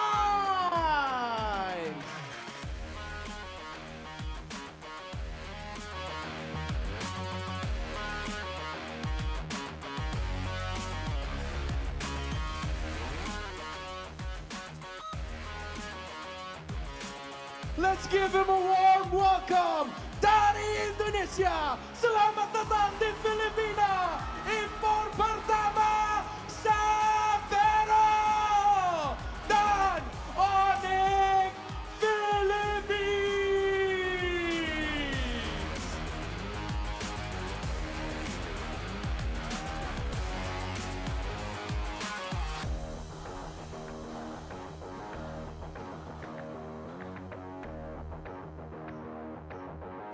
And please welcome our marshals for this matchup, Chico, Miko, Joshua G, and JD.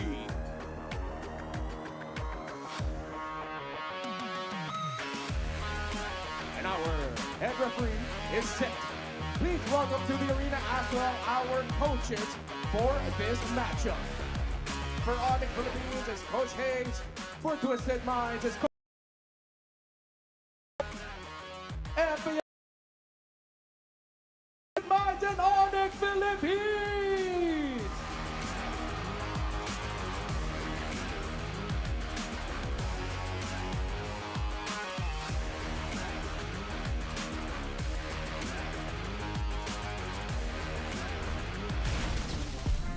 Magsisimula na ang ating second match of the night. This time around, it's going to be ONIC Philippines kontra Twisted Minds. Nabanggit na natin ang mga super rookies kanina, pero hindi lamang ang super rookies na ngayon ay super sophomores na ata.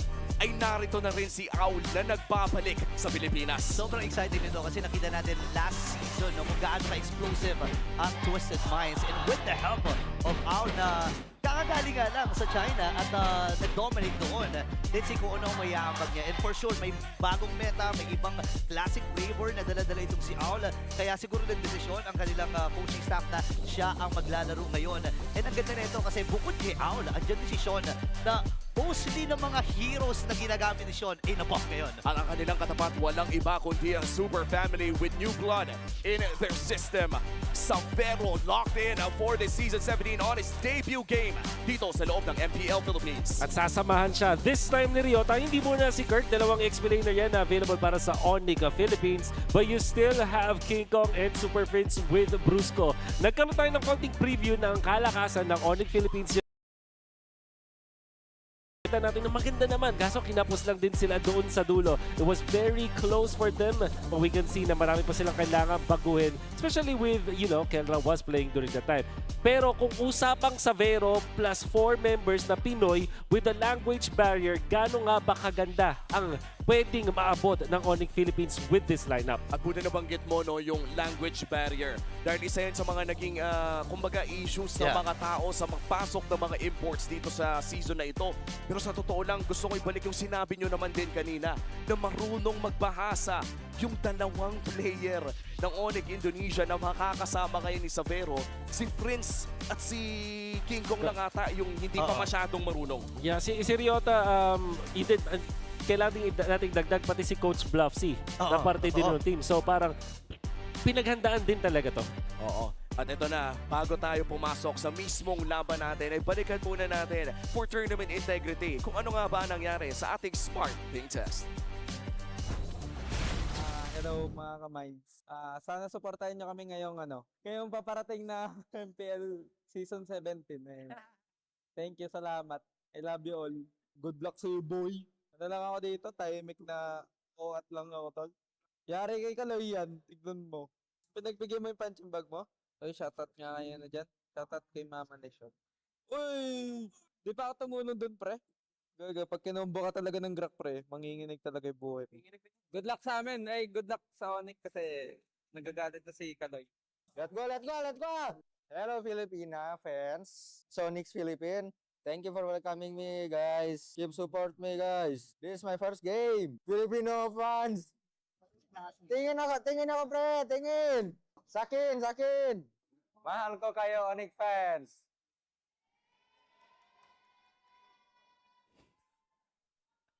Gagawin na ata nating Pilipino. Si Sabero, pagkatapos ng Season 17 ay maririnig nyo na kumukombo na yun si Sabero. Yung mga lengguaheng hindi natin na Pwedeng sabihin.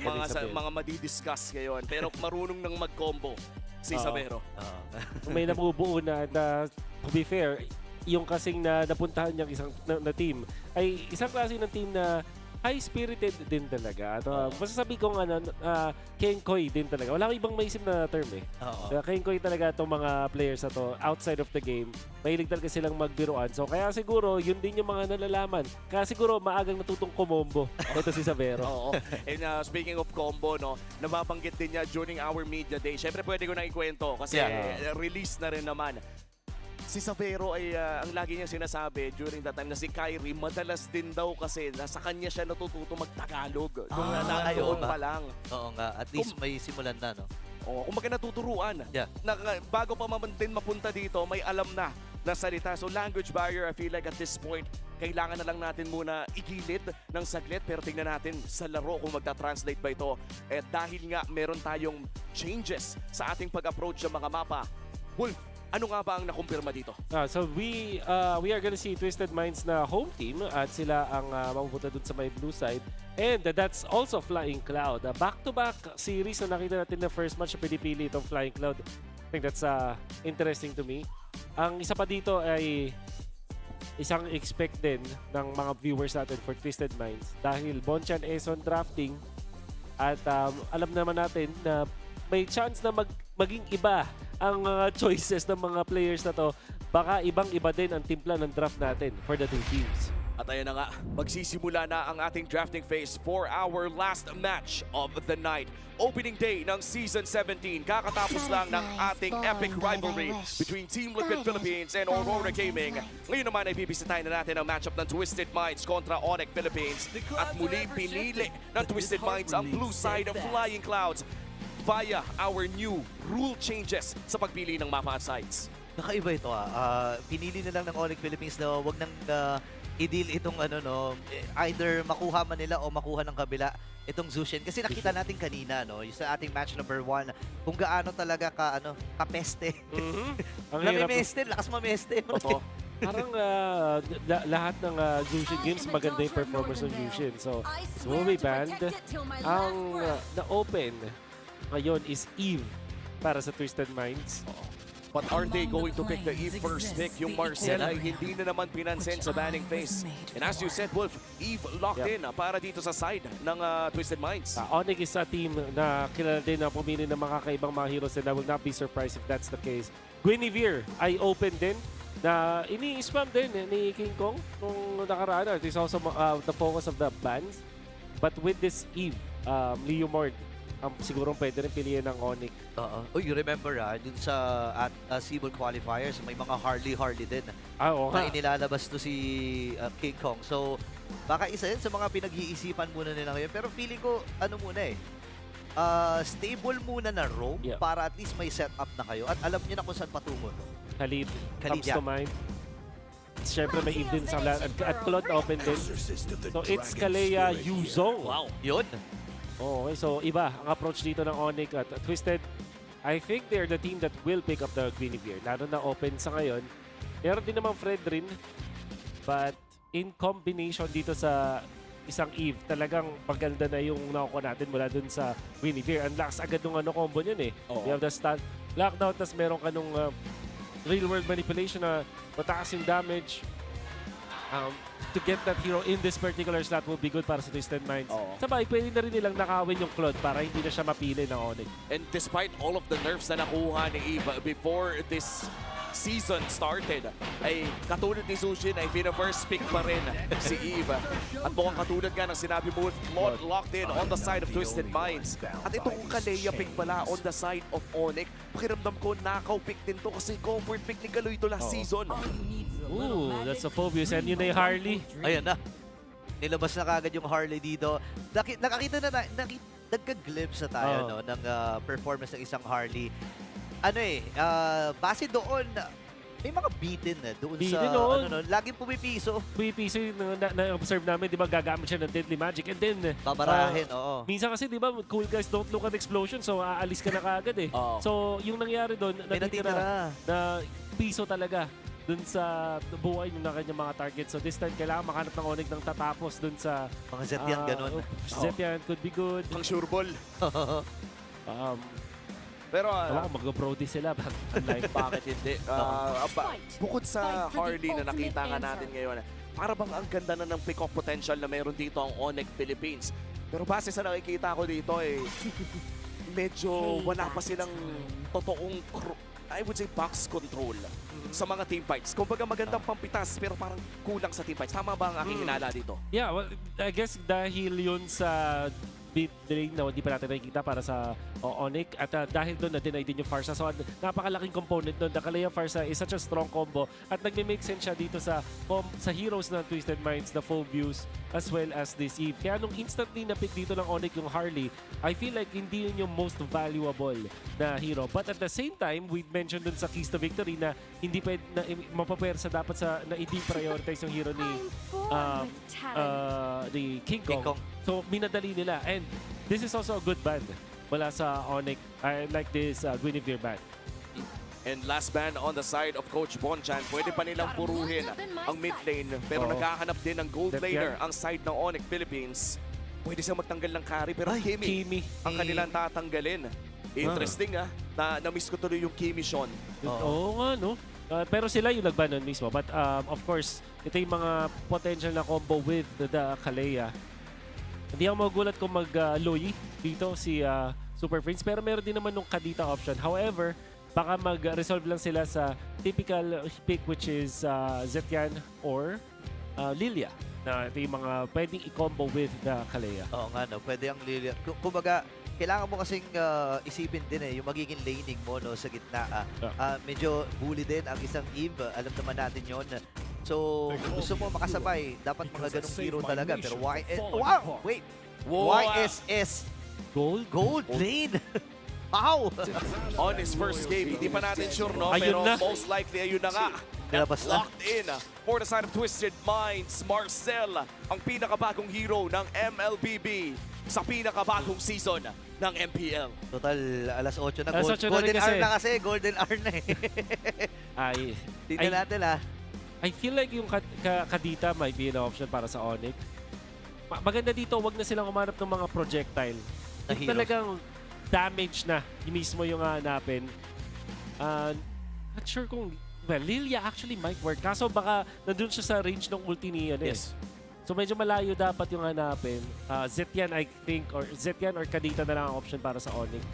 I agree. Zetian and Kadita are the best options. Kung sakali mag-Lilia, may chance kasi for big outplays coming in from the golden hour. At ayun na nga, Zetian locked in for the side of ONIC Philippines. At dahil dyan, mukhang majority of the physical damage na manggagaling sa ONIC Philippines ay nasa kamay ni Savero on this YSS Gold Lane. And correct me if I'm wrong, ito rin ang unang beses na makikita natin ito sa Season 17. That's right. In fact, in professional play, no? Oo. Kasi puro nasa scrims lang natin napapanood tong Yisung Shin Gold Lane. But this time, we are gonna see it in professional play. Wow.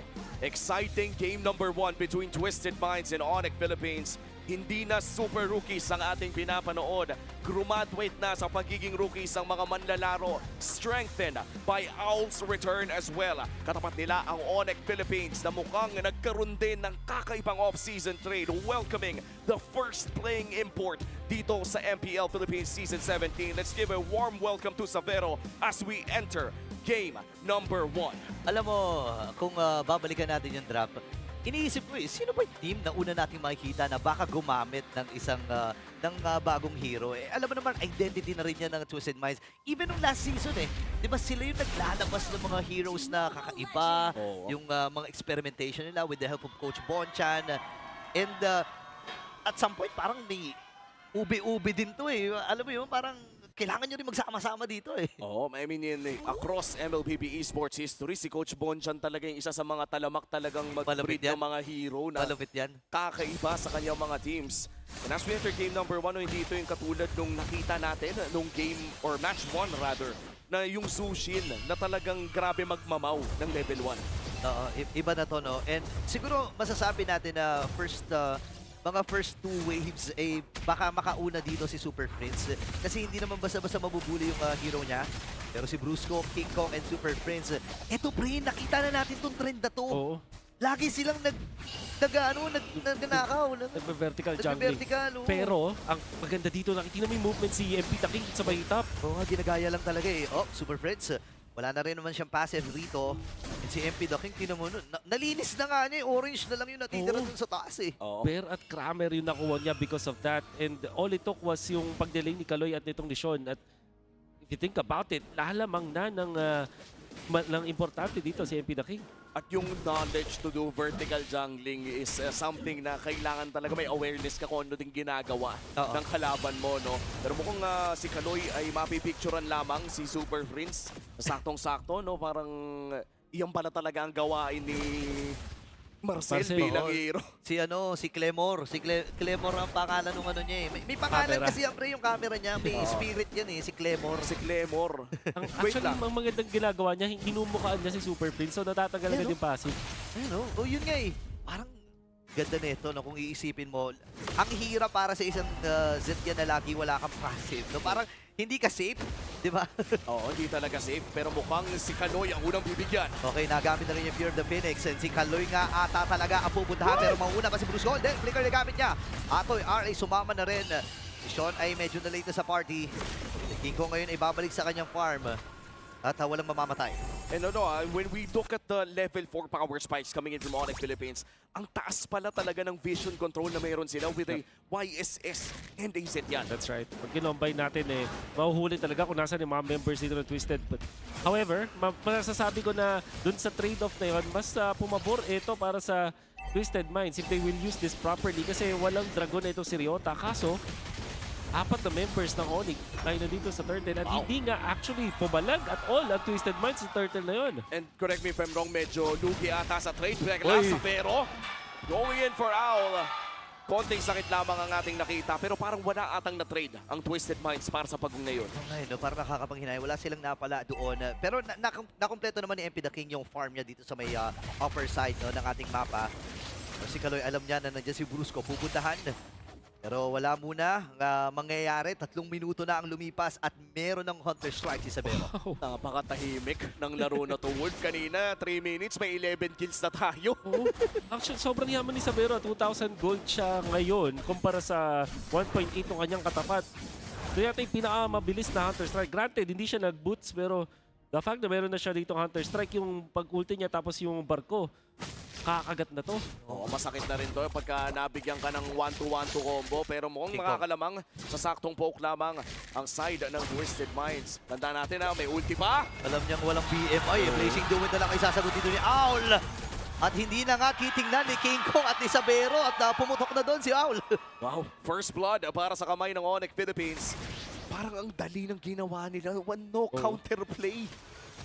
Even with the Purify, di ba? Kasi may yung Deadly Magic, pag kumabit na yun, wala na talaga napakasakit ng damage and there was no defense and Kaloy was so far away to help his teammate dun sa top lane. Tsaka nabilang din nila. Kaka-BMI out lang Walang way para makatakas itong si Owl. So good timing para dito sa ONIC. 20 seconds para sa ikalawang pagong and si Kaloy ay ginugulo pa rin. Wait lang, magsisimula ata dito ang ONIC. Pero nagamit na yung Golden Arch. Ganun lang kami pagkakataon na gumalaw-galaw. Pero si Sean ay napuruhan din ng mga bala. Baraha pala. Dito ni King Kong. Pero imaginein mo, talagang hard reset ng team fight itong Golden R. And hindi na nga nangyari yung team fight. That was supposed to be a pick-off para sa side ng ONIC Philippines. Pero mukhang itutuloy na nga ng ONIC ang pagong na ito. Walang Golden R Alam nila nagamit yung Mountain Shocker. Tatawagin si Barbiel. Makakapasok sa likod itong si Lansu. Ang magiging target ay si King Kong. Pero si Lansu nakakuha ng pagong. Atras muna dito ang ONIC PH. Wow. At least pamatay sunog, no? Oo, Twisted Minds at least covering the fire for ONIC Philippines. At liliit yung kalamangan. But still, almost 1,000 ang hawak ng ONIC. However, that was a big blunder mula dito sa side ng ONIC. Kasi wala silang napatay. Kasi hindi pa nila nakuha yung turtle with all of the commitments that they did. And si Lansu, hindi nga nila na-punish. Getting that turtle means a lot para dito sa Twisted Minds dahil makaka-stabilize sila.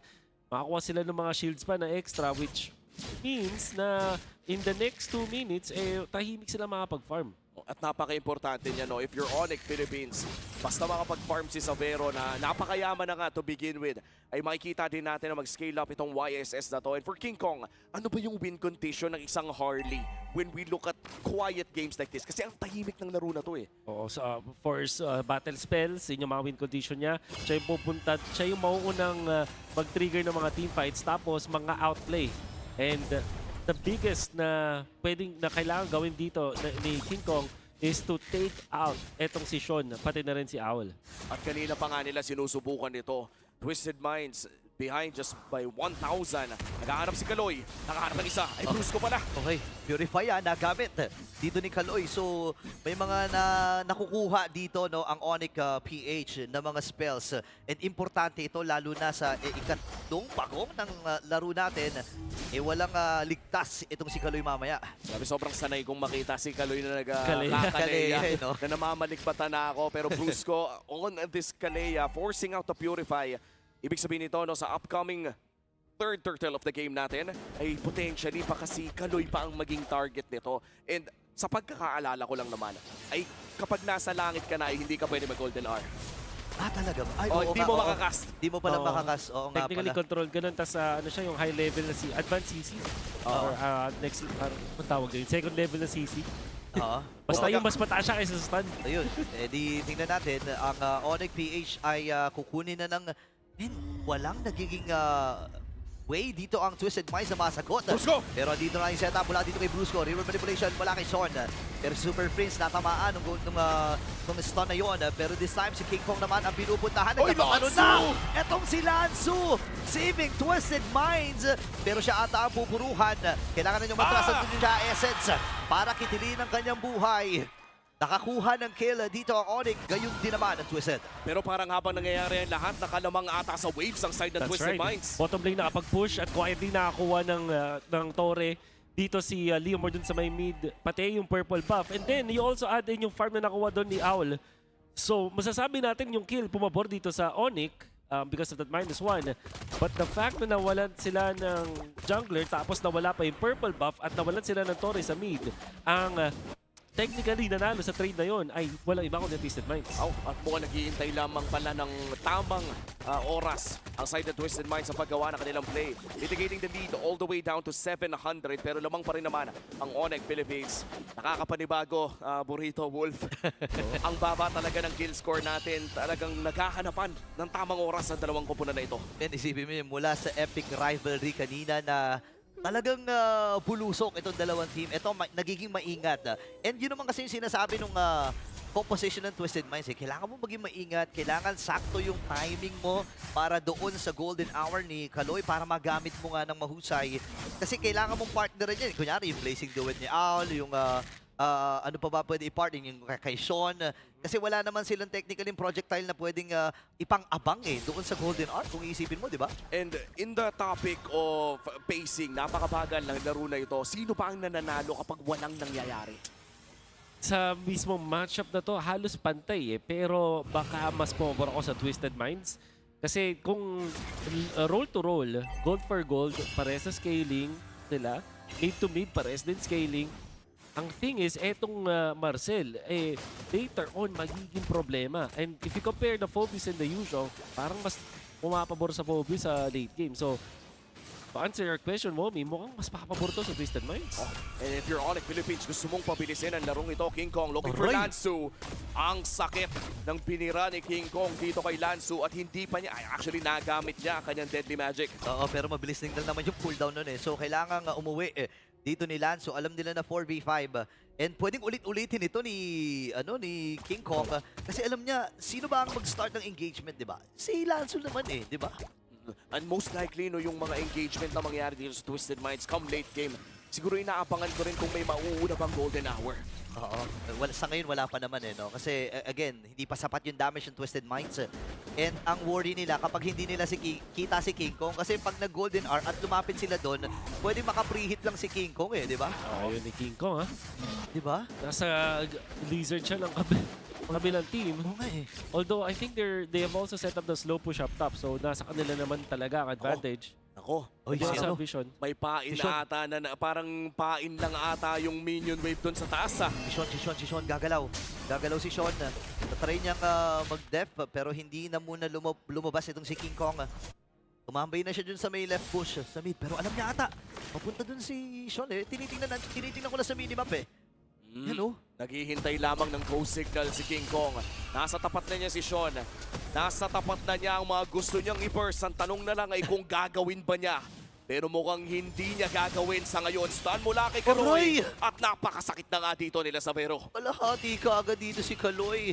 Kailangan magkumpulan muli ng Twisted Minds. Reset ang kanila magiging call pero si Sabero napahawakin na ng Lord. Oo. At saktong-sakto naman YSS, mga sanay naman na maghawak ng Lord at this point. But I spoke mula dito kay Sean. Napakaingat ng parehas na kupunan. Ayaw magbigay. Oo nga eh. Alam mo, regular season, simulan-simula. Siyempre gusto mong tapusin ang regular season, ang day 1 mo na may panalo, di ba? So, gets mo rin yung ginagawa ng ONIC PH and Twisted Minds dito eh. Tsaka yung mga trade natin, parang siya yung minimal mga trades lang. Oo nga eh. War of attrition. In fact, pwede na natin consider na pantay yung laban natin when it comes to the gold. Parehas lamang. Sige, Parehas lamang. Pwede ata to. Wala rin namang sa long lane. Uy, teka lang, nakaharap ng isa! Ay, nasisimulan nila nagamit yung Golden Hour pero isa lang ang nahuli. Fury of the Phoenix! Ito na yung engagement mula sa ONIC PH. Pero yung Dragon ay papasok na hindi tumama yung Mountain Shocker. Atras muna si King Kong, Sabero. Pero siya pinuntahan dito ni Lansu. Nakakuha na ng kill. Ito si MP the King. Wala si Sabero. Si Ryota ay sinasalo lang yung damage.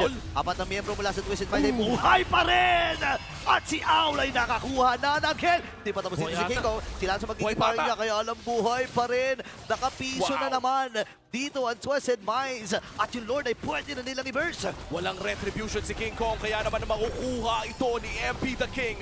First Lord secured para sa Twisted Minds at dead even ang larong ito. I think masasabi natin lamang na ang Twisted Minds because of that. Nakapag-push pa sila dun sa may top lane. Naturally, dahil sa sobrang indecisive ng ONIC Philippines. Ang ganda na sana ng play dun coming out from Super Prince after nung golden hour ng Marcel. Nakasan niya yung Fury of the Phoenix na shoot talaga. Kaso nga lang, nasa gitna ng laban, yung Yison Shin na dapat ay magiging reliever ng damage ng ONIC kapag napop na ang Fury of the Phoenix, hindi na ganun kataas yung DPS na magagaling mula dun sa mid laner nila. And without Sabero, there wasn't enough damage mula sa ONIC Philippines. Ang sakit talaga sa ulo ni Lansu on this Fovius. Siya yung nakatoka kay Sabero during that time. Kumbaga nagmamakaawa siya, please mag-traceless ka. At hindi natin nakita yun. ONIC Philippines kailangan dumipensa. Golden hour na ikasa na rin para ma-delay yung Lord. Pwede pala yun. Pwede pala yun. May ganun pala. May ganung play. May ganun palang play, no? Pero again, matagumpay ang pagdepensa ng ONIC PH. Naguguluhan ako eh. Twisted Minds, ang bagal ng kanilang pacing. Pero parang biglang bumubulusok. Pag yun na nga, pag ginawa pag nag-go signal na sila, dire-diretso na. And that was led by Lansu and Kaloy. Ito na yung problema na sinasabi natin kanina na scaling for this Marcel. Nagkaroon ako ng maraming first-hand experience facing the Marcel. Sa una, makati lang siya at magaslaw. Pero sa dulo, pag mga bandang 15 minutes na, nakakuha na siya ng mga items. So, Fury of the Phoenix na yung pang-counter dun sa Golden Hour. Nakatakas pa nga ata si Aule. Na-trap din sa loob ng Golden Hour. Actually, mababalikan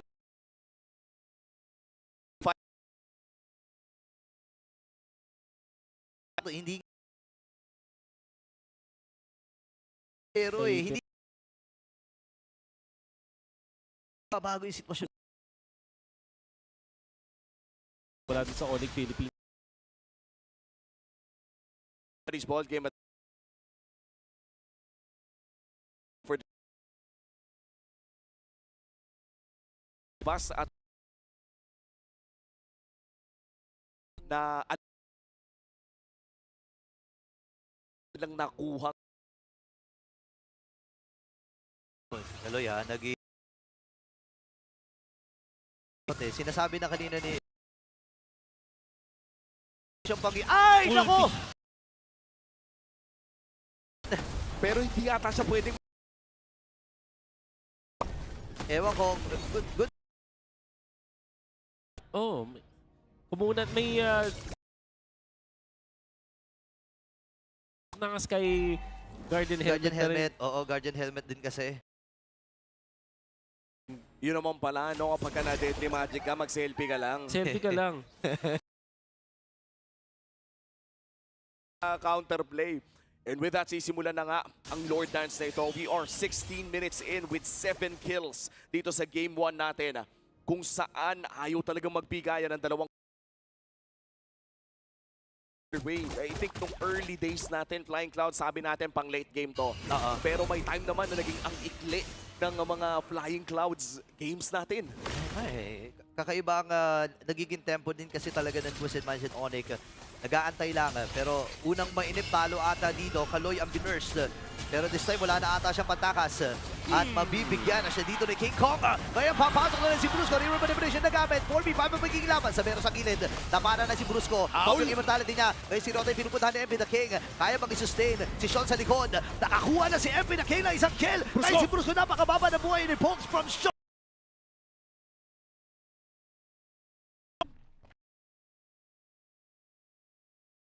Ang ganda nung The pag-sustain of side ng Twisted. Sumubsub siya sa mga initiators ng ONIC papunta sa kanya. Ngayon mapapatong that is back to full HP. Gumamit ng Fury of the Phoenix. Lanso kagad ang kanilang binurst. Kaya lang makaka-atras ang ONIC PH pero yung Lord ay nasi kupunan ng Twisted Minds. Unti-unti na atang napupunta sa pabor ng Twisted Minds ang larong ito. Talagang nasa kanila lang ang pabor, masasabi ko. And nakita din natin si Sean na nagiging problema malaki para sa side ng ONIC Philippines. Ang ginagawa ni Sean para siyang taga-protekta Parang dahil hindi siya nag-go ng ONIC Philippines because King Kong decides to pop the deadly magic onto Kaloy. Parang libre yung game para sa kanya. Kahit nga itong si Ryota, di natin nakikita na sinusob.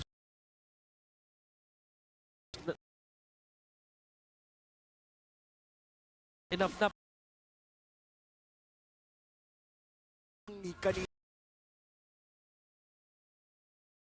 pakiramdam ko, pilaya na ang playmaker. Available, hindi na pipigil. Ang nawawala. Okay, naghahanap. Pabilisan dito ng ONIC. Yung decision ni King Kong naman.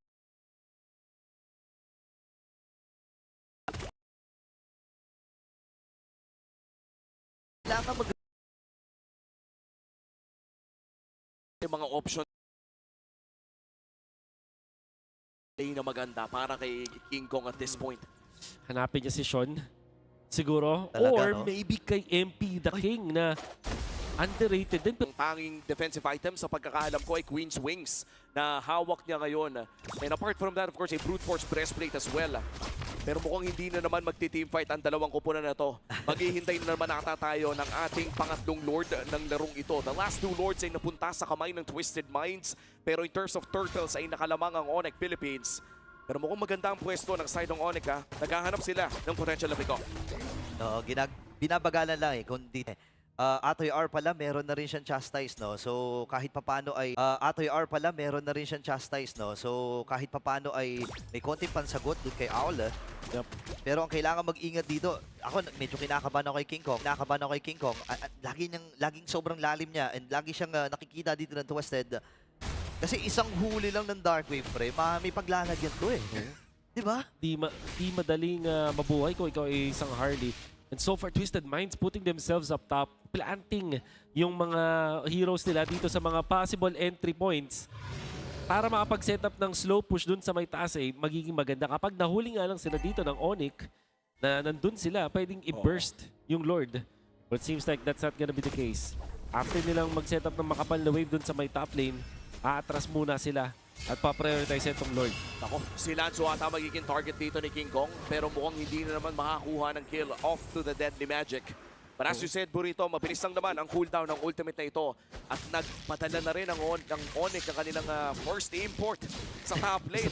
Ini-import sa taas. Ini-import sa taas. Ay, yun nga lang naspatan na nahuli na CCTV. Yung mga poke na nakita dito kay King Kong, pag wala siya napapatay, hindi pabor ang mapa para sa kanila. Kasi nangyari, di ba, pag uwi ni Lanzo, may flying clouds eh. So, balik lang din sila. Kaya papansin mo, kahit 60% HP, umuwi talaga si Lanzo eh. Oo, sulit na sulit yung uwi kasi mayroon namang expressway pabalik ng laban. And again, ang pumili ng ating mapa dito ay Twisted Minds dahil sila nga ang home team.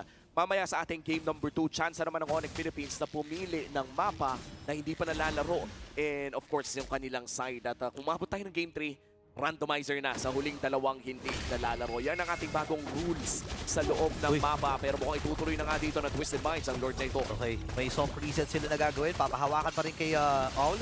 Iniispatan siya ni Kaloy. Pero mapapaatas! Uy, Flicker! Flicker na burn na rin dito ni Lanzo.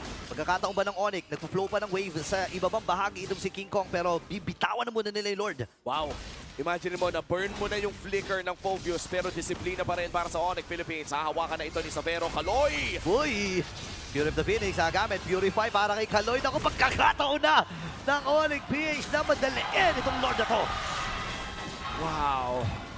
When you see yung mga teams na maglalaro din specific series, Twisted Minds versus ONIC, ang expectation mo, high-octane gameplay. Bakbakan kung bakbakan, it's the complete opposite. Walang namatay sa exchange na yon. But for some reason, ONIC Philippines, nabugaw nila yung mga members ng Twisted Minds. Kanina pa nila tinatry itong poke playstyle nila at ngayon naging successful na finally. And all it took was a forced flicker mula kay Lanzo. Wow. And this marks, I guess, the longest game so far ng Season 17. Ang Game 1 kanina ng ating first series ay 20 minutes. Ngayon ay pumapatak na tayo patungong 23. At hindi pa nga natatapos. Wala pang inhibitor turns na bumabagsak sa side ng Twisted Minds. And for ONIC Philippines, tuloy lamang ang kanilang pagpupush. Available ang kanilang mga battle spells. At top lane nata ang kanilang unang punterya. Yeah, abangan natin to. It's all up to Super Prince kung paano niya kakapitalize yung mga pokes mula dito kay King Kong. Nakita natin yung Fury of the Phoenix. Kaya nabugaw din ang gusto ang Twisted. Pero tatanong, Fury of the Phoenix. Purify para dito kay Kaloy. Atras na rin muna dito ang Twisted. Tagumpay sila sa pagbasag ng Torres sa top lane. Ngayon, kasama pa nila itong Lord na ito. Pero tutuluyan na nga ng Twisted na i-burst ito with the help of MP, the King, and Owl. Pero round number 2 to Black Dragon form na gamit na rin dito ni Atoy Army. Pero kailangan niyang bumalik. Tinawag kasi Bartel, MP, the King. Golden Hour! Hindi ko konekta. Pero mukhang bot lane pala ang gusto nila. Isang banat na lang para sa dalawa. In ONIC Philippines, hindi na nila itutuloy pa. Walang nahuli pero si King Kong pumasok pa. Tinuluyan na nga yung Torre doon. Flying Clouds, hinahabol nila si King Kong. Alam nila kung saan manggagaling! Alam nila kung saan manggagaling si King Kong at I think si Brusco pa ngang mahuhuli nila dito. Napicturean na yung isa. Ryota. Mamaya lamang ay titignan na rin natin kung ano ang kailangan nating mairesolba. Kamustahin muna natin ang laman ng MPL Arena live ngayon sa puso ng Quezon City. Victoria Sports Tower, kamusta ang ating mga super fans? Hey! Ayan. Grabe ang sigaw. Ayan na, may tambulan na.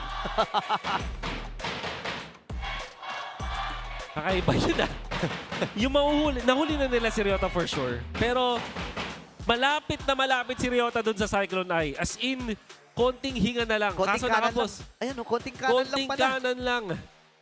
Ang problema, well, meron siyang immortality. So, may chance talaga siya mabuhay dito. Wala siya nung dragon form. As of now, ang mahalaga para sa ONIC, buhay si King Kong. Walang Fury of the Phoenix. May potential na Romespo dito si Brusco. Ang delikado dito is kapag nag-overcommit ang Twisted Minds, merong Yisun Shin dun sa may gitna na pwede na rin tuluyan yung tore na yon. Oo. And so far, 5 seconds bago pumasok sa 24-minute mark. Safe to say, nakadepensa naman ang Twisted Minds mula sa Lord finish attempt ng side ng ONIC Philippines. May chance pa ata na tumagal ito ng 28, I would say. Kasi may mag-iisang Lord pa pag sinayaw nila yon. Ito total, pause pa lang naman. May 13 seconds pa. Give me a game timer. 28. 28 ka. Ikaw, Wolf, ano sa tingin mong, anong oras Para ba? 28 din naisip ko eh. Pero sige, 26. 26. Okay, you know what? I'll go straight all the way to 30. 30. Okay. Ite-30 ko na to, pare. 30. Total, 2 taon na lang. 30 na rin naman ako. At Pagkalabasan na tayo dito Sige. ng edad. At kami dalawa ni Wolf ay 30 na. Oo. 30 na. Konti na lang, susunod na ako sa inyo. Welcome to the club. Welcome. Enjoy mo na ang nalalabi mo. Wait lang. Unang tanong, may gout ka ba? Wala. Wala pa. Diba? Sabi nga sa basketball, diba? Last 2 minutes. Ako naman, last 2 years. Last 2 years. Uy, shoutout pala kila Odin. Hello. Ang ating mga host, of course, si Denise. Ito na. Chachap-chapin na. Ayan na. Bumibuelo na. Bumibuelo na. Ano? Joke lang. Mamaya Ano, sir? Hihintayin pa natin. Of course, ang ating head referee na si Sed nag-aantay lamang ng signal to start the game once again as we enter the land of dawn. Muli, game 1 po ito. Reset muna ang ating matutunghayan. 30 segundos bago lumabas ang susunod na Lord. Mukhang malapit-lapit nga sa 28 minutes yung posibleng mangyari dito. Oo. Ngayon, 20 seconds naman para doon sa Lord. Maganda yung item pickup na nakita dito ko mula kay Owl. Opted to go for the Winter Crown. In fact, dalawa yung mga heroes dito na nag-Winter Crown para sa side ng Twisted Minds. At tingin ko ito yung way nila para din mapunish itong si Ryota. Oo. Oo nga, no? And ang Ryota, as of now, still 1 and 2. Ito ba ulit yung bago na kailan yung huling beses na naglaro si Ryota sa Pilipinas? Omega pa ata siya nun eh. Oo nga eh. He played the game sa ONIC actually last season. So, Hindi ko maalala kung si Kirk. Hindi ko maalala kung Therese na ba o Uranus yung ginamit niya noong time na yon. Pero mga ganun kasi. Parang yung playstyle kasi ni Ato R, ganun eh. Speaking of Uranus, namimiss ko na rin yung Yura ni Boss Lanzu, the Admiral. The Admiral. Pumiflicker. Pumiflicker in sa 5 para mag-slow ng 4 o 3. Lanzu! Ayun na, sinimulan na kagad. At si Sabero! Ang namatay sa mga main damage dealer dito ng ONIC PH. Ngayon, atras si Ato R. May ipit din si Brusco. Meron pa naman siya immortality. Pero tatalo-talo na si Lanzu. Nakupo na zone yung dalawa. Si King Kong ay nag-aabang pa rin! Dalawa na kagad tumumpa rin para sa ONIC Philippines. Out na muna dito si King Kong. Buhay pa rin. Itong si Kaloy and Lanzu. Nagamit lang yung Winter Crown at iniwasan. Naku, iniligtas! Iniligtas si Sean, mga kaibigan! At napapa rin yung immortality pero masyado nang malayo dito si King Kong. Atras muna dito. Super Prince in Atoy R. Kaya ba nilang isave ang ONIC PH? Pero si MP nakikang nagwagi. Pwede ba ata mag-rundown? Si Aung ngayon ay mapapa BMI. And the Blazing Duet! Pero wait lang daw kasi si Super Prince ay kukuha din ng isa. Walang libreng Lord. The Monster Mage finds one. Pero napakaganda ng pinakita ng Twisted Minds sa pag-secure ng Lord na yun. At ang una nilang ginawa ay i-welcome si Sabero dito sa Pilipinas with that wonderful play, and that also started with Lanzu. Kaka-mention lang ni Wombi yung Flicker Uranus siya. But this time, Flicker with the Dark Wave mula sa Phobius was enough to pinpoint kung nasa si Sabero na hindi rin naka-purify. Obviously, typically naman, Flicker talaga ang choice. Pero malingat ka lang saglit, mapipitas ka ng mga members ng Twisted Minds. At nung wala na si Sabero, nawala na rin ng Lord Control ang ONIC. Magaling lang talaga sila mag-force ng teamfights at napatay pa nila dito si Owl. But we know for sure that ONIC is a little bit in trouble ngayon. Yeah, at saka aabot ito may flying clouds if in case no? At pwedeng bagalan ng Twisted Minds sa itong pagsuong ng Lord. Remember, 18-minute Lord, itong sinasalubong ng ONIC PH. Kaloy looking for Brusco. Makikita niya, golden hour, hindi pa gagamitin. Pero mukhang ayaw atang gumawa ng play ni Brusco dito. Focus muna sa Lord. Ang sanghapdi naman nun. Napakahapdi. Naku, na-force na rin yung river manipulation. Si Ryota ay tumitingin-tingin. Kaloy, naku, baka mapicturean sila dito Though wala namang flicker itong si Kaloy para abutin itong si Sabero and Brusco. Pero napababa na nila yung buhay ng Lord. Oo. At importante yan para sa ONIC Philippines dahil the more and earlier na ma-burst nila yung Lord na to, yung mas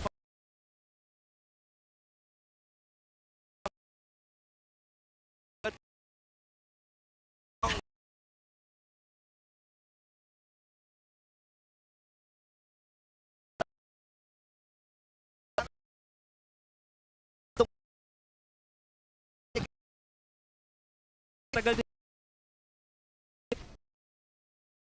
ONIC.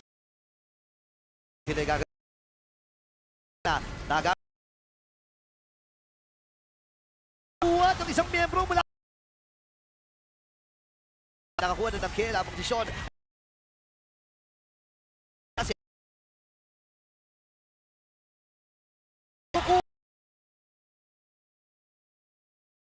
Nakakuha.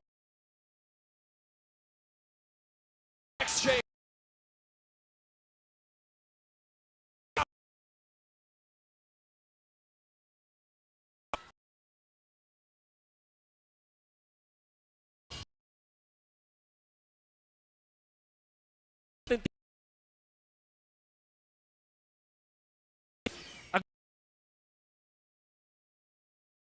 Para dito sa twist. Ay! Ito siya doon sa Fear of the Phoenix.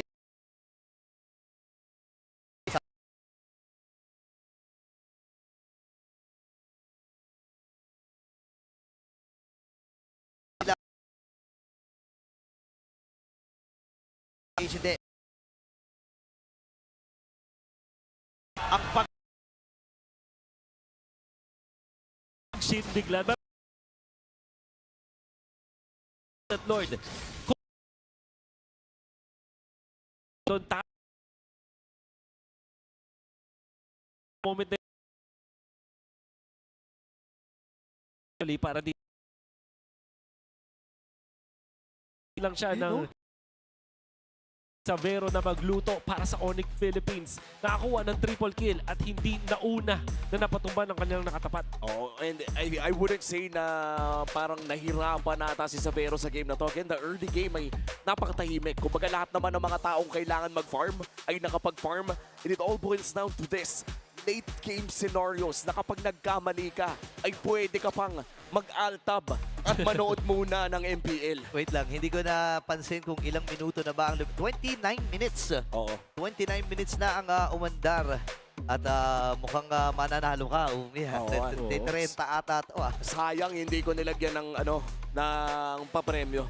Oo nga Parusa man lang para sa mga nagkakamali. And of course, we'd like to acknowledge yung mga malupitang guests natin. Yun. Ating mga super fans. And kung di ako nagkakamali, Sino? Yung si Janine? Hindi, kanina si Janine Berdin kanina. Siyempre, sino yung artista natin para sa series na to? May isa pa Si Midnight? Si Midnight. Nandiyan siya sa gilid. Nandun din sa gilid. Si Naisu? Si Naisu nasa English desk.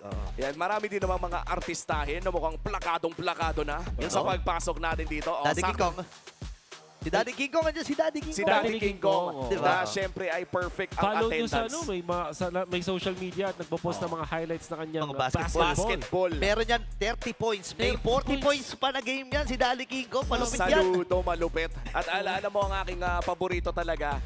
Isa talaga sa mga metric para sa akin kapag successful na MLBB player ka, ano yan? na yung magulang mo ay nagiging vlogger na rin. Ayan, sila Carl, di ba? Sila Carl, si Mami Carl TZ. Sino pa ba? May mga kamag-anak din si Flap TZ na si Mami Flap TZ. Flap na lang pala. Si Mami Flap. Si Daddy King Kong. Si Daddy King Kong. Ayun yung artista. Hindi pinakita artista. Neil de Guzman. Talagang binanggit yung government name eh. Hindi ko yung government name. Ang kulit Kulang mo pa yun, naman kulang kay Sam pa yun. Ives na puweto. Hoy, ba't mo naman kinumpleto? Theodore Ignacio. Wala bang babanggit ng Aaron Paul Gally dito?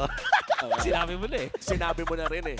And Text ka na sana eh. Ito, initignan natin ngayon. Tinutour namin kayo sa Victoria Sports Tower na by the way, bagong venue po ng MPL Philippines. So kung napapadaan po kayo dito sa Quezon City, ay bumili na kayo ng inyong tickets. Available din po ang mga season passes. Oo. Na hindi ko alam kung, to be honest, ang alam ko, pag bumili ka doon ng season pass, madami ka nang makukuha. Marami talaga.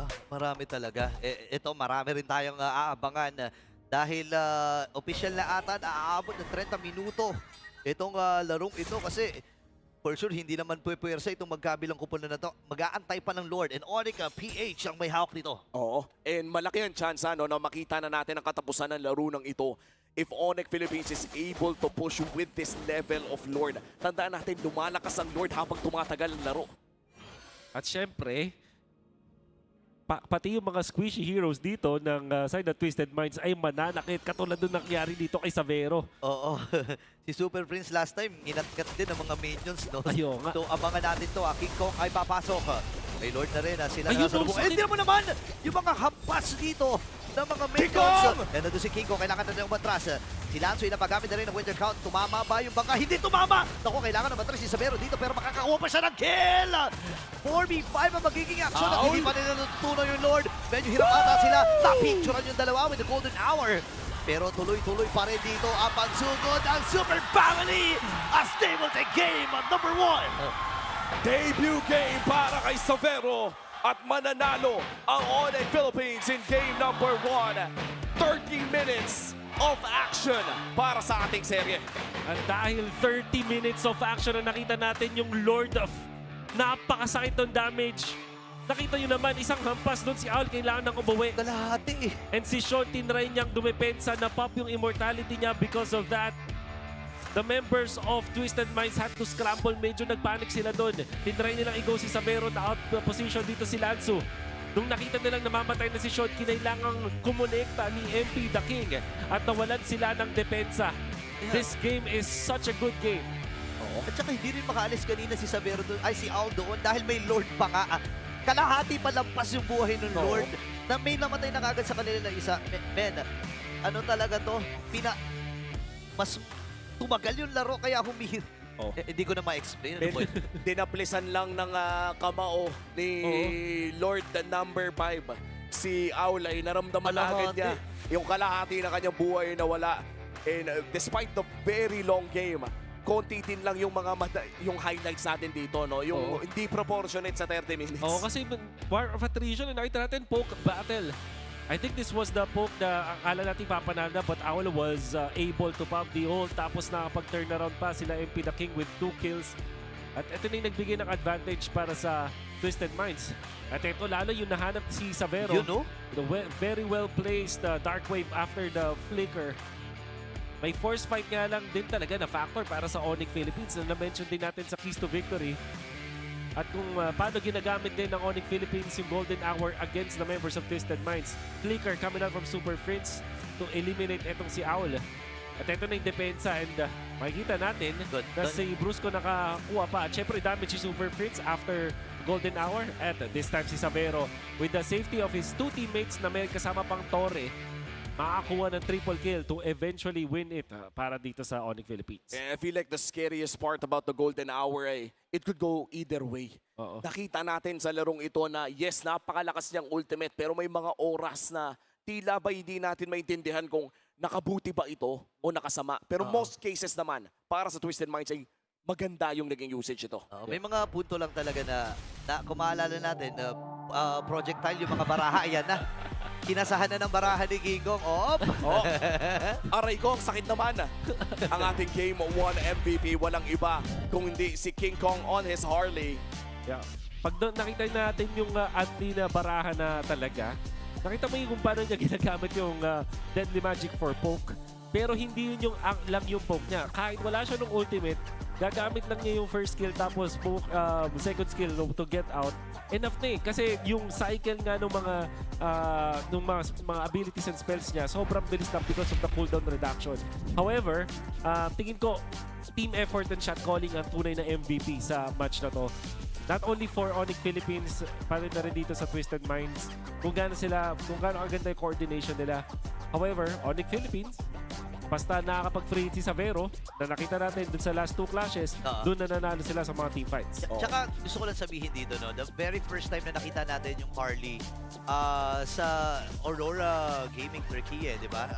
Nung M7, iba pa buuhan nun. Medyo attack speed type pa yung buuhan nun. This time kasi, puro burst eh. Burst and CD. Burst tsaka CDR. CD reduct. Kaya talagang pag may inabutan na may pinaglalagyan, even itong si Lanzo, nararamdaman na rin niya yung mga baraha talaga eh.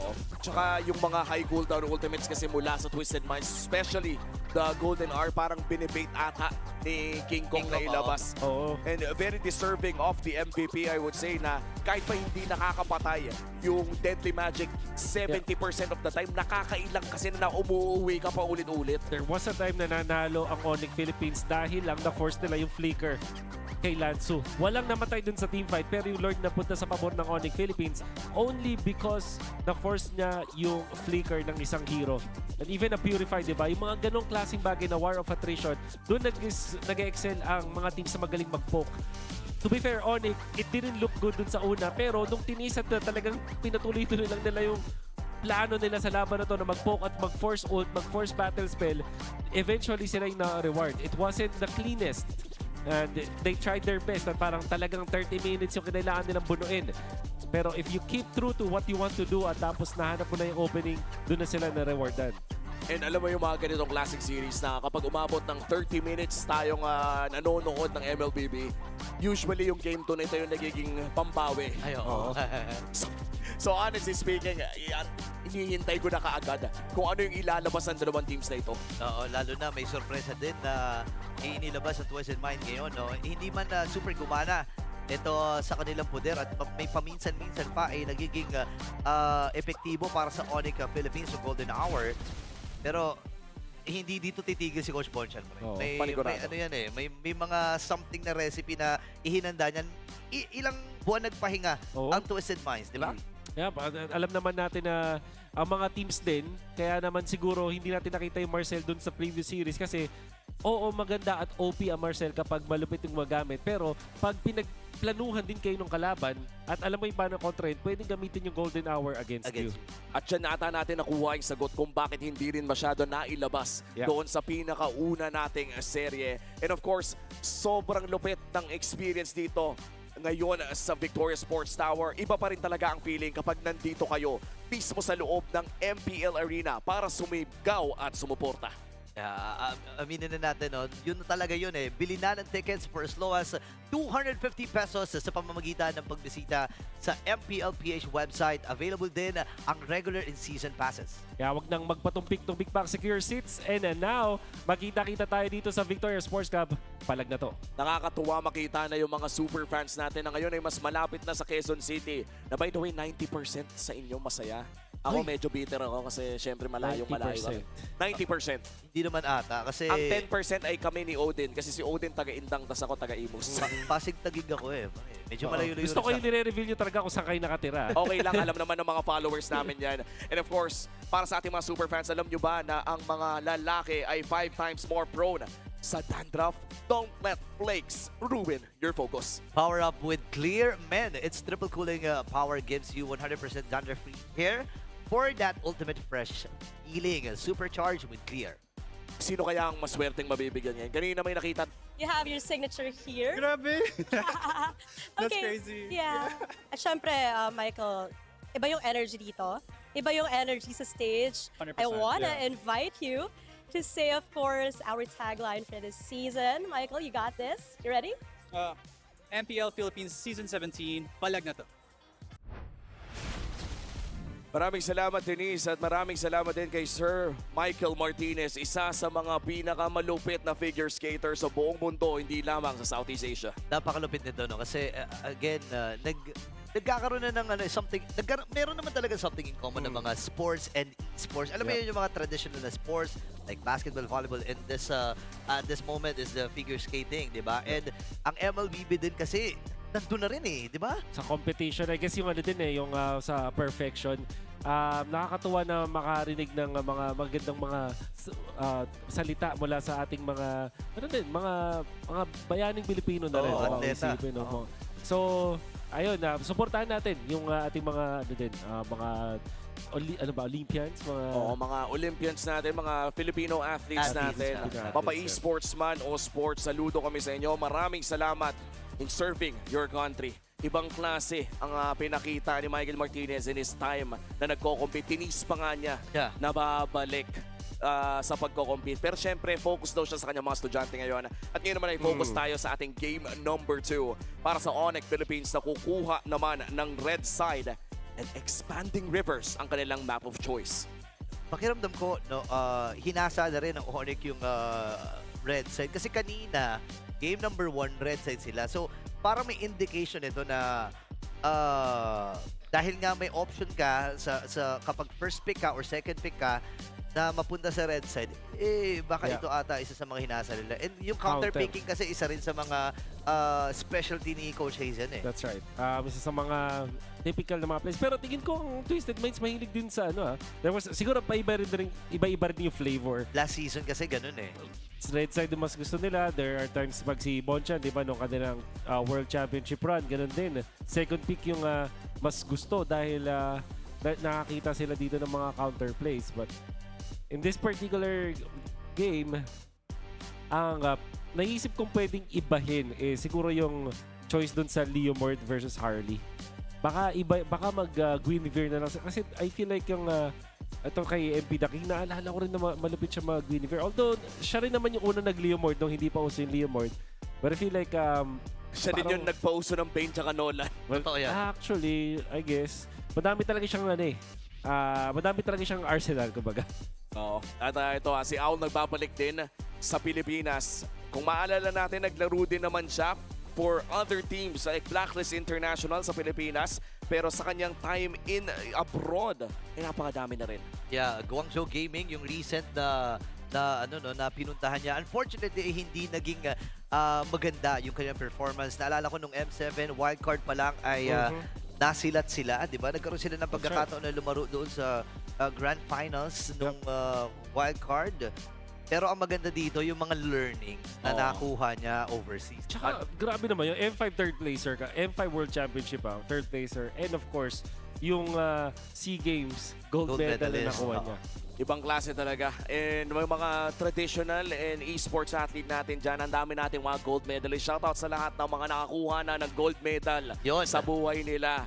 Sa lahat ng mga gold medalist sa chat, comment nyo na, uy, ako nung grade 3, gold medalist ako. Oo, di ba? Totoo yun, by the way. Marami talaga. Ay, talaga ba? Anong sports ba or academic? Ay, grabe ka Achiever naman. pala to. Achiever. Si Achiever pala to. Tumigil na doon kasi na-discover ko na ang mundo ng video games. Actually, napagsabay ko yun. Graduate ako on time and everything. Of course, naging malaking parte ng passion at pamumuhay ko. Naniniwala kasi ako, hindi malayo lang tayo sa Glenn, na hindi lamang academic and part ng extracurricular yung video games ngayon. Na ang mga esports athletes natin ay talagang nabibigyan na ng tsansa na ilabas ang kanilang passion sa ganitong klaseng bagay. Oo, sobrang saya, no? Parang, ngayon kasi, na-embrace na fully ng Pilipinas. Hindi lang Pilipinas, pati yung karating bansa natin, no? Na ang esports ay isa na talagang karera. Di ba nga yung mga players dun sa Team Falcons, this was from MENA. Doktor yung isa. May isang engineer. Doktor, tapos may isang engineering student. So, napapagsabay nila yon. Ganun sila kalupit. Shoutout din sa lahat ng mga collegiate MLBB teams natin dyan. Napakadami ng mga collegiate teams natin at napakapalo din nila. And of course, may mga iba nga ditong mga MPL players natin na nakikipag-scrim sa mga collegiate teams. And sa pagkakaalala ko, yung MSL o nga ating collegiate league for MCC pala. Sorry, MCC dito sa Pilipinas ay parte sila ng MDL kung sino man yung magkakampiyon doon. Kaya meron talagang collegiate team sa MDL. It's an actual path to pro. Yeah. Galing, no? Like mga opportunities na for our students to still continue dun sa kanilang studying, dun sa kanilang mga kailangan gawin. Pero at the same time, mapagsabay yung sa passion. So, yun naman yung kagandahan sa ating liga. Oo. And right now, we are just waiting for Game 2 to start. Mahabang diskusyon, especially for Twisted Minds, considering na nagkaroon sila ng edge or advantage sa pagpili ng mapa at side kanina pero hindi naging kanais-nais ang resulta. Kailangan talagang bumawi dito sa game number 2. Para sa game number 2, pwede nating i-focus din yung draft. But there's also that execution na pwede rin ayusin ng Twisted Minds. I am not saying na mali yung ginagawa nila but they did not adjust fully dun sa poke na ginagawa ng ONIC Philippines. And the way that you counter poke is to full commit. Pwede, katulad nung yan, isang time na nung si Lansu gumawa dun ng play.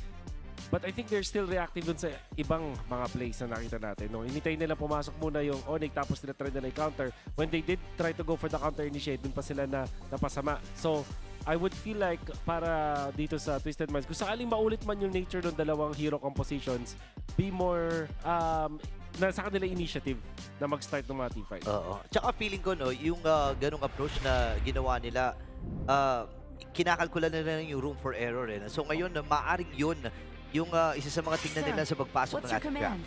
And this is game number 2 between ONIC Philippines and Twisted Minds.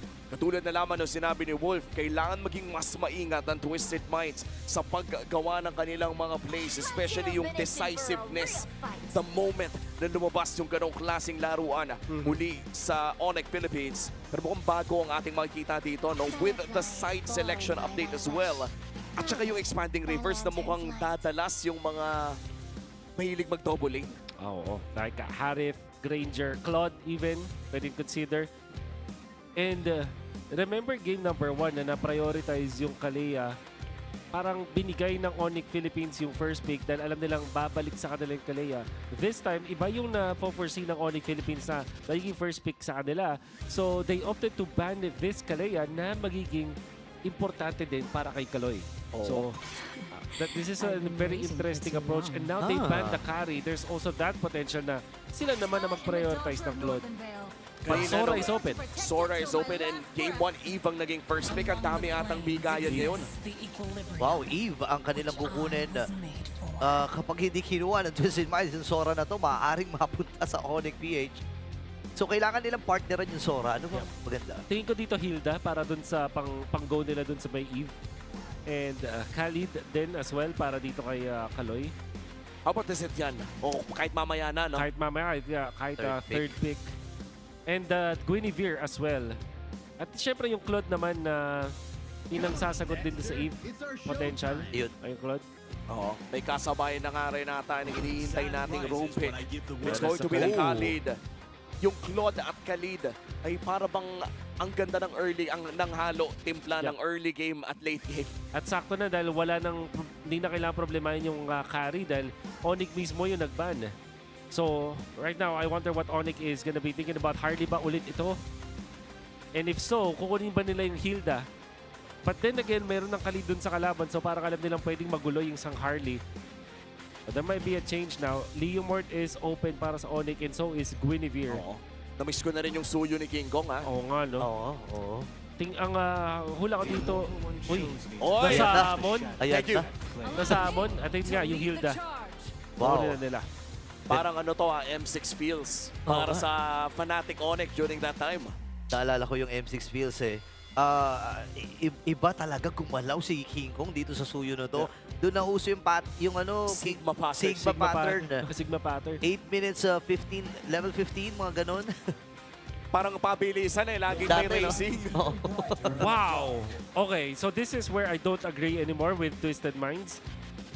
Meron ng Eve, meron ng Suyo sa kabila. But they still opted to go for the Limmer. Granted, you have the Khalid para dun sa may Eve. Pero nga lang, Hilda pa siya na problema as well as the Suyo. Na typically ay baliktad. Leomord yung mauuna tapos ka-counterin ng mga heroes nitong ONIC Philippines. So, I wonder kung ano yung ideology dito ng Twisted Minds. Okay, tinanggal itong YSS na masasabi ko naman naging epektibo ng first game, no? Huhuli lang talaga siya ng husto ng Twisted Minds. Maraming beses, no, na parang after mamatay ni Savero, okay na ang Twisted eh. So, pero ayaw na nilang pumunta dun sa punto na yon, no? Yeah. Ayaw nilang paabutin. Okay, with the battle ni Yi Sun-shin, that will limit some of the gold options para dito sa ONIC Philippines. And what they can ban now is Zetian as well as Kimi na potentially mga heroes mula from the mid lane. And syempre si Sean, matindi rin talagang gumamit ng Kimi yan. So, yun ang bukod tanging nagsa-Sky Piercer first item. Kimi sa... Siya lang ang pwede. Siya lang ang pwede sa MPL Philippines. Kids, don't try this at home. Don't try this at home. Sora ban. Parang nalimitahan sobrang gold lane options. Hindi lamang para kay Owl, kundi para kay Savero na rin. Yeah. Hindi, kasi kay Owl na may cloth na eh. Oo. So, may mga Granger kung magbabasihin natin doon sa mga comfort heroes dito ni Savero. Yeah. Iritel din, meron pa. Nilalaro na yun sa MPL ID. Paano kung Suyu Gold? Ay, oo nga. Ay, naku. Napanood ko na yan. May mga gumagawa. Kasi huling napanood ko yan si Midnight. So talo kami. Sige, lalagyan ko na ng pa-premium, Wolf. Kapag Suyu Gold nga ito, ay bibigyan kita ng 5 pitik with soft moves. Yun. Aabangan ko yan. And the Kimi indeed will be banned out by ONIC Philippines. And Twisted Minds, they still have the option of the Zetian. Kaso parang hindi ko nakikita yung Zetian kay Sean eh. Parang gusto natin yung palaban eh. So Valentina might be the choice. The choice para sa Twisted Minds. Parang hindi kaya ito na ang time para bumalik ang kagura ni Sean? Ay, oo nga. Saktong-sakto na buff din eh. Medyo mahirap nga lang against the Eve, no? Pero alam mo yun, comfort eh. May mga ganun eh. Valentina, kasi pwede mo kopyahin yung Eve ult. Actually, yun pa lang. So far, yun nare-reveal na pwede kopyahin. Ayan na, Valen. Pero parang worth it na rin kasi kung may sarili kang kopya ng RWM, kahit sino pang kunin ng dalawang to, one is enough. Sabi nga nila, one wipe, one life, good life. What is the option for Ryota? Phobius and Lapu-Lapu? Is good. O kaya naman, kailangan nila natangkay like Alice ang nakikita ko dito. Alice or Phobius ang potential. Tsaka hindi naman nanakawin yung Throne of Ruin. Ang kapal ng cooldown nun eh. Tsaka at least may control sila pagdating sa sa objective takings. Kasama ng Dream World Manipulation. Ganda ng Alice dito. Gold lane options though. Ano kayang pwedeng kunin dito ni Savero? Kanina ko pa inisip eh. Moskov, and Suyu. Joke lang. Tingin ko Ranger or Moskov yung natitira. And I'm only saying that because wala nang options. And it's the Moskov. And the Phobius locked in as well on the side of ONIC Philippines.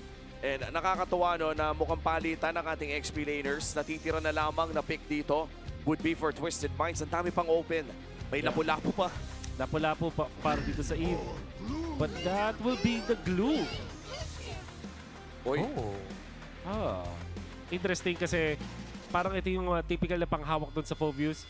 Pwede rin, mayroon silang option na mag-CC, but they felt like naka-Leomort at Claude na sila. So napaka-greedy na nun. Kailangan nila ng isang frontline hero or a contact hero, which in this case will be the glue. Yung low econ na hindi kailangan ng pera para maging effective. Usually, no, yung nade-default sa ganyang klaseng pick would be the Terisla or the Uranus. Pero this time around, the glue was open to take para sa side ng ONIC Philippines. And this is already, that was on the side of Twisted Minds rather. And this is already the second game kung saan nakalamang na ang ONIC Philippines sa kanilang game number 1 performance. Aantayin na lamang natin kung kaya nga bang bumawi ng Twisted Minds para patagalin ang sering ito o matatapos na ba ang ating match number 2 with a clean sweep with the debut of Savero. Exciting to, no? Kasi makikita muli natin ang Even Valentina na simula't sa pool ng lumabas itong Valentina, laging nagkakaroon ng palitan against the Eve, minsan Farsa. So doon lang sa tatlong umiikot na yon. And so far, siguro ang magandang matahan dito yung mga rumors eh. No? I mean, yung duo pala, dun sa yung mid-duo, no? Kasi alam natin, nagkaroon ng adjustment, numipis yung buhay ng mga range minions. Kaya din makikita natin, mapapansin natin, napakaraming ikot na nangyayari, no? Alam mo, when we look at the changes sa mid lane, parang hindi, actually, imposible na hindi banggitin din yung mga roamers. Kasi when we look at competitive MLBB in general, pagkasama kasi yan ng level 1 eh. And level 1 wave dictates so much of the early game rotations. And to actually support that, Womi, pag kinakausap ko yung mga XP tsaka mga gold laners, alam nila yung mga 1v1 matchups kung sino lamang o hindi. Pero when it comes to the mid, imposible talaga na titignan mo na mid versus mid lane or roam versus roam, hindi eh. Mid plus roam talaga siya. So, minsan nagiging even dahil kung lugi yung mid mo, babawiin naman ng roam. Or kapag lugi yung roam, babawiin ng mid. Something like that. So, may yin and yang, may equilibrium, kumbaga dun sa may gitna, that will be decided by the mid lane duo. However, with this one, Eve, Hilda versus Valentina and Khalid, even pa rin eh. Pero parang mas papabura kahit pa paano dun sa Eve. Parang in a way na masaya siya dahil hindi siya mapupuntahan agad basta-basta ng Khalid. Hindi niya kailangan lumapit eh. No? Makaka-focus siya ng mahusay. Pero mukhang babalik na nga tayo sa Land of Dawn mula sa ating Head Marshal na Bang. Tineleport na tayo. Welcome to game number 2. Brusco versus Kaloy ang roamer matchup natin. It's a Hilda versus a Khalid. Parehas mabilis tumakbo all around the map. Kita natin si Lanzo, no? Binantay niya talaga eh. Baka mamaya ka sumisubilat sa orange. Uy! Oh my goodness! Napakahapdi! Damage mula kay Sean! At nabigyan kagad si Super Friends. Medyo na hindi ata nila nakakalkula si Kaloy. Kumuha din. Pinag-uusapan pa lang natin ang tapatan sa gitna at nakauna na ang Twisted. What happened? Literal na hindi natin nakita pero there was a lot of explosions. Ang importante doon, actually 4 nga ata yung hindi nakita doon ni Friends. Kaunti pa lang UXP niya dito. Sobrang lugi na siya. 1K kagad yung lamang dito ng Twisted Minds. Explosive na entrada mula sa Twisted Minds. Pero mukhang may bawi naman ang bahagya ang ONIC Philippines. Nag-cover na ng mga flicker para sa dalawang mid-lane roam trio duo. At papasok pa kasi Kiko! May bawi din na ginawa at lumalim na si Brusco. Pero makakakuha din sila ng 2. May bawi naman pala para sa ONIC Philippines. Pero 1,000 pa rin halos ang kalamangan ng Twisted Minds. And looking at what happened in the first 2 minutes of the game, Wolf, ano pa yung kailangan o yung ma-expect natin upcoming sa first turtle? May chance na hindi umapat sa level 4. Ito Super Friends, so they will try to take this real slow. And siguro ang pwedeng gawin dito ng ONIC is the leverage yun kay King Kong na maganda yung simula. Oo, ang hirap nito. Lalo na di ba pag tumatama din yung skill ng Valentina. So mas makakakuha siya ng XP. So mas mabilis talaga ang pagbulusok nito. Lanzo sasama na rin sa gitna para makapag-clear. And si Super Prince Brig, kailangan niya kumapit dito sa mga wave na to. Hindi nga aabot, Brig. Hindi umabot. And yung pagong ay mukhang ibibigay na lamang ng ONIC Philippines. That's the first turtle na mapupunta sa kamay ng Twisted Minds. Dahil sa magandang simula na yun ay mukhang nag-snowball na agad sa first objective. That's gonna be incredibly good para dito sa side of Twisted Minds kasi alam natin na naka-Leomord sila na pwedeng mag-dire-diretso kapag nakahanap ng abante talaga. Dire-diretso na pwede silang mag-invade.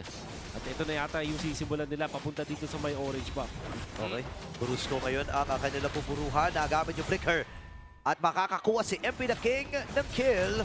Sabay diretso pa ata dito sa orange buff. Ngayon si Sabero ay pagtutulungan ng Twisted Minds. Kumakapit na lang dun sa kanyang tore. Pero makakaligtas siya. May sipat din na hindi tumama mula kay Sean. Makakahinga si Sabero. Makakahinga. Inaantay ko baka biglang tawagin si Barbiel.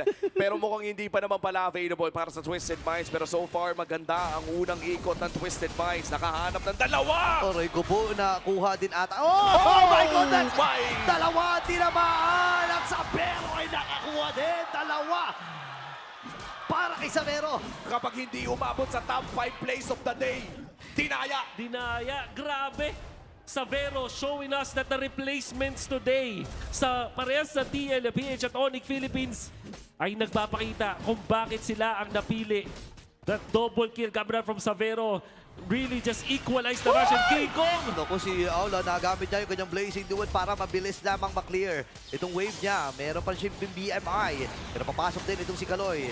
Dash out para kay Savero, pero si Kaloy ata ay maiipin din. Ako pinag-ahampas na rin dito ni Brusco at nakakuha na naman ang kill si Savero. Wow, 4 minutes in, nakakuha agad ng Corrosion Sight plus an upgraded boot. Silipin natin ang ating Infinix in-game equipment. Pero mamaya na yan dahil mukhang may laban na naman sa mid. Ayun na, pinagtatalunan dito si Lanzu.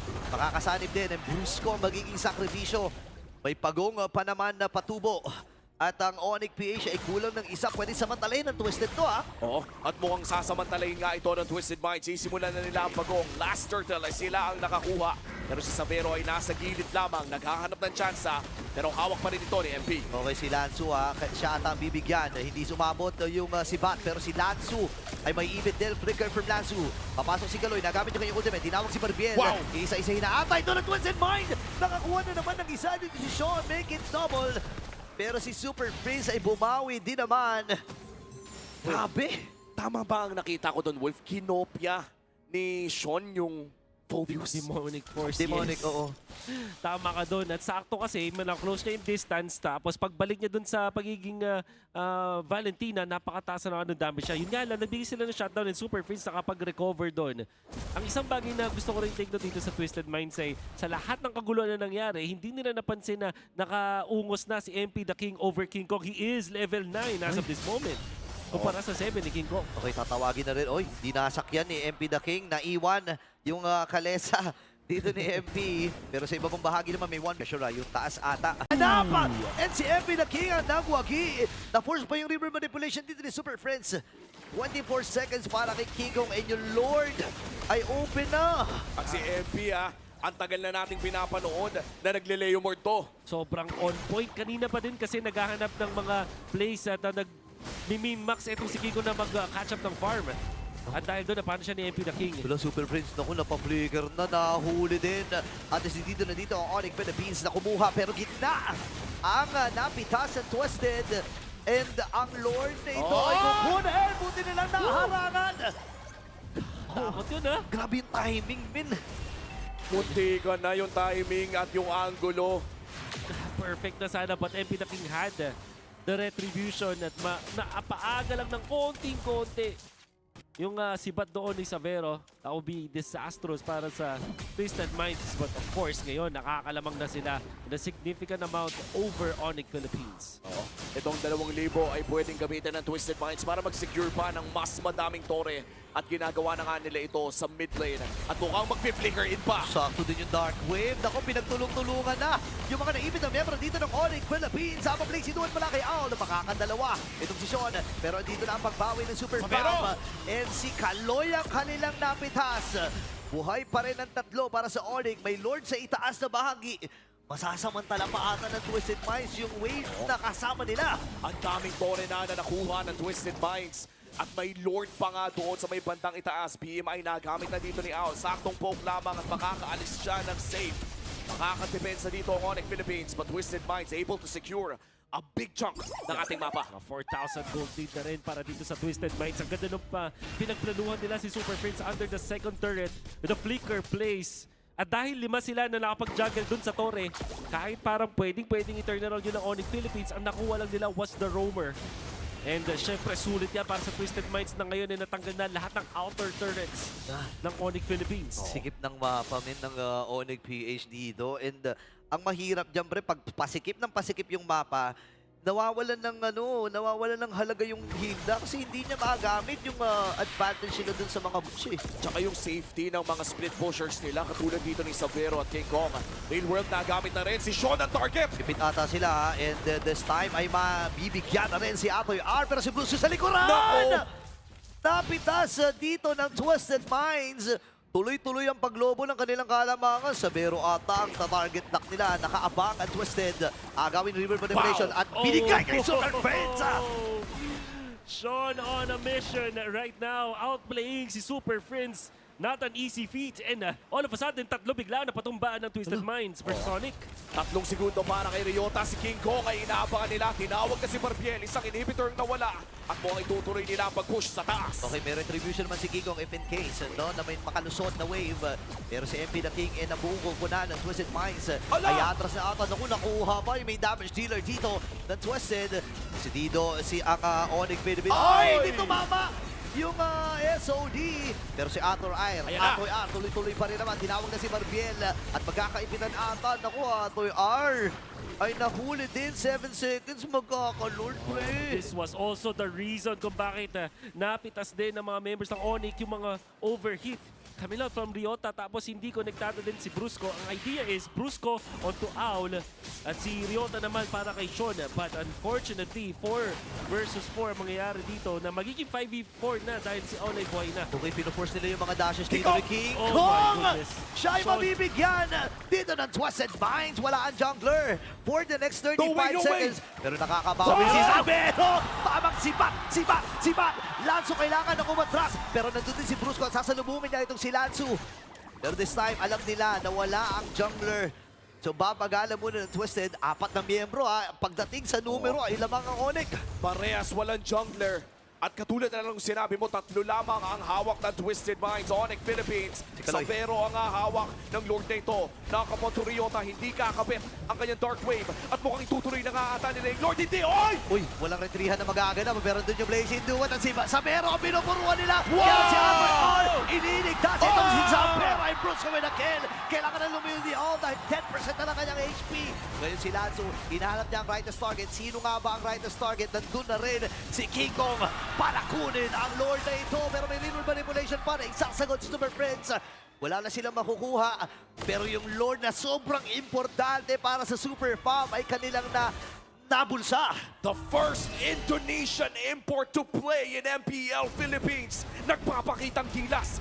At panoorin natin ang replay na ito. Makita namin, napakandang replay. Ang ganda ng ginawa ni Kaloy with the follow-up coming up from Owl. But the outplays from Sabero, the lifesteal is enough for them to turn it around. Siyempre, may tulong din ni Brusco kung paano pinoprotektahan ng ONIC Philippines. Etong si Sabero, while si Sabero, he's trying his best and he's actually doing it para sa team. Ikaw umatras nagamit yung 2 dash. Pero Super Prince, kumakati na rin yung mga pokes mula doon sa kanyang lantern. And this time, yung Lord sa itaas na bahagi ay aalalayan na rin ni King Kong. Kailangan magmatsyag ng Twisted. Yeah, Twisted Minds mukhang kailangan na nga nila dumepensa sa Lord na ito. Brusco giving some vision mula dito sa ONIC Philippines pero bumabawi na sa Torre ang side ng ONIC. Hawak na naman nila maliit na kalamangan pero big immortality pick up para kay Kaloy. Pwede siyang bumili ng mataming oras para sa Twisted Minds. Ay, yung gold din hawak na rin ng ONIC PH dito. Sumahapdi-hapdi. Oh, wait lang. River manipulation. Inunahan na ni Super Prince. Ang baba ng buhay ni Sean. May hawak din na sariling river manipulation ng Twisted Minds. So, kailangan lang ilinya ito mula doon sa Raging Sandstorm ni Kaloy. Ngayon, makakahinga ng bahagya ang ONIC PH. Hindi natin matatanggi. Wala pa rin naman silang gitna. Pero mabilis na rin kasi yan eh. So, mabilis na din para sa ONIC na i-clear ng i-clear yan. The thing sa late game, ang tinitignan is yung mga long lane. And yung mid lane, hindi na masyadong nagmamatter. Ito yung least priority sa pag-push mo na pagkuha ng inhibitor turret sa mga Lord Dance. Still, that's an advantage though para sa Twisted Minds. Hindi pa rin natin pwedeng deny na kailangan niyang sagutin ng ONIC Philippines. There was even a threat mula kay Owl na mag-split push nangyayari yung Lord. Not enough lang talaga na leeway for himself. But we can now feel etong damage output coming out from Sabero that also picked up the wind of nature. Kayang-kaya na. Now it's just gonna be up to King Kong who also picked up his last item, full pack with that BOD. Napakasakit na ng parehas na kupunan at this point and 40 seconds in. Iniintay na lamang natin ang pangalawang Lord or no third Lord of this game. Pinag-usapan natin kanina nung game number 1 na napakatahimik na kapag pumasok ang game 2 ay high octane na ang ating ine-expect.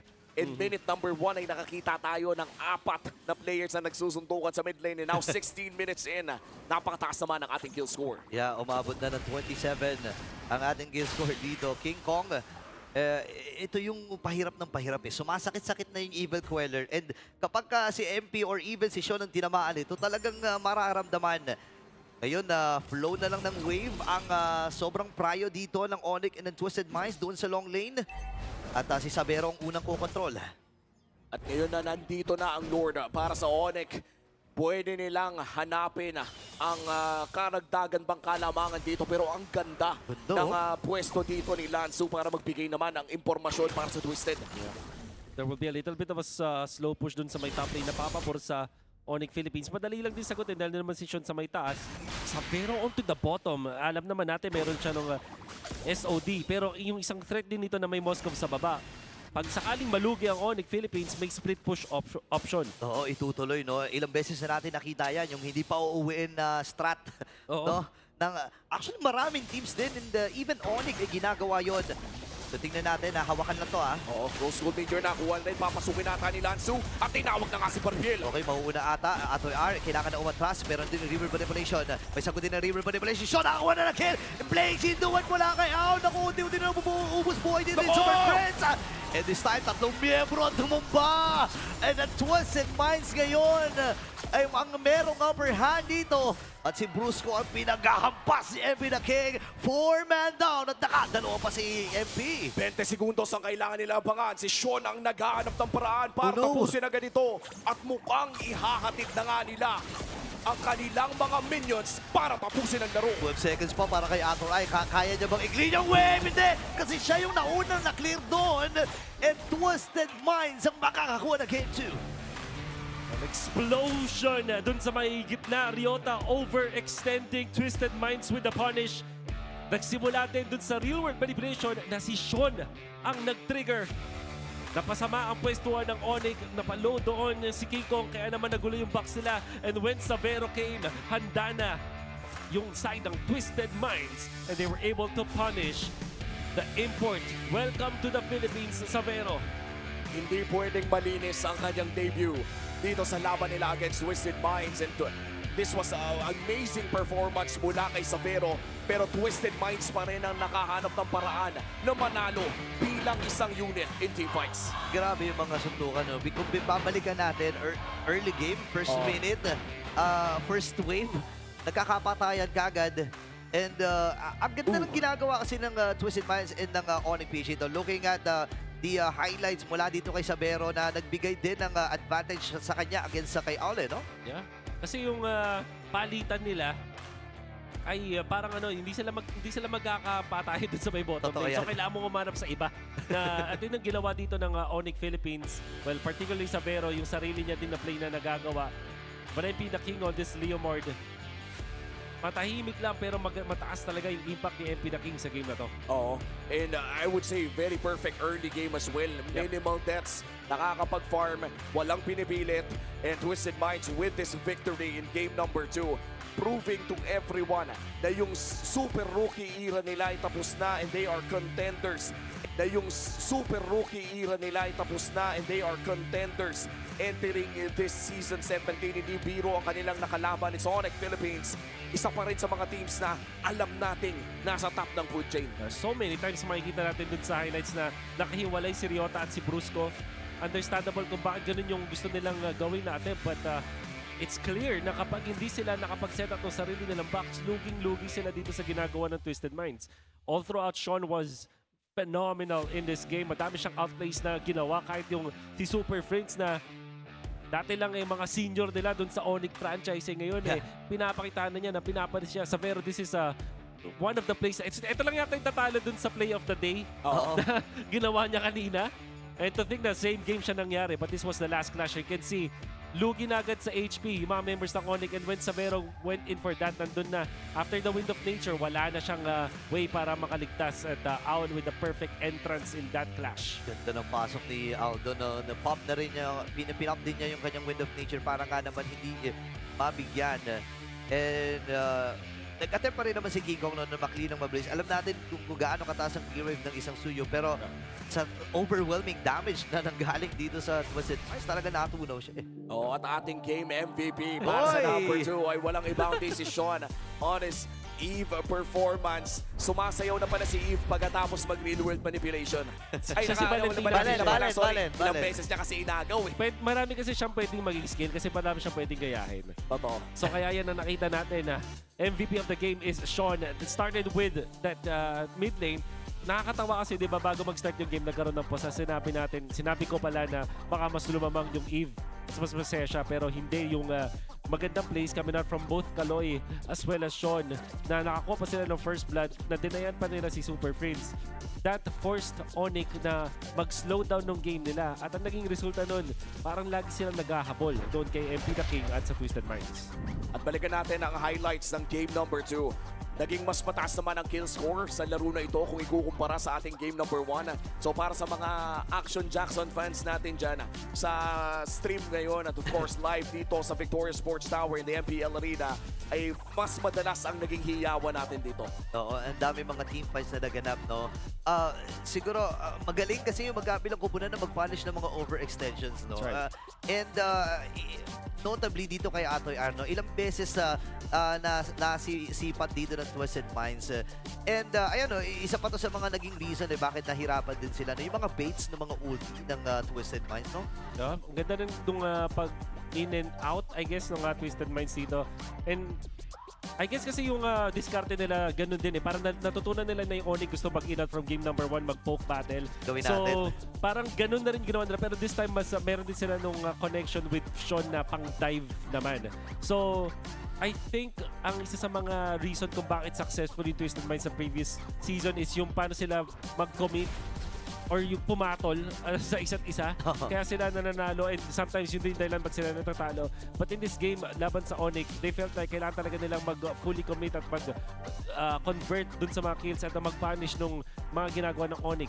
Especially dun sa positioning na nakahiwalay si Ryota, nakahiwalay si Brusco. Alam mo, napakahaba ng mga laro natin ngayong gabi na ito. Majority of our games nagpas 16 minutes talaga. Umabot pa nga ng 30 yung pinakauna nating laro para sa sering ito. And with this 18-minute game na ngayon naman ay Twisted Minds ang nakakalamangan. Parang wala naman nata tayong nakitang kakaiba ng mga build. This is very much classic MLBB. Nagkatalo na lang talaga sa kung paano nga nila nilaro ang kanilang mga komposisyon. At katulad ng sinabi ni Wolf, naging maganda yung pinakita ng Twisted Minds in terms of yung pagdadive nga dito ni Sean. Nakasabay na rin nila Kaloy at MP. Oo, ilang beses natin nakita. And siguro si Sean din, isa talaga sa mga naging highlight dito napakarami niyang mga saktong river manipulation. Dumating nga sa point na mas nakakapitalize pa niya yung river manipulation. No? Bukod doon sa final team fight natin, meron pa si Sean ginawa After kunin yung river manipulation, kinulong si Super Prince kahit nandun nasa ilalim ng torre sa may top lane. Doon natin masasabi kung gaano kataas talaga yung expertise ni Sean pagdating sa hero na to. And ganito ka-OP ang isang Valentina sa ating meta. Talaga yung diba? Valentina. With the Kimi being banned, at sinabi din natin na may potential na piliin yung Valentina. It was the choice para sa Twisted Minds. Kahit wala pang clear na ibang kukopyahin, parang Eve Ultimate pa lang, parang okay na yun. And it was already enough. In fact, naging bonus pa dito yung Phobius. Diba na kinokopya ni Sean when he needs it. But of course, having the Demonic Force, it also means na mabilis mo din magagamit yung ultimo agad afterwards kasi low cooldown din naman yung zero cooldown in fact. Demonic Force, yeah. And nakakatuwa nakita natin yung ganitong classic creative and competitive usage ng Valentina mula kay Sean. I always believe nung simula nung napanood natin ang kanyang performance sa Twisted Minds nung rookie sila na si Sean talaga yung isa sa mga quote-unquote star players ng actually, tama ba yung pagkakaalala ko? Rookie of the year or rookie of the season? Yeah, si Sean. During that time. But alam mo kung may mga ganong klase tayong storya, pwede rin magsimula ang inyong storya dito. If you think you have what it takes to show it, nandito ang E-Project, Esports for Everyone. We're giving you the power na palakasin ang inyong local community. Tama ka dyan, no? Participants get exclusive access to tournament modes, free in-game items, even diamonds. Just head over to ph-mpl.com/e-project to start your application. Oras na para i-turn yung passion na yan into action. At syempre, punta kayo dun sa website para mas maintindihan nyo pa yung mga pwede nyo makuha. At pwede nyo i-scan yung QR kung tinatamad kayo mag-type. Replay nyo na lang ng konti para mas mabilis. And ito na yung mga tinatanong ng mga tao kung paano pag gusto ko magpaturna. Paano ako hihingi ng suporta? Yan na yun. Yan ang sagot. Paano ba magka-10 bands? Oo, tourna mode. Tourna mode, paano ba magka-ganun yun? Punta na kayo din sa website. And ang dami na rin ng mga amateur tournaments ngayon, all across the countries. Actually, may mga maliliit nga tayo mga cafe, mga events, places, na mga nagpapa-ML talaga. And alam mo yung pinaka naging favorite kong culture ngayon sa Pilipinas, yung mga companies natin. Mga shoutout sa mga corporate companies natin dyan na nagpapa-tournament ng MLBB sa kanilang mga employees. Grabe, no? Parang, syempre, sa pagod sa trabaho, gusto mo rin na makapag-relax ka, di ba? And isa naman siguro sa mga panglibang at pag-relax ng mga corpo guys and girls natin ng MLBB. Minsan nakakasakit ng ulo, pero madalas pag magkakasama naman kayo, nakaka-relax dahil, alam mo yung bonding nyo rin yun eh. Parang, ayun nga yung naging sikat nung pandemic era. Yeah. Pero you would be surprised, even pre-pandemic, meron ng mga corporations or mga companies nga na instead na magpapaliga sila ng sports, basketball, nagbibigay rin sila ng opportunity dun sa mga mahilig naman sa video games. Oh, and the best part about this is hindi mo kailangan maging sobrang tangkad para maging magaling dito. Totoo yan. Despite na nag-exist si Master the Basics na by the way 6'2". Oo nga, no? Napakarami ko nakuha butata dyan. Oo nga eh. O hindi lang ikaw, halos natata tayo na butata ni ano. Well, ako hindi kasi hindi ko in-attempt. Ako rin, hindi rin ako tumira. Yan ang maganda, yan ang magandang gawin. Shoutout sa MTV, babawi kami sa'yo. Oo. Kung papabawiin pa. Sana naman makalaro tayo dun sa court ng Aurora bago mapinturahan ng iba. Balita ko nandun sila sa may watch party na gaganapin dun sa mismo sa court na yun. So, yan, sana makapunta tayo dun sometime. Oo, sometime soon. And hindi lang yan, no, parang bukod sa mga esports and traditional sports na nakikita natin, ang mga Filipino esports and sports athletes natin ay mukhang nagiging magkaibigan na rin. In fact, kanina lamang ay nagkaroon tayo ng bisita na isang world-class na figure skater. Diba? Nakakatawa isipin, no, na talagang malawak na ng sports and esports at sobrang suportado ng lahat. Kasi dati kapag nag-ML ka, alam mo, nung araw kasi, nung kabataan ko, pre, hindi naman ganun sinusuportahan talaga ng gusto, di ba? Oy, halos magkasing edad lang tayo. Mas matanda pa nga ata si Will. Hindi. Months lang. Months lang. Yeah. Kuya ko siya. Hindi counted yun. Counted ko yun? Hindi. Sige. Sige nga, paunahan kayo. Tumakbo. Well, jokes aside, narito na nga tayo sa ating pangatlong laro para sa araw na ito. Full 6-game series tayo na makikita sa actually match 1, 3, tapos itong match 2 natin, 3 din. Ang napakahaba pa ng mga games natin. Oo, tsaka dami nating nakitang bago ngayon, no? Siyempre, lumabas ang Marcel.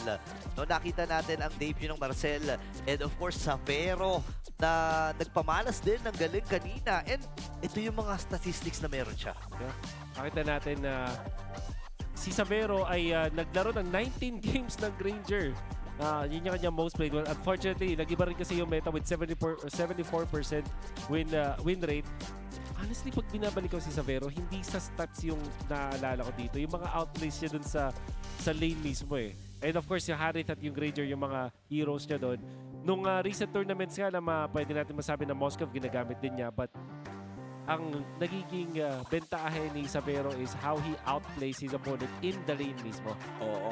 And wala naman tayo masyadong nakitang lane outplays ng game number 2. Yeah. In fact, Owl really played very safely with that Claude. 1 death lang ata the entire early to the mid game. At yun naman talaga, no, kapag Claude ang nilalaro mo, basta hindi ka mamatay at makapag-farm ka, balang araw makakaraos ka din. Oo, yan ang mortal sin ng isang Claude, no? Yung mga mamatay sa early. And, well, masasabi ko na hindi mo super-duper maiiwasan yun, lalo na kung design yung lineup ng kalaban mo na dumive ng dumive. Pero, with the abilities na meron din si Owl, nasubukan niya na yan eh, di ba? Ang haba na rin ng run niya sa MLBB scene, nakapag-international na rin siya, napakarami niya ng experience, di ba? So, for this one, makikita natin yung experience talaga na pinaghalo-halo. Yeah. Tingin ko rin kasi yung mga tipo mga marksman na Claude and the Moskov, syempre, pag napapatay sa early game, ang daling sabihin na, ay, siguro hindi maganda itong performance ng player na to or nga, pangit yung performance. But tignan mo naman dito si Owl, hindi siya as explosive as na-achieve ni Savero, pero dun sa last team fight, siya yung naging dahilan kung bakit everything duo ng ONIC Philippines. At sa ngayon, ang ginagawa ng Twisted Minds, tinatanggalan nila ng mga hero si Brusco na pwedeng pampalakas dun sa Eve, dun sa may mid lane. In this case, it's going to be the Hilda. Parang open pa rin naman yung Grok. I'm not quite sure na medyo tagal ko nang hindi nakikitang nag-Grok si Brusco. Pero kung ipapares mo ang Eve at Grok, isa rin yan sa mga pinaka nakakairita na pwede mong makasalubong sa RG. Oo, ang bilis mag-clear wave, ang taas ng damage innately ng isang Grok. Ang daming displacement na nakakapagpasakit ng ulo, di ba? Minsan makakaalis ka na sa RWM, bigla kang papatiran. That's the ban of the Sora, nakaligtas ang ONIC Philippines. There's also the Cho na isa rin sa mga heroes na madalas na ginagamit ni Brusco. So, that could also be an option para sa ban ng Twisted Minds. And with that Sora being banned, I would not be surprised if Lapu-Lapu din ay ibaban ng ONIC Philippines. Parang ang tagal na natin hindi nakakita ng Lapu-Lapu sa series na to. No? Hindi katulad nung first match natin na tila ba'y si Lapu-Lapu ang paborito ng parehas na XP laner. Pero ngayon, no, yung gold lane ng side ng Twisted Minds, hindi pa rin natin alam kung YSS Gold nga ba ito o mapupunta ba sa kamay ni MP the King on the jungle. So, hindi pa rin talaga pwedeng mag-target ban if you're the side of Coach Hayes and ONIC. At ayun na nga yung Grok. There's the Grok ban. Lapu-Lapu could be the ban here para sa ONIC. O kaya naman yung Uranus kasi feeling ko nanakawin siya ng Twisted Minds. Ako, ilalabas na Admiral. Ang Admiral. Dito. Yun nga lang, may ang daming substitute sa Yure. Meron kang Alice na pwedeng first pick din ng Twisted Minds. The Glue. Also, Teres na default pick. Yung pag walang-wala na, Teresa na lang yan. Tama. Pwede yung Teresa talaga sa Leo Mord I feel like.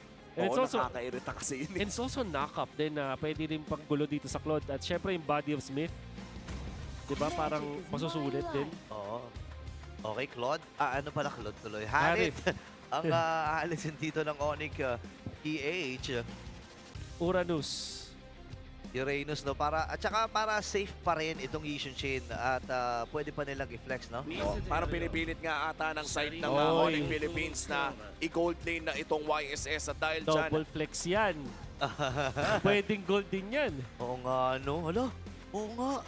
Tumatawa-tawa lang ako, Wolf, pero excited daw makita kung ano nga ba talaga lalabas. Tingin ko gold lane is, ang higher chance is gold lane Yishun Chain. True. And then Suyo pang pagtapat dun sa kay King Kong. But now, if you are ONIC, baka maisip nilang mag-Kufra. Isa sa mga heroes ni Brusco pero hindi siya commonly picked up. There's also the Cho. And then sa XP, sila yung pwede mag-Uranus para kay Ryota. Feeling ko, full nice one baby experience, Angela Yora. Thought din pala pwede kay Brusco, no? Kung di na lang Kufra. Yuzong. Oo, matagal nating hindi nakita itong Yuzong na to at hindi na pag-uusapan. Pero oo nga, no? Pwede nga naman talaga siya and ang hirap nito kung iisipin mo, kung Yishun siya ng jungle mo, may hihirapan din sa Turtles, di ba? It's the Phobius last picks. Well, sa lahat ng mga pinag-usapan natin, parang ang pinaka not so standard lamang na nakita natin dito would be the YSS Gold sa kamay ng Twisted Minds. But now that we've seen all of the heroes, Wolf, ano bang pwede nating ma-expect sa game na ito? Tahimik na naman ba o pupunta pa tayo sa punto na every kill ay minuminuto may nagsusuntukan? Yeah, so this will be a quiet game para sa Twisted Minds at bubulusok na lang sila sa kanilang mga timings. Yishun Chain could be the gold. It is Owl. No, I don't think that's the proper hero assignments. Kaloy, tingin ko Khalid, hindi yun. Okay, so ayun. So Yishun Chain gold nga tayo. Mas parang pinapaboran ko dito yung Twisted Minds composition, pero syempre, depende na rin yan sa execution. I'm raising a lot of questions dito sa may Yuzong pick. Tingin ko lalo na nilast pickan siya ng Phobius. I feel like dito extremely nanalo yung side ng Twisted Minds. And for Twisted Minds na nanalo ng game number 2, malaking momentum ang meron sila papasok dito sa ating last game of our opening day ng season 17. Kung umabot kayo dito, i-comment nyo yung team na gusto nyong manalo. And of course, humiyaw kayo kung nandito sa loob ng MPL Arena tuwing nakaka-kill objective ang inyong mga favorite teams. We are in the last game. Men, biruin mo kanina pa tayo dito. Alam mo, na-miss natin kasi ang isa't isa. Oo. Maganda na masulit natin itong unang araw ng regular season. Marami naman talaga nakamiss ng MLBB action dito sa Pilipinas. And ito, mas tahimik na early game ang nakikita natin. At saka feeling ko, katulad ng sinabi, teka lang, Kaloy. Buti na lang nag-level 2. Yun nga buti na lang nakaligtas pa siya doon. Sabi ng ONIC, anong sinasabi mong tahimik burrito? Hindi namin tatantanan yan si Kal. Ay! Buti na lang nakatakas.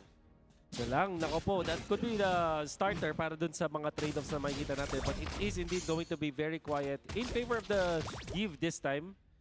Every time naman na makapag-farm shot, makakuha sa level 4, that will strengthen yung kanilang first turtle fight. Habang si King Kong, yung kanyang pattern is to get the lizard of the opponents. At ganun lang din kay MP the King. No invasion whatsoever. Uy, hello? Lugi ba si Sabero dito? MP! Andyan si MP the King! Oh! At nakakuha na kagad ng first blood ang Twisted.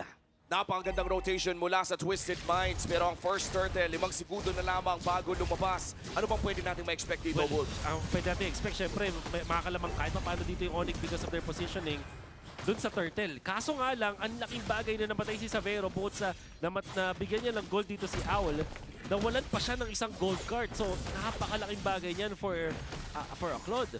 Oh, pero mukhang si King Kong ay uncontested niyang makukuha ang pagong na ito. That's the first turtle na mapupunta sa kamay ng ONIC Philippines. As Twisted Minds, sila pa rin naman ang may hawak ng gold lead. Nakaka-level 4 lang dito ni Savero. At para bang minamama dito ni Owl itong si Savero dito sa itaas.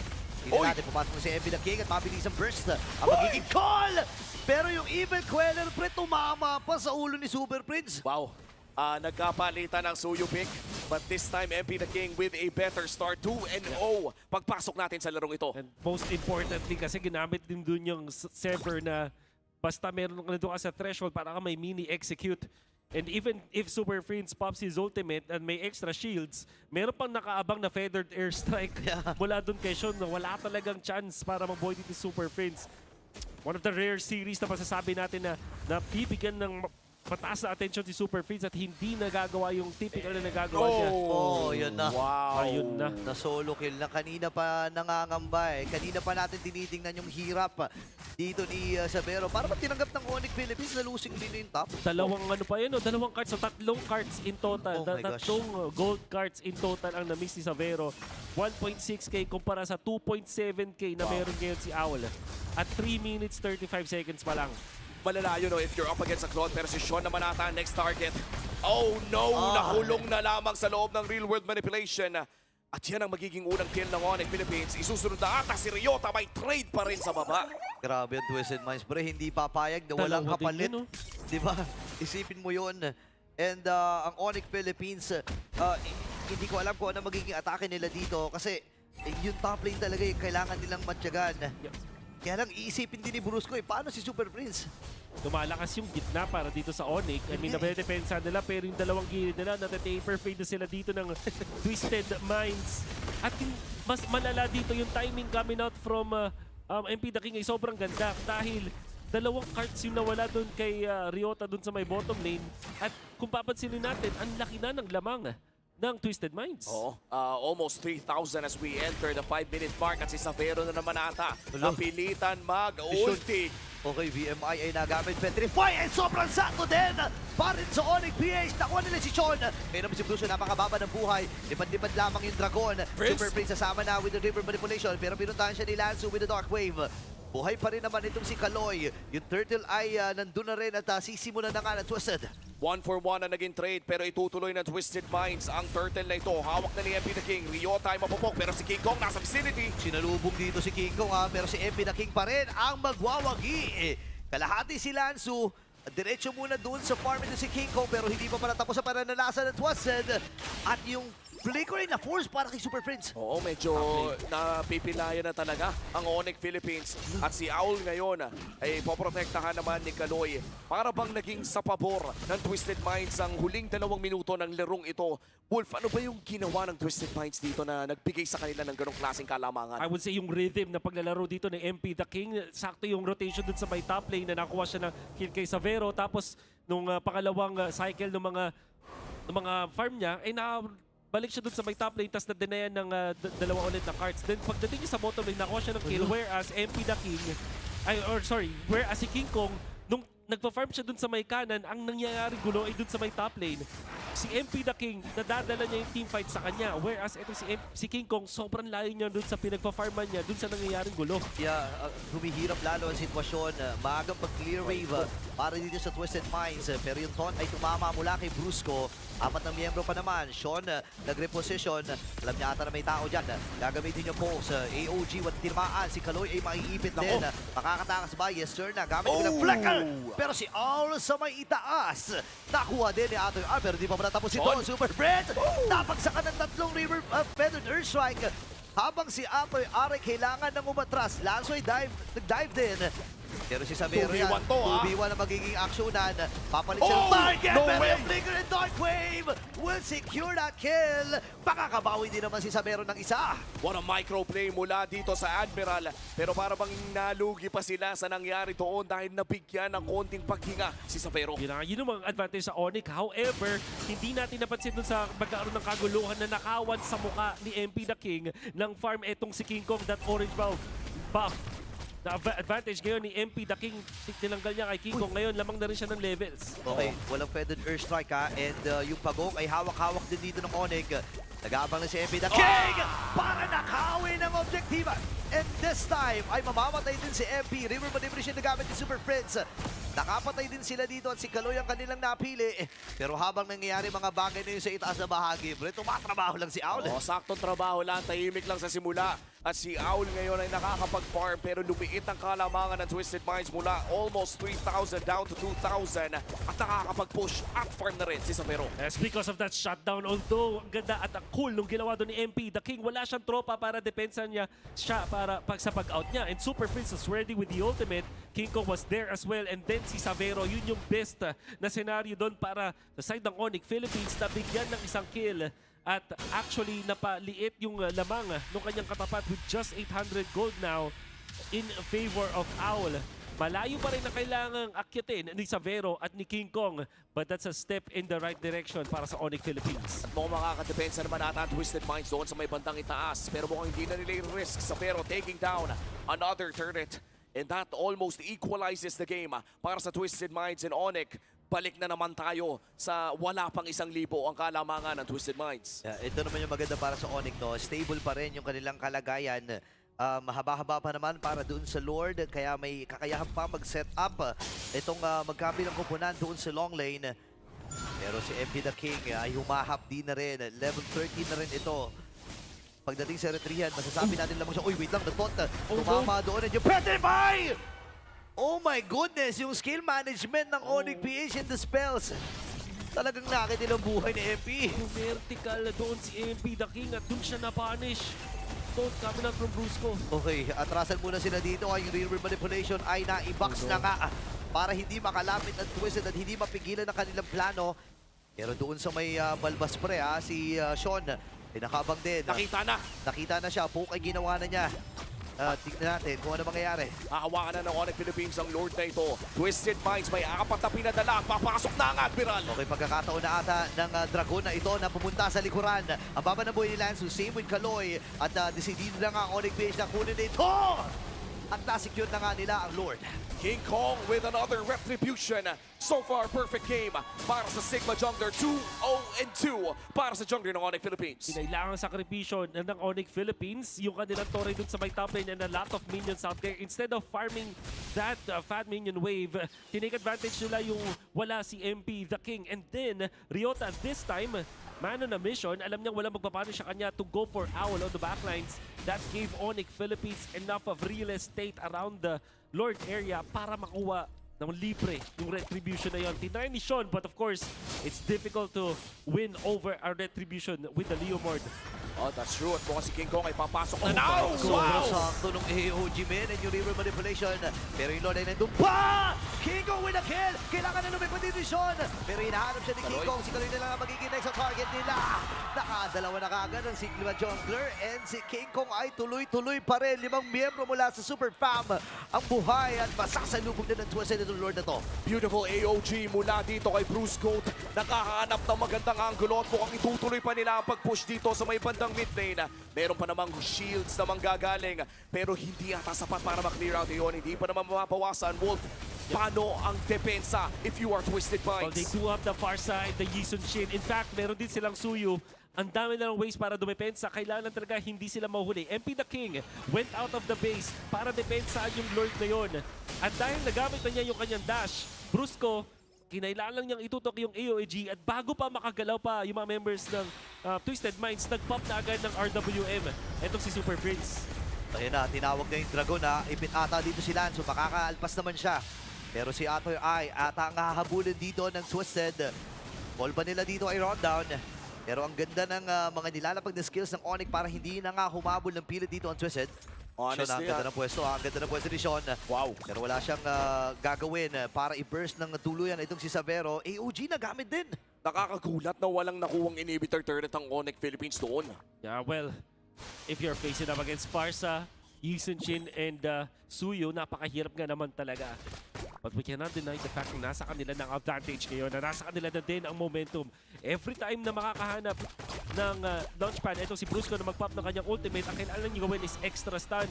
At kahit microsecond stun lang yun mula kay Super Friends na with the ultimate na merong ensnare, enough na para ma-lock in place sa mga members of Twisted Minds to follow up with the AOG.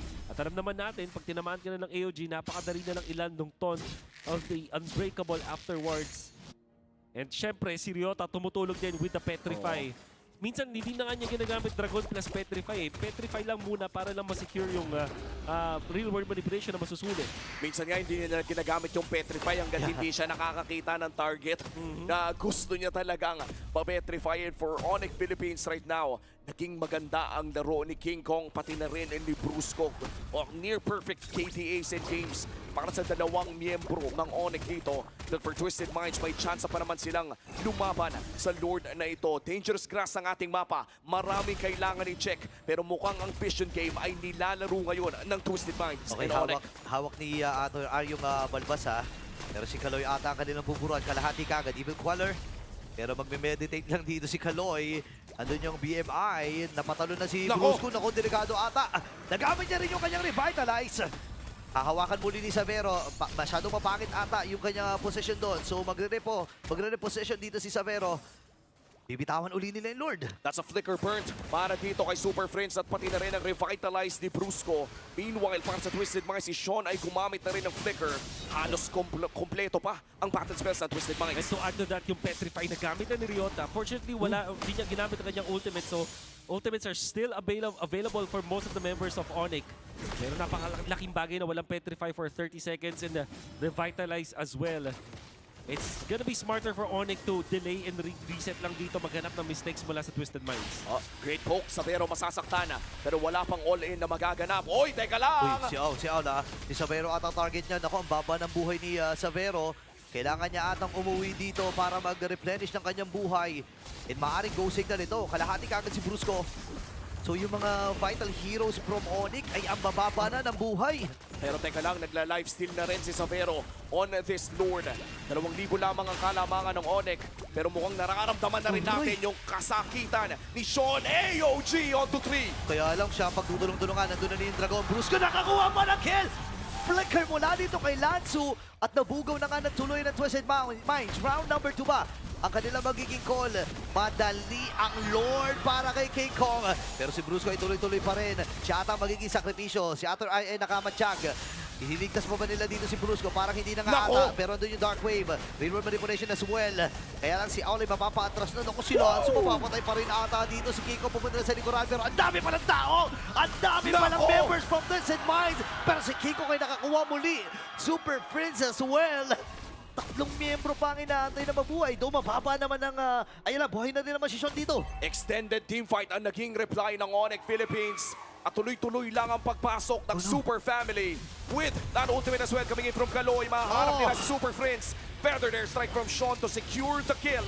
At makakadepensa naman ata ang Twisted Minds. Dangerous grass growing in favor of Kaloy dun sa moment na yun. Pero nakita natin sa ONIC ang ganda ng heads up play coming up from Brusco.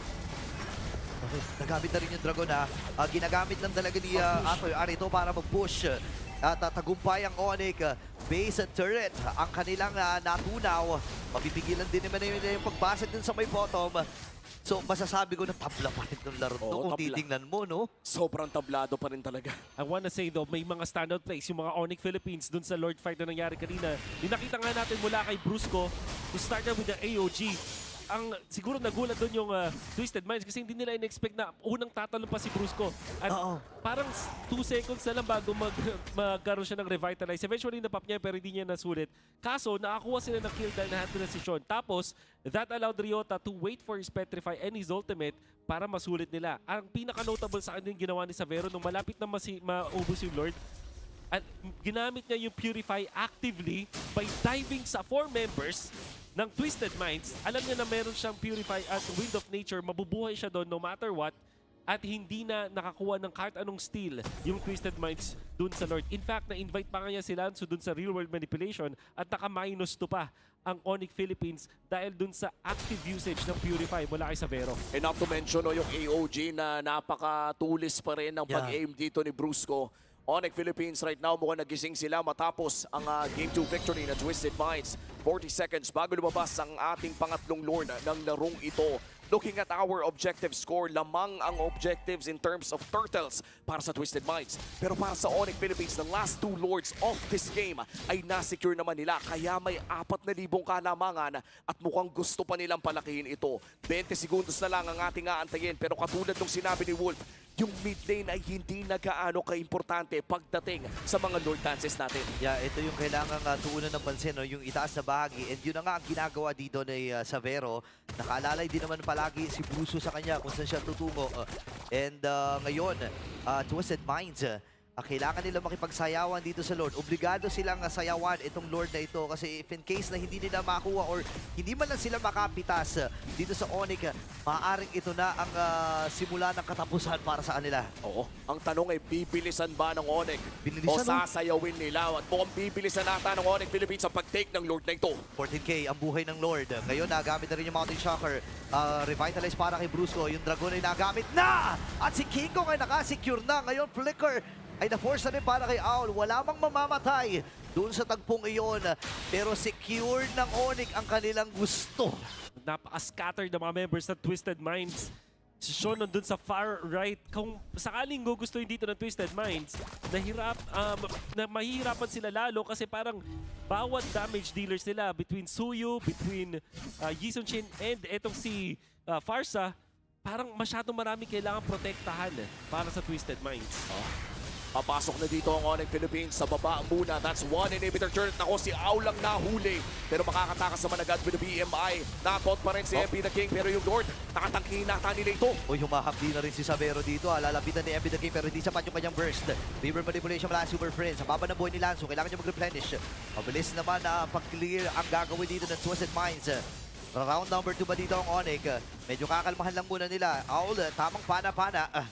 Pero si Kaloy ay tumatapak doon sa new bagong push. Andun yung Dragon, andun na rin yung Dark Wave. At tagumpay ang pagbasag! Natore sa may bandang itaas. Lanzo yung mamamatay din!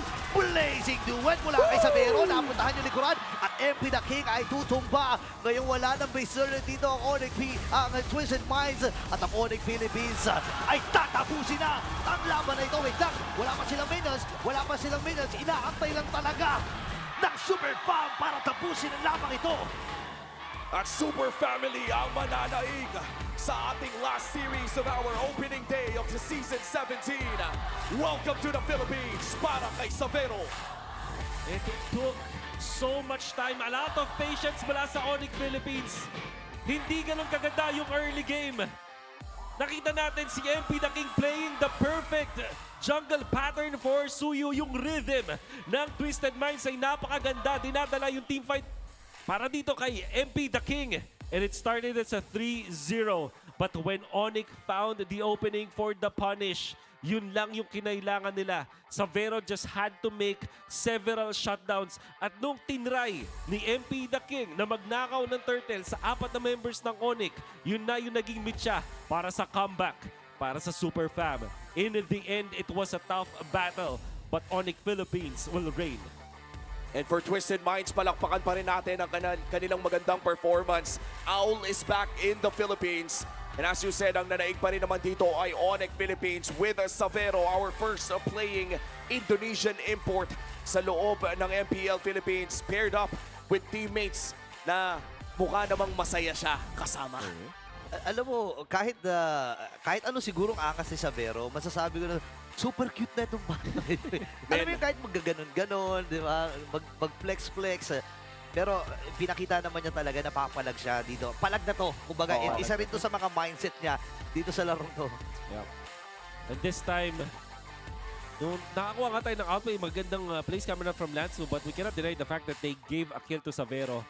Yun yung una. And then MP the King goes for the steal, successfully doing so. Kaso, kita natin yung real world manipulation, napakaganda at nagbigay pa ng kill doon kay Savero at kay King Kong. And this one, eto talaga, yung masakit at makate. May entry, itong bush talaga na to eh. Tsaka yung mga bush na talaga na yan eh. Tsaka bukod pa dyan, yung mga entrada talaga dito ni King Kong ay napakalinis. If I'm being honest, yung laro niya dito ay sobrang, I would say, well-timed yung mga ultimate niya. Yeah, sobra talaga, no? And dito mo masasabi na sobrang kabisado niya and yung expertise niya sa mga heroes na nilalaro niya ay sobrang taas talaga. And MPL Arena ONIC Philippines is showing us how it's done. What time is it? Oh my God, that was intense. Odin, what a start for Team ONIC Philippines. Siyempre, we have one of the stars of the match beside me, Savero. Hello. Hello. Savero, welcome to the Philippines. Thank you. How's your first match? What can you say about your first match? Super hard. Super hard. So excited. But you were excited. Why was it exciting for you? Because my first game in Philippines. Your first game in the Philippines. Of course. ODD felt excited. Savero, look at your fans. Your fan base is huge here in the Philippines. I know before the match started, Calra gave you a message. Calra just said that you should embrace the pressure. What can you say about it? Be the pressure.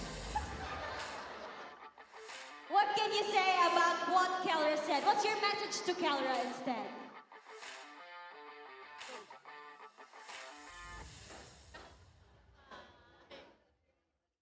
Okay, we're having a bit of I'm the pressure. I'm the pressure. You are the pressure. I mean, we love your performance. Although you didn't win game 2, that Moscow was incredible. Imagine surviving that clash. I mean, that was a great performance for you guys. And what is his message to you as a brother in your organization? Did Calra give you any tips?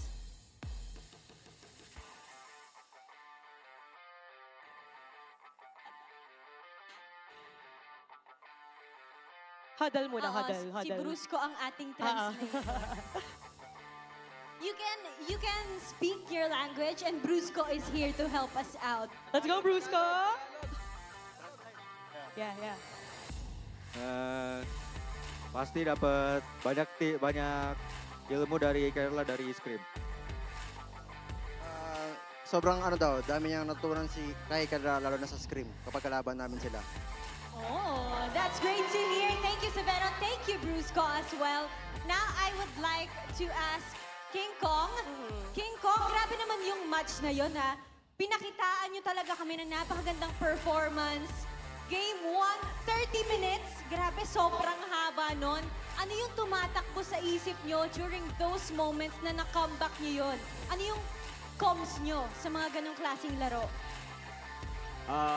Ano lang, yung usual lang na comms namin mula early game hanggang late game, which is yung kalmado lang na pagpaplano. Then, ayun, pag may hindi kami naririnig, ipapaulit namin hanggang sa may mag-respond. Kaya, ayun, pampalinaw ng mga plano namin. Talagang yung chemistry pa rin ang nananaig in those kinds of moments. King Kong, ako naman, tanungin ko, katabi mo na si Savero. Kamusta naman yung adjustments ng team having Savero? Kamusta yung adjustments having Savero? Yung adjustments naman namin so far, minsan may struggle na may halong fun. Kasi parang at some point nakikita namin na na challenge na kailangan naming i-face. Kaya ayun, super fun para sa amin and lately sobrang smooth and sobrang daming Tagalog word na natutunan ni Savero. Ano yun? Anong Tagalog word? Tagalog word from Savero. Mahal ko kayong lahat. Oy! Mahal daw kayong lahat ni Savero. And with that, it's time to take a look who our MVP is. Sino sa tingin nyo?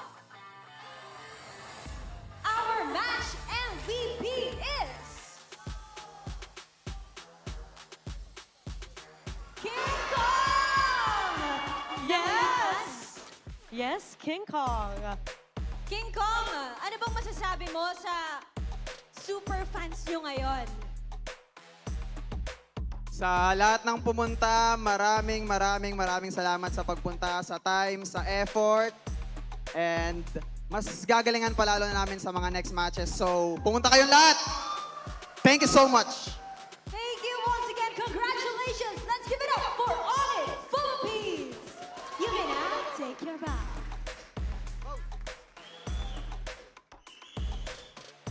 And take your walk of victory.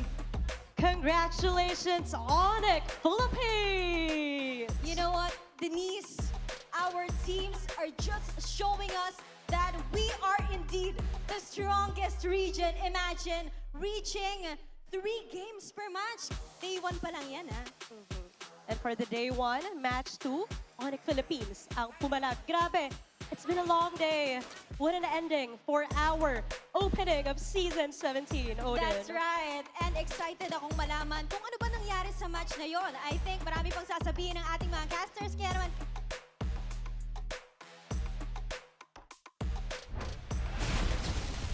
Maraming salamat, Odin and Denise, at pati na rin sa ONIC Philippines na, by the way, sobrang na-appreciate ko na kaya ni Sir BJ Brusco Paro na mag-translate ng Indonesia. Isipin mo yun, di ba? Nagkaroon sila ng instant na translator, di ba? Kaya siya na talaga ang MVP, pre. MVP ka ngayon. MVP, hindi lamang sa post-game interview, kung hindi sa loob na rin ng game number 3 natin, Brusco 2-3-10 on his Gatot Kacha. At madaming mga memorable na mga talon. Katulad nito, di ba? On point. Usually, maghihintay ka muna ng isang stun para masigurman. But also, maganda rin naman yung synergy niya with Super Friends. Minsan, pwede ka nang pumalag kapag or lumayo dun sa AOG kasi makikita mo na yun eh. Kaso pag may biglang RWF, di ba, bawal ka mag-dash doon ka sa dulo. At enough yung mini stun na yun para hindi ka talaga makawala at makapiglas doon sa ulti. At by the way, baka gamitin ko na tong skin na to sa sa Gatot Kacha kasi hindi mo kita pa. Ang hirap makita nung Ng AOG? Nung AOG. Anong skin yun? Nutcracker yun eh. Diba? Sa Gatot main. Grabe. Ang ganda yun, no? Kita natin eh, parang ang labo nga naman siya talaga tingnan. And gusto ko i-comment, ayan no, grabe yung mga Tsaka meron sila, ito yung time na si Super Friends, si King Kong pala ay dumive. Nagulat siya eh. Ang dami palang tao mula doon sa Twisted Minds. Pero nakasecure sila ng 2 kill doon. Oy, semi-kinabahan ako para kay King Kong doon. Honestly, nakita, parang na-imagine ko kung namatay siya doon, siguro nabaliktad ng Twisted Minds yung laro. But you miss 100% of the shots that you don't take. That's right. Pinasok niya yun, nagulat siyang madami, nag-out din lang agad. I guess that's how you play winning MLBB. Yeah. Well, if you're playing the Leo Mord, alam mo naman na kapag first, di ba pag nakasakay ka na kay Barbell, yung first skill mo, ang bilis mo makapag-dash out because of the second. There's something about dun sa mismong pag kay Barbell ka na ang bilis ng animation. Parang walang masyadong force swing ba yung tawag doon? Yung parang animation pa, parang sobrang instant niya. So, yun din siguro yung nileverage ni King Kong. But I think that si Brusco ang masasabi natin na talaga namang deserve mag-MVP dun sa game na yun. Oo, gitnang-gitna din kasi ang dami niya napupwersa with Avatar of the Guardian. And for the longest time, no, I think last season nauso na yung AOG ay panakas lamang. I'm honestly very happy. Sobrang saya ko na ginagamit na talaga yung AOG for its intended purpose na pang-initiate talaga. Dati kasi nakareserba na lang yung panakas eh. Di ba parang magmumukha ka with the Unbreakable tapos revitalize, tapos pag mamamatay ka na out with the AOG para mag-force ng rotations. Yun yung actually JP approach yun eh. Yung maglaro ng daming beses na yun. At pwede rin, may mga sitwasyon naman talaga na perfect yung ganong klaseng playstyle. But in this case, Brusco, maganda yung kanyang pagkagamit. And syempre, gusto ko rin i-take note yung ginagawa ng kanyang mga tropa. Ryota with the Petrify tapos kay Super Prince. Nakakombo kasi nila eh. So, this shows us the chemistry and the mastery of ONIC Philippines with this get-at-catcha gameplay. Yeah, and kita natin na tsaka nag-jive din kagad dito si Savero sa composition ng ONIC eh. Kilala naman natin masyadong mainit din ang ulo ng ONIC PH eh, no? And this nakita natin sa game na to no na talagang kinalmahan nila. Sobrang bagal ng laro nila, may facing sila na sinusundan and hindi sila fully nag-revolve around Savero eh. Parang kasama nila si Savero dito and sigurado si Savero na alam niya yung timing niya. Binibigyan na lang nila ng go signal si Savero kung kailan siya papasok at lalabas. And I think for the longest time as well, ang tinanong natin nung nauso ang K&K connection ng ONIC Philippines na si Kelra at King Kong ay kung paano magkakasabay yung dalawang superstar. I feel like at this point, alam na ni King Kong yung sagot kaya napadali para kay Savero. Ganda nung tempo nila ngayon, nagbago yung approach ng ONIC Philippines eh. At ngayon naman ay titignan natin kung ano nga ba yung mga kaganapan sa loob ng laro sa Infinix Mic Check.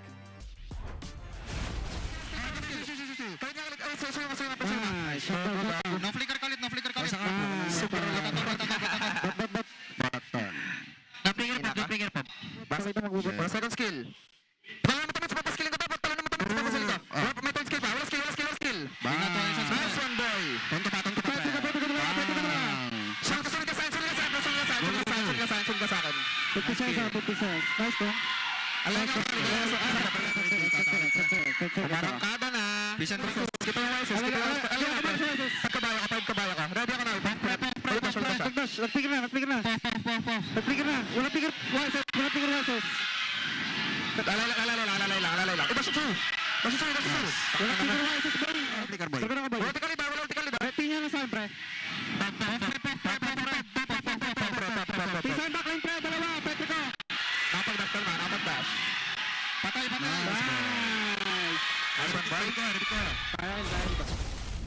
Kanina sa interview ay nireveal ni King Kong na paulit-ulit lang daw nilang sinasabi hanggat magkaroon ng clarity between the team. At mukhang hindi nga sila nagkakamali dahil walang tigil ang pagsasalita ng mga shot caller nila. Bro is not lying. At actually, hindi ko in-expect na hindi Taglish yung magiging shot calling nila. Hindi, Bahasa plus English yung mini-mixture nila doon.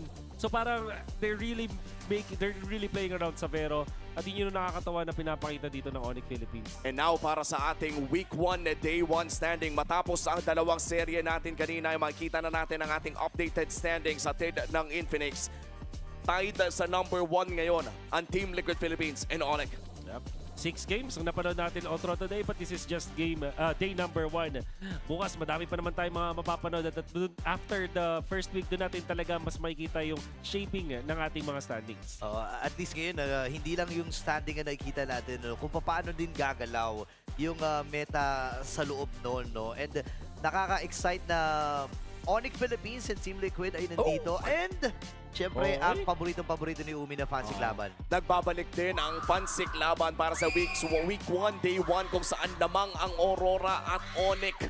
Number 1 ang Sonics natin ngayon para sa Fancy Laban. Oy, palo mga player dyan. Nakalaro na natin yung mga iba eh. Oo, lagi namang si Midlet ang nagcha-champion kapag may mga ganyan. Pero nakakatuwa no kasi yung community natin sa talagang sobrang game pagdating sa ganito. Actually, may mga playoffs pa yan, pre. May trophies pa kamo. May trophy yan. I think last time yung The Minds yung no? Nag-dominate. Yung malakas. Yung sa parang group stage nga nila kasi nga may playoffs din sila eh. So, yun sa yung playoffs naalala ko medyo nadapa Yan sa nga pagkakaalala ko. And anything could happen. Of course, na i-experience din kasi nila ang ating tournament phones, of course, sa paggamit nila at paglaro nila dyan sa Fancy Laban. What a day one para dito sa ating Season 17. Boys, naging malaking honor na naman na i-open ang show at mahabang season na ito kasama kayo. Favorite moments so far? Mabilisan na lang. Marcel. Yung mga replacements natin nagpakitang gilas, yung mga golden replacements. Uwi pa rin kasama si Burrito at si Wolf. Huwag kayong mag-aalala, pupunta pa tayo sa main stage to our host. You know what I would say? Welcome to the Philippines.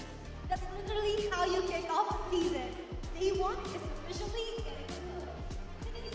grabe din naman talaga ang energy ng ating mga super fans dito sa Victoria Sports Tower. Odin, literal, nag-goosebumps kung ganito pa lang yung salubong ng Day 1. Paano pa kaya sa buong season? Sa True Denise, ramdam na ramdam yung gigil ng bawat player, but huwag muna kayong mag-relax dahil marami pa kayong aabangan. That's right, dahil paalala ko lamang, Day 1 pa lang ng ating season. Makikita-kita tayo muli bukas para sa Super Fan Saturday. Again, this is your very own Odin. I'm Denise Valdesancho. And I'm Thea Franco. And this is MPL Philippines Season 17. Palag na to!